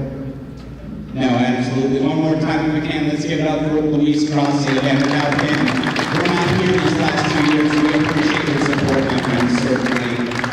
But of course, there's another man behind the scenes who does so much every day to make sure college tennis can continue to thrive around the country. He's fighting fights for all of us to ensure the health of our sport moving forward. If we can, give it up for the ITA CEO. Let's hear it for Dave Mullins. Yeah, thanks for coming out this evening. Amazing tennis the last several days, the last several weeks. We had our women's indoors events last week in Chicago, and just need to thank a few leaders, champions for this event who put in many hours over many months and years to make these events possible. So really, Grant Chen at SMU, I'm not sure where he is, I think he's up there in his fancy suit, talking, someone trying to raise some more money. But Grant Chen, thank you so much for all you've done. Michael Woodson, down at Baylor, both SMU and Baylor University athletic departments, and then the ITA staff, in particular Cody Johnson over there. Again, not possible without all his sweat and tears. Our communications team, Jordan, Zach, have to thank the officials, especially Andrew Rogers, Anthony Montero, for all the work that they've done, and then the great coaches, the great players. With each passing year, the level of college tennis just keeps getting better and better. I'm just in awe of what you guys are doing. Please keep up the great work. You're making my job much easier, so thank you. I can't wait one more time again before you go, because a moment like this is what this sport is all about. what can everyone here in this crowd do to help support you? What would you say is the one thing for fans tuning in at home they can do to support college tennis? Great question, Alex. Thank you. Yeah, if you can just follow your local team, it doesn't matter the division. This is amazing tennis here at Division I. We have incredible tennis at all divisions. If you can find a local college team to support, go out and watch a match, follow them on social media, maybe make a small donation, anything you can do to help local college tennis programs because they really need your help right now. Tune into the streams, do whatever you can just to follow the sport, even just eyeballs or follow a like on social media, whether it's on our channel, whether it's on Ohio State, Texas, SMU, it doesn't matter, just more eyeballs on the sport. Again, the easier it makes my job, so thanks for asking, Alex. Of course, one more time again, it's thankless work to get up for our ITA CEO Dave Mullins.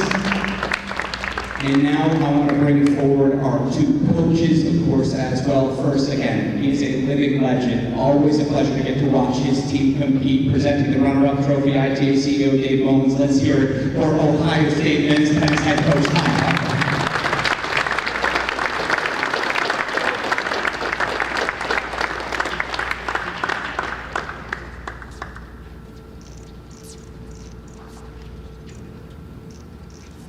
Thanks for everyone for coming out, and especially congratulations to Coach Bergen's staff who did a darn good job. You guys played hard. And still some more season left, and we hope to see you again. Don't know how it'll go.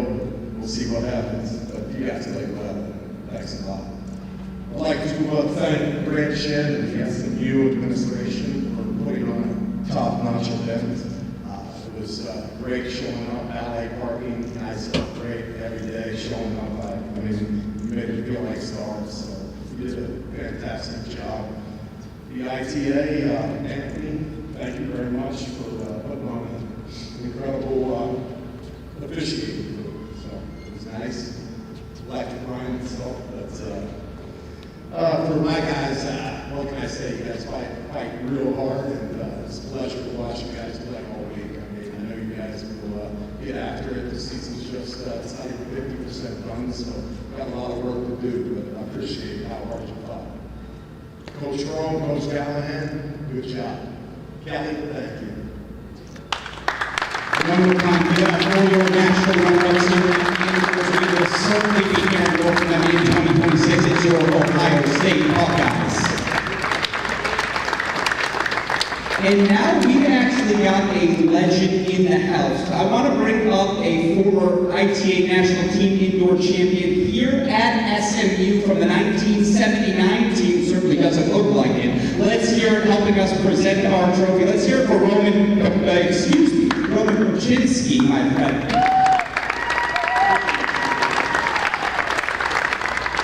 And he will be presenting, of course, our championship trophy to our winning head coach for the University of Texas men's tennis program. Let's hear it for our head coach, Bruce Moore.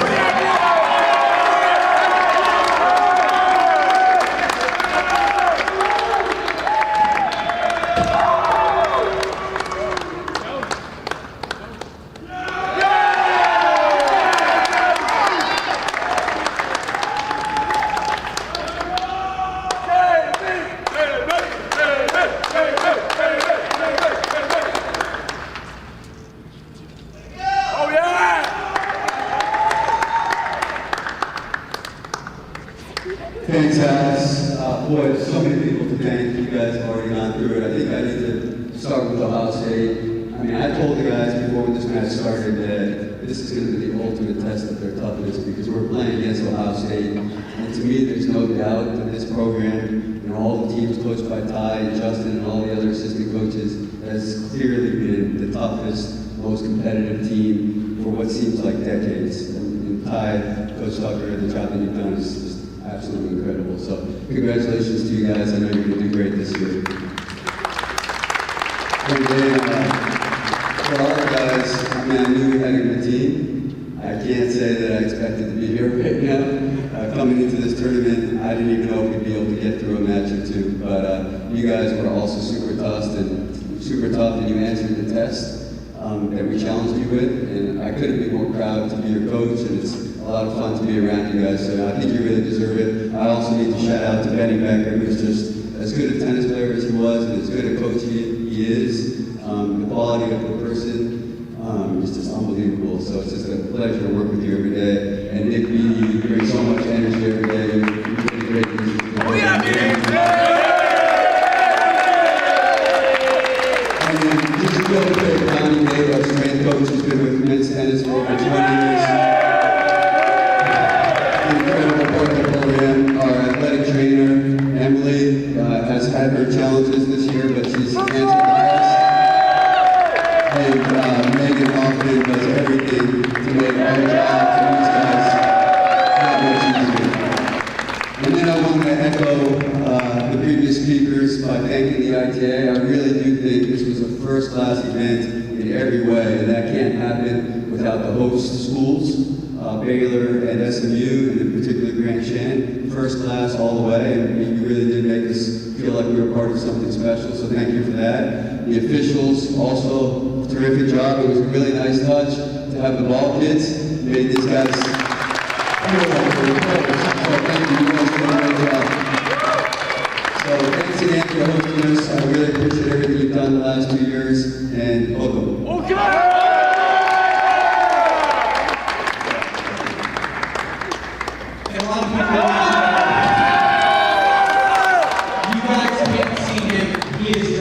So dapperly today. Grand Shan, if we can, one collective round of applause. I have been to a lot of national tours over the years, but these last 2 years we've got Grant, Michael, we've got one team here, second to none. So you guys have set the standard. Everyone's got a chase from here. A thank you to the SMU team, to all the ball kids, every volunteer. You guys put a smile on our face every time we walk in the building. So sincerely, thank you so much, Dallas, for being our home these last 2 years. We will miss you as we move on to a new site next season, but we will always keep you in our hearts. Thank you for having us. We hope you all enjoy the 2026 Men's National Indoor Championships. Thank you, everyone.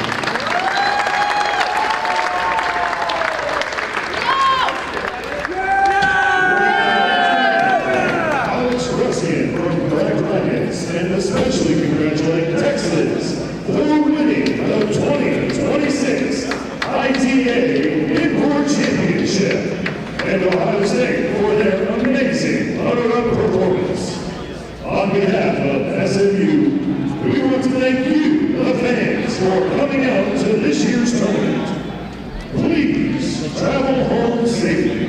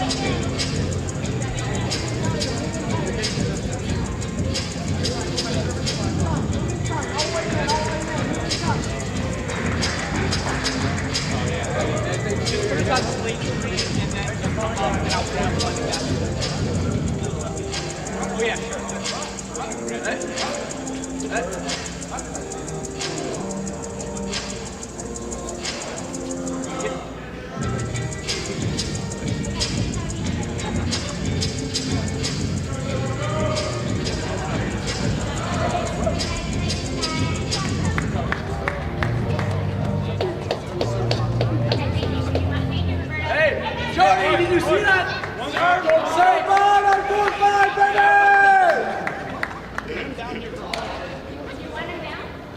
Boys, get in the camera. Come down! Serve bots only. Serve bots only. Serve bots only, man. Come on. They want you. Oh, yeah. Come, yes, they want you. Come on. Calm down. Derek. Make him come. Yes, they want him down. Come down. Come down. They want you to be, yes, come down. Oh my goodness.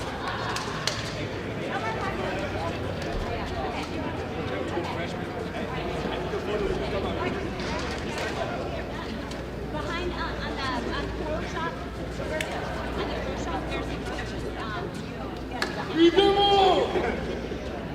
Hey, espérate. Move one picture.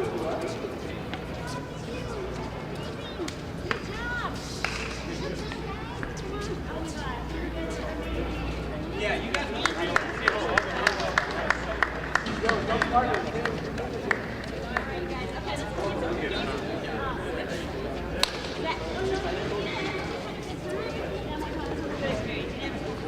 So Zach, she came from Boston just to visit, and we took her out of the stands. We said, hey, we need one more, and she's like, I have no idea what we're doing. She's like, doesn't matter. It's a great time. Like, you'll never forget this trip. Do you want to consider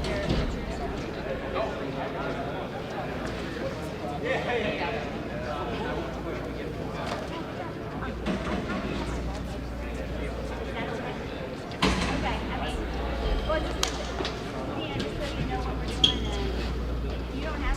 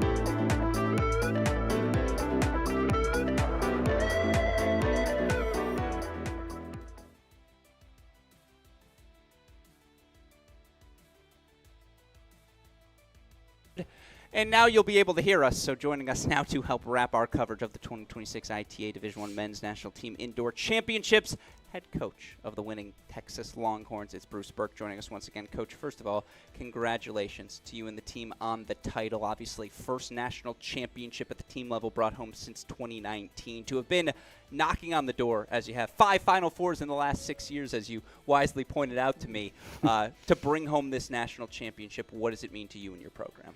Boy, well, anytime it's a first national championship, it's an amazing benchmark for the program, and most importantly, I'm super happy for the guys because they earned it. And, it was a pretty cool thing because they really stepped up and decided they wanted to make the standards even higher than they were, and they were pretty disappointed with their start.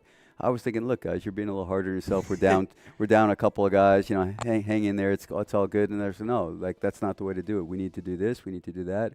And so they set some standards, and they went to work and lived up to. They walked the walk, and they held each other accountable. And we started. Not that we weren't working hard before, but they took it to another level. And we did think we were a little soft the last time we played Ohio State in Columbus, and man, it was a little bit different this week. I couldn't believe how consistent competitively we were from number 1 all the way through number 6 day after day. So I couldn't be more proud of the team. And, yeah, it's a great milestone for the program. But, boy, it's a lifetime memory that these guys just made for themselves. No doubt about it. And obviously it's the first national team indoor championship in Texas men's tennis history. It was the only trophy you guys didn't have on your mantle. Want to ask you about the match because obviously it's the stat we'll all be talking about to come. You were down match points on every court in doubles. And I know, again, you were focused on your own matchup on court number 1. But to hear that fact, to see your guys take 2 tie breaks against this Ohio State team, 3 top 10 individual doubles teams in their lineup, did you expect to take the doubles point tonight, Coach? And just to see your guys do it, what'd you see? I mean, I didn't know. You never know what to expect in doubles. I didn't really think we were the favorites. I feel like we have been getting better with our play in doubles, but no, I didn't think that was going to be our strongest point necessarily. Of course, I believe that we could do it, but doubles is such a crapshoot. It's just about 1 or 2 good returns at the right moment, and it makes the difference in the match. And you saw that today, turning some match points into victories. I knew we were down match point on the court that I was coaching. I wasn't too happy about it, but I could feel our guys hanging in there, and they were playing better and returning better as they went along. We just had a terrible first game of the match, and they hung in there and took their chance when they had it at the end. And the other courts also did a great job. So, no, that was a big bonus for us because I didn't think – I thought we could do it, but that hasn't been our best point. Yeah, no, and again, to break Alex Okonkwo, of all people, too, as well, when he's serving for the match and has those 2 match points at 1, they may not have gotten the victory, but we're not going to forget about the performance from the freshman there at that top spot. Then came maybe the biggest decision of the day, what to do with your singles lineup. And obviously you've played a bunch of different guys in those 5-6 spots. Ultimately, you opt with Ollie up to that number 5 spot. Healthy enough, it seems, to go today. Mariano stays at 6. What led to that decision? Obviously a good one on your part.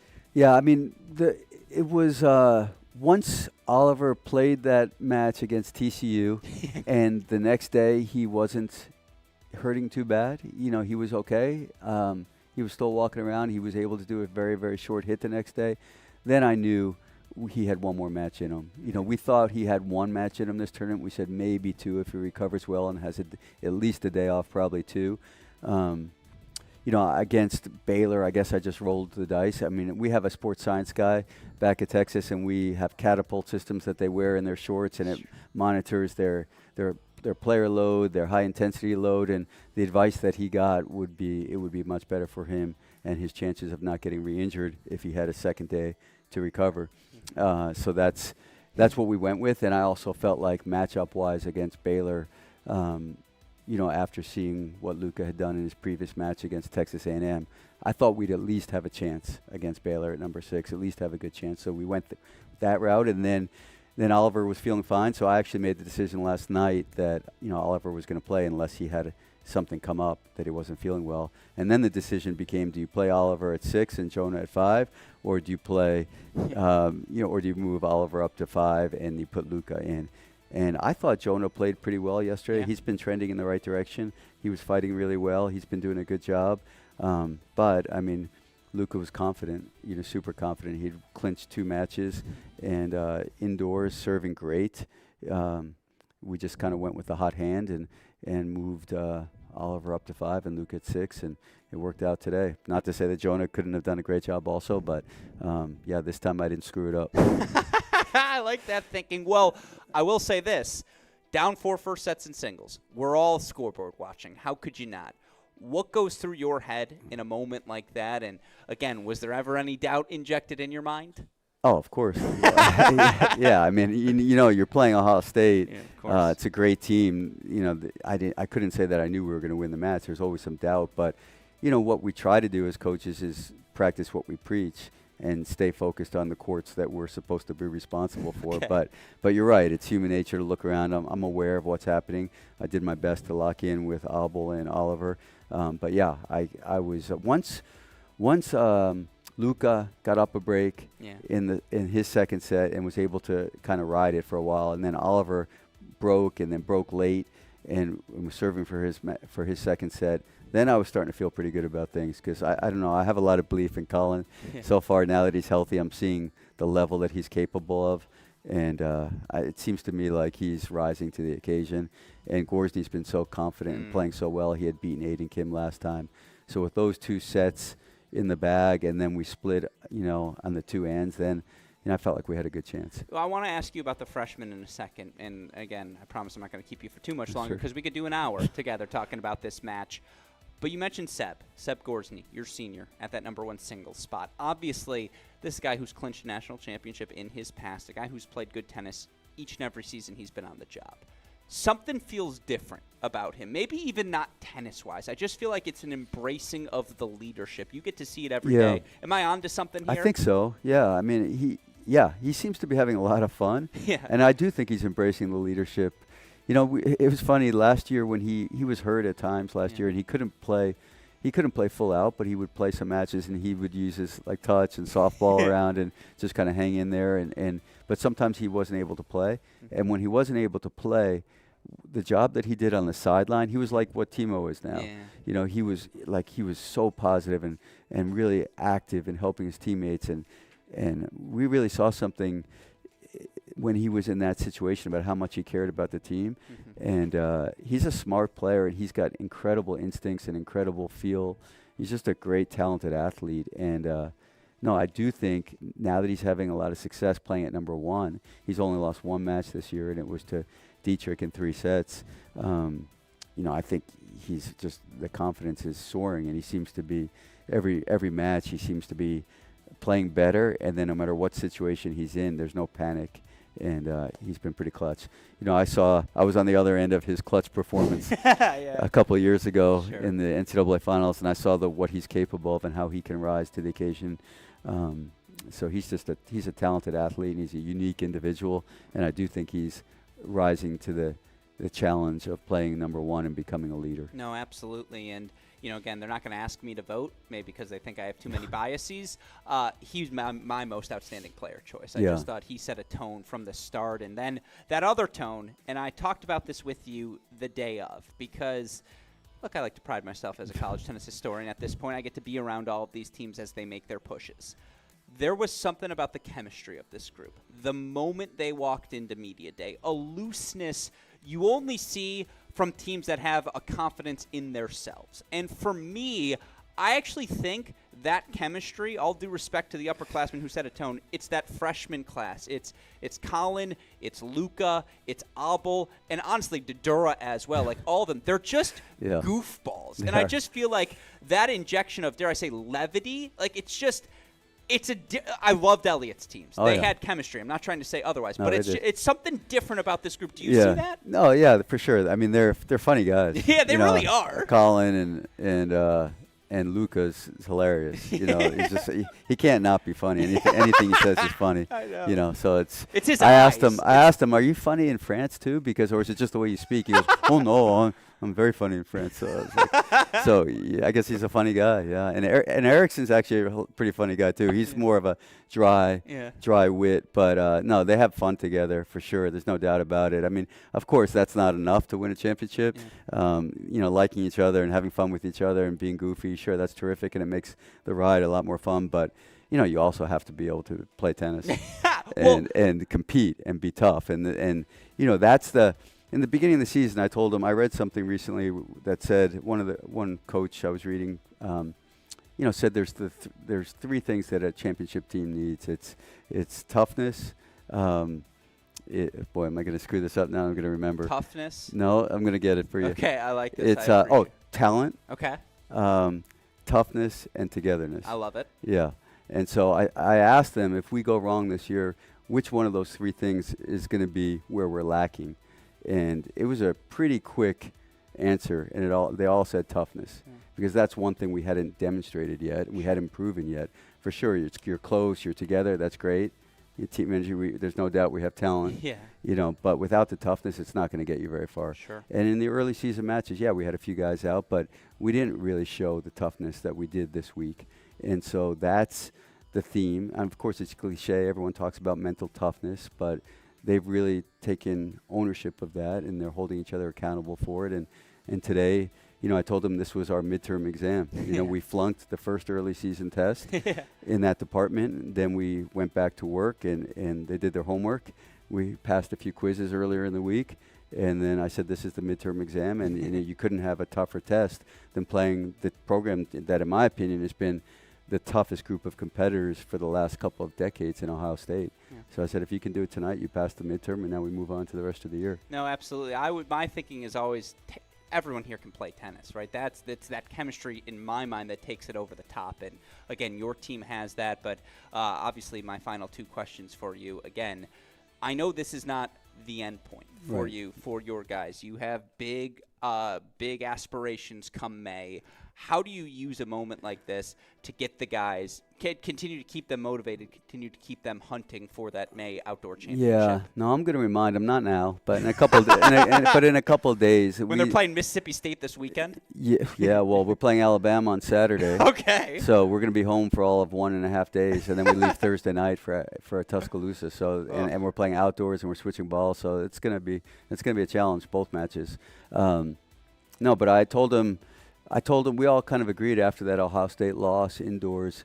You know, there's another quote I like that says, winning is the best deodorant, you know, and, you know, because sometimes when you're winning and you're getting away, some of the mistakes you're making or your weaknesses, you know, you don't get made to pay the price for it. And so, you know, we were made to pay the price for where we were coming up short earlier in the season. And now I'm going to caution them that there's a couple things that we can correct from this week. And let's not be blind to the fact that we still have some things to improve on. So let's make sure we expose whatever odor remains and then challenge ourselves to get better for the rest of the season. They're going to be making commercials about this Texas deodorant moving forward. We'll see it in the Super Bowl next year. Here's my last question for you, and it's the last question I had for Luca yesterday as well.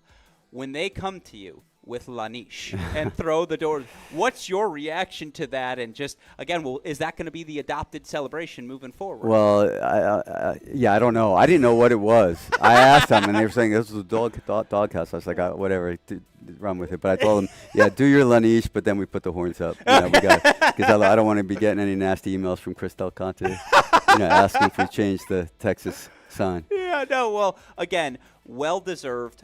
Certainly, you knew at the moment you walked in the building and the performances, dropping doubles point those first two matches, to win doubles tonight to 4-0 Baylor in the semis. There's no doubt, deserving national champions. First indoor title, it's coming back to Austin. Get the horns up, throw the niches up, do what you got to do. Head coach Bruce Burke, congratulations, my friend, well-deserved. Thanks, Alex, and thanks for all the work this week, and hook 'em. I love it.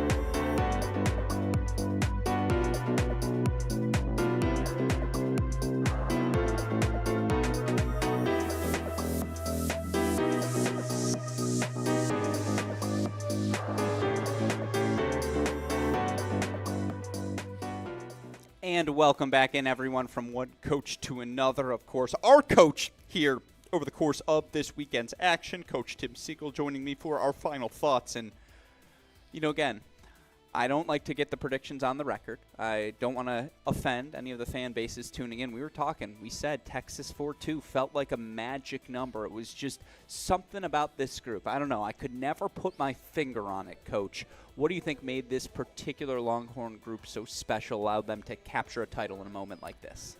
Well, I think Coach Burke said it beautifully. Number one, they weren't as tough as they needed to be earlier in the season, right? They played against some of the toughest competition you can ask for. Certainly in the beginning of the season, they had injuries. They had some what you would call adversity, which I think sometimes I like that. But sometimes that word is overused. But in this case, though, that lack of toughness helped them to show that they can be tougher. And, sometimes it's a cliche, of course, mental toughness. And what is toughness really? And I saw a lot of players show toughness in big points, in big moments. No one got rattled. I was very impressed with the demeanor of the players. I look for those kinds of things. Certainly, I'm looking to see, do we get down? Do we go to the sidelines? Are we coachable? Are we looking at our coach in the eyes? I felt like every player still believed because they showed that in their attitude and their demeanor. No, it's so interesting. I want to just unpack that a little bit further as well. When you say they showed they weren't tough enough early on. As a coach, when you have those early 3 losses, and again, they were losses to the top 3 teams in the country, folks, so it's not as though they were out of character losses. Right. What do you mean by that, by saying we didn't have the toughness, let's work on that? Like, how does that process work at home? Well, there may have been a player or two that didn't compete as well as he could have. Sure. Maybe a 6-4, 6-1 type of match. Maybe someone that stayed away from his style too soon, gave up points early, and didn't really construct points. There's sometimes, you and I, because we know tennis, we know if someone's really competing. Someone who chases balls and hustles doesn't mean he's competing. Sure. Is he getting out of points too soon? Is he getting away from his game plan? Is he showing frustration? There are a lot of things that go to it. And as a team, you're hoping to get all 6 of your players to play hard and play tough and play smart and be coachable. And if you only have 4 or even 5, that's not enough. It's not enough to beat Ohio State. Today they had that. Let's face it, this was a doubles point for the ages. I don't think I've ever seen in my 23 years of coaching where a team had match points in all 3 courts and did not win any of those. And you and I both talked that that Ohio State was the favorite. Yeah. It didn't seem to deter them too much because they came out and really made this a match. Yeah. I felt like 5 and 6 really were the turning points. I personally believe that Ohio State was going to get number 6 because he was working points. He was developing points. He was the dictator. Late in the match, he was forcing the issue, got past sometimes and missed a couple of key volleys. So that was obviously the clinching match or to get to 3 points.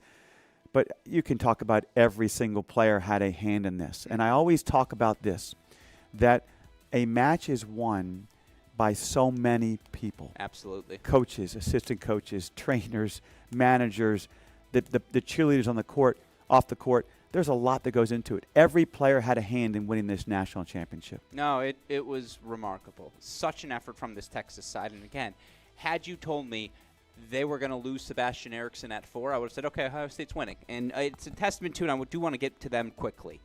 Yes, they lose this match, but you look for these Ohio State Buckeyes. Still all the different cars in the garage, right? We haven't seen Alex Bernard yet much in singles. You figure the moment they move outdoors, he's going to become that much more prevalent of a factor. Yeah, Philin knocked off today, but he's been so good at the bottom of that lineup. Nakashima kept breaking back, by the way. 2-all in the third. Yes, Ojikar leveled things, and you did feel like that's where Texas really started to separate. But for this Ohio State team, again, all the wins they racked up before this national indoors. Now they're finalists here. They're going to be a top 8 seed. The pathway to a final site for them will run through Columbus once again. They're the standard of excellence, of course, in men's college tennis. If you're head coach Ty Tucker, Coach Kronagi, Coach Callahan, what do you tell your guys? What message are you relaying to them in this moment, knowing that, yes, this is a disappointment, but there's still, as Coach Tucker said in the post-match, more than half the season left to play? Not only more than half the season, but I would imagine if you ask Coach, how did you feel overall? Look, they barely beat SMU. Yeah. they could easily have lost to Stanford. Sure. So they had opportunities to go home early. Sure. Last year in the indoors, they lost to UCF, right, first round in Waco. So even though they are an indoor team, the parity is there. Every team can play. You know, we saw that back when I was coaching. First round in the Sweet 16, you saw a lot of 4-0s, 4-1s. Not anymore. Every team can play. And now Ohio State obviously is an indoor team, but because they have so much depth and they have players that didn't play who could be better outdoors on a slower surface. Listen, there's what, 4 or 5 teams that can win it all? We just saw 2 of them for sure. Absolutely. And you would have said that before the season. You're continuing to say it after these national indoors. If you're selling Ohio State stock, I will buy every bit of it. As again, there is no doubt this Ohio State team, I don't even know if we've seen the best version of them yet. And certainly if they take the doubles point, we're probably still out there competing. One of those matches, I guess court 5 is where it comes down to. Oshikar and Nakashima are doing battle. It's heartbreak in the moment for the Buckeyes, but as I always like to say, you almost have to lose a match like this February, January to learn how to win this match come May. And I promise you, that's the best I've ever seen Jack Anthrop play. Aiden Kim was captain clutch at the #1 spot. They still have all of these options. Okonkwo comes in and delivers that sort of performance at 4. If you're a Buckeye fan, you're hurting. You should not be dismayed. You should not be deterred. As Coach Siegel said so aptly, this team still has the goods for May. But, of course, today, the day belongs to the Texas Longhorns. 4-2 winners. They bring home their first national indoor championship. And, again, a team that had been knocking on the door of bringing home a trophy all decade long in these 2020s, one of the defining programs. Now Coach Burke has that national championship trophy to add to the resume, completes the collection, all the Infinity Stones now in Thanos' gauntlet in that Texas athletic department. Only one thing left I want to do, Coach, and you see us obviously both out here outfitted in our Team Luke shirts. I know we talked about it before. You've got the book here right now as well, so I am going to bring that one more time. You're looking for inspiration. It's such a great place to turn, obviously, what you guys are doing with Team Luke. And, again, Fight Like Luke, the book you wrote to discuss his journey, your journey, what you learned from it. One more time, if you could tell, because I know fans tuning in, inspired by that story. Talk to us about Team Luke. Talk to us about your efforts, because certainly it's one I know college tennis fans everywhere want to support. You know, I was watching tennis today, and I saw father and son, and I thought about my son. You know, my son was my hero, my little buddy.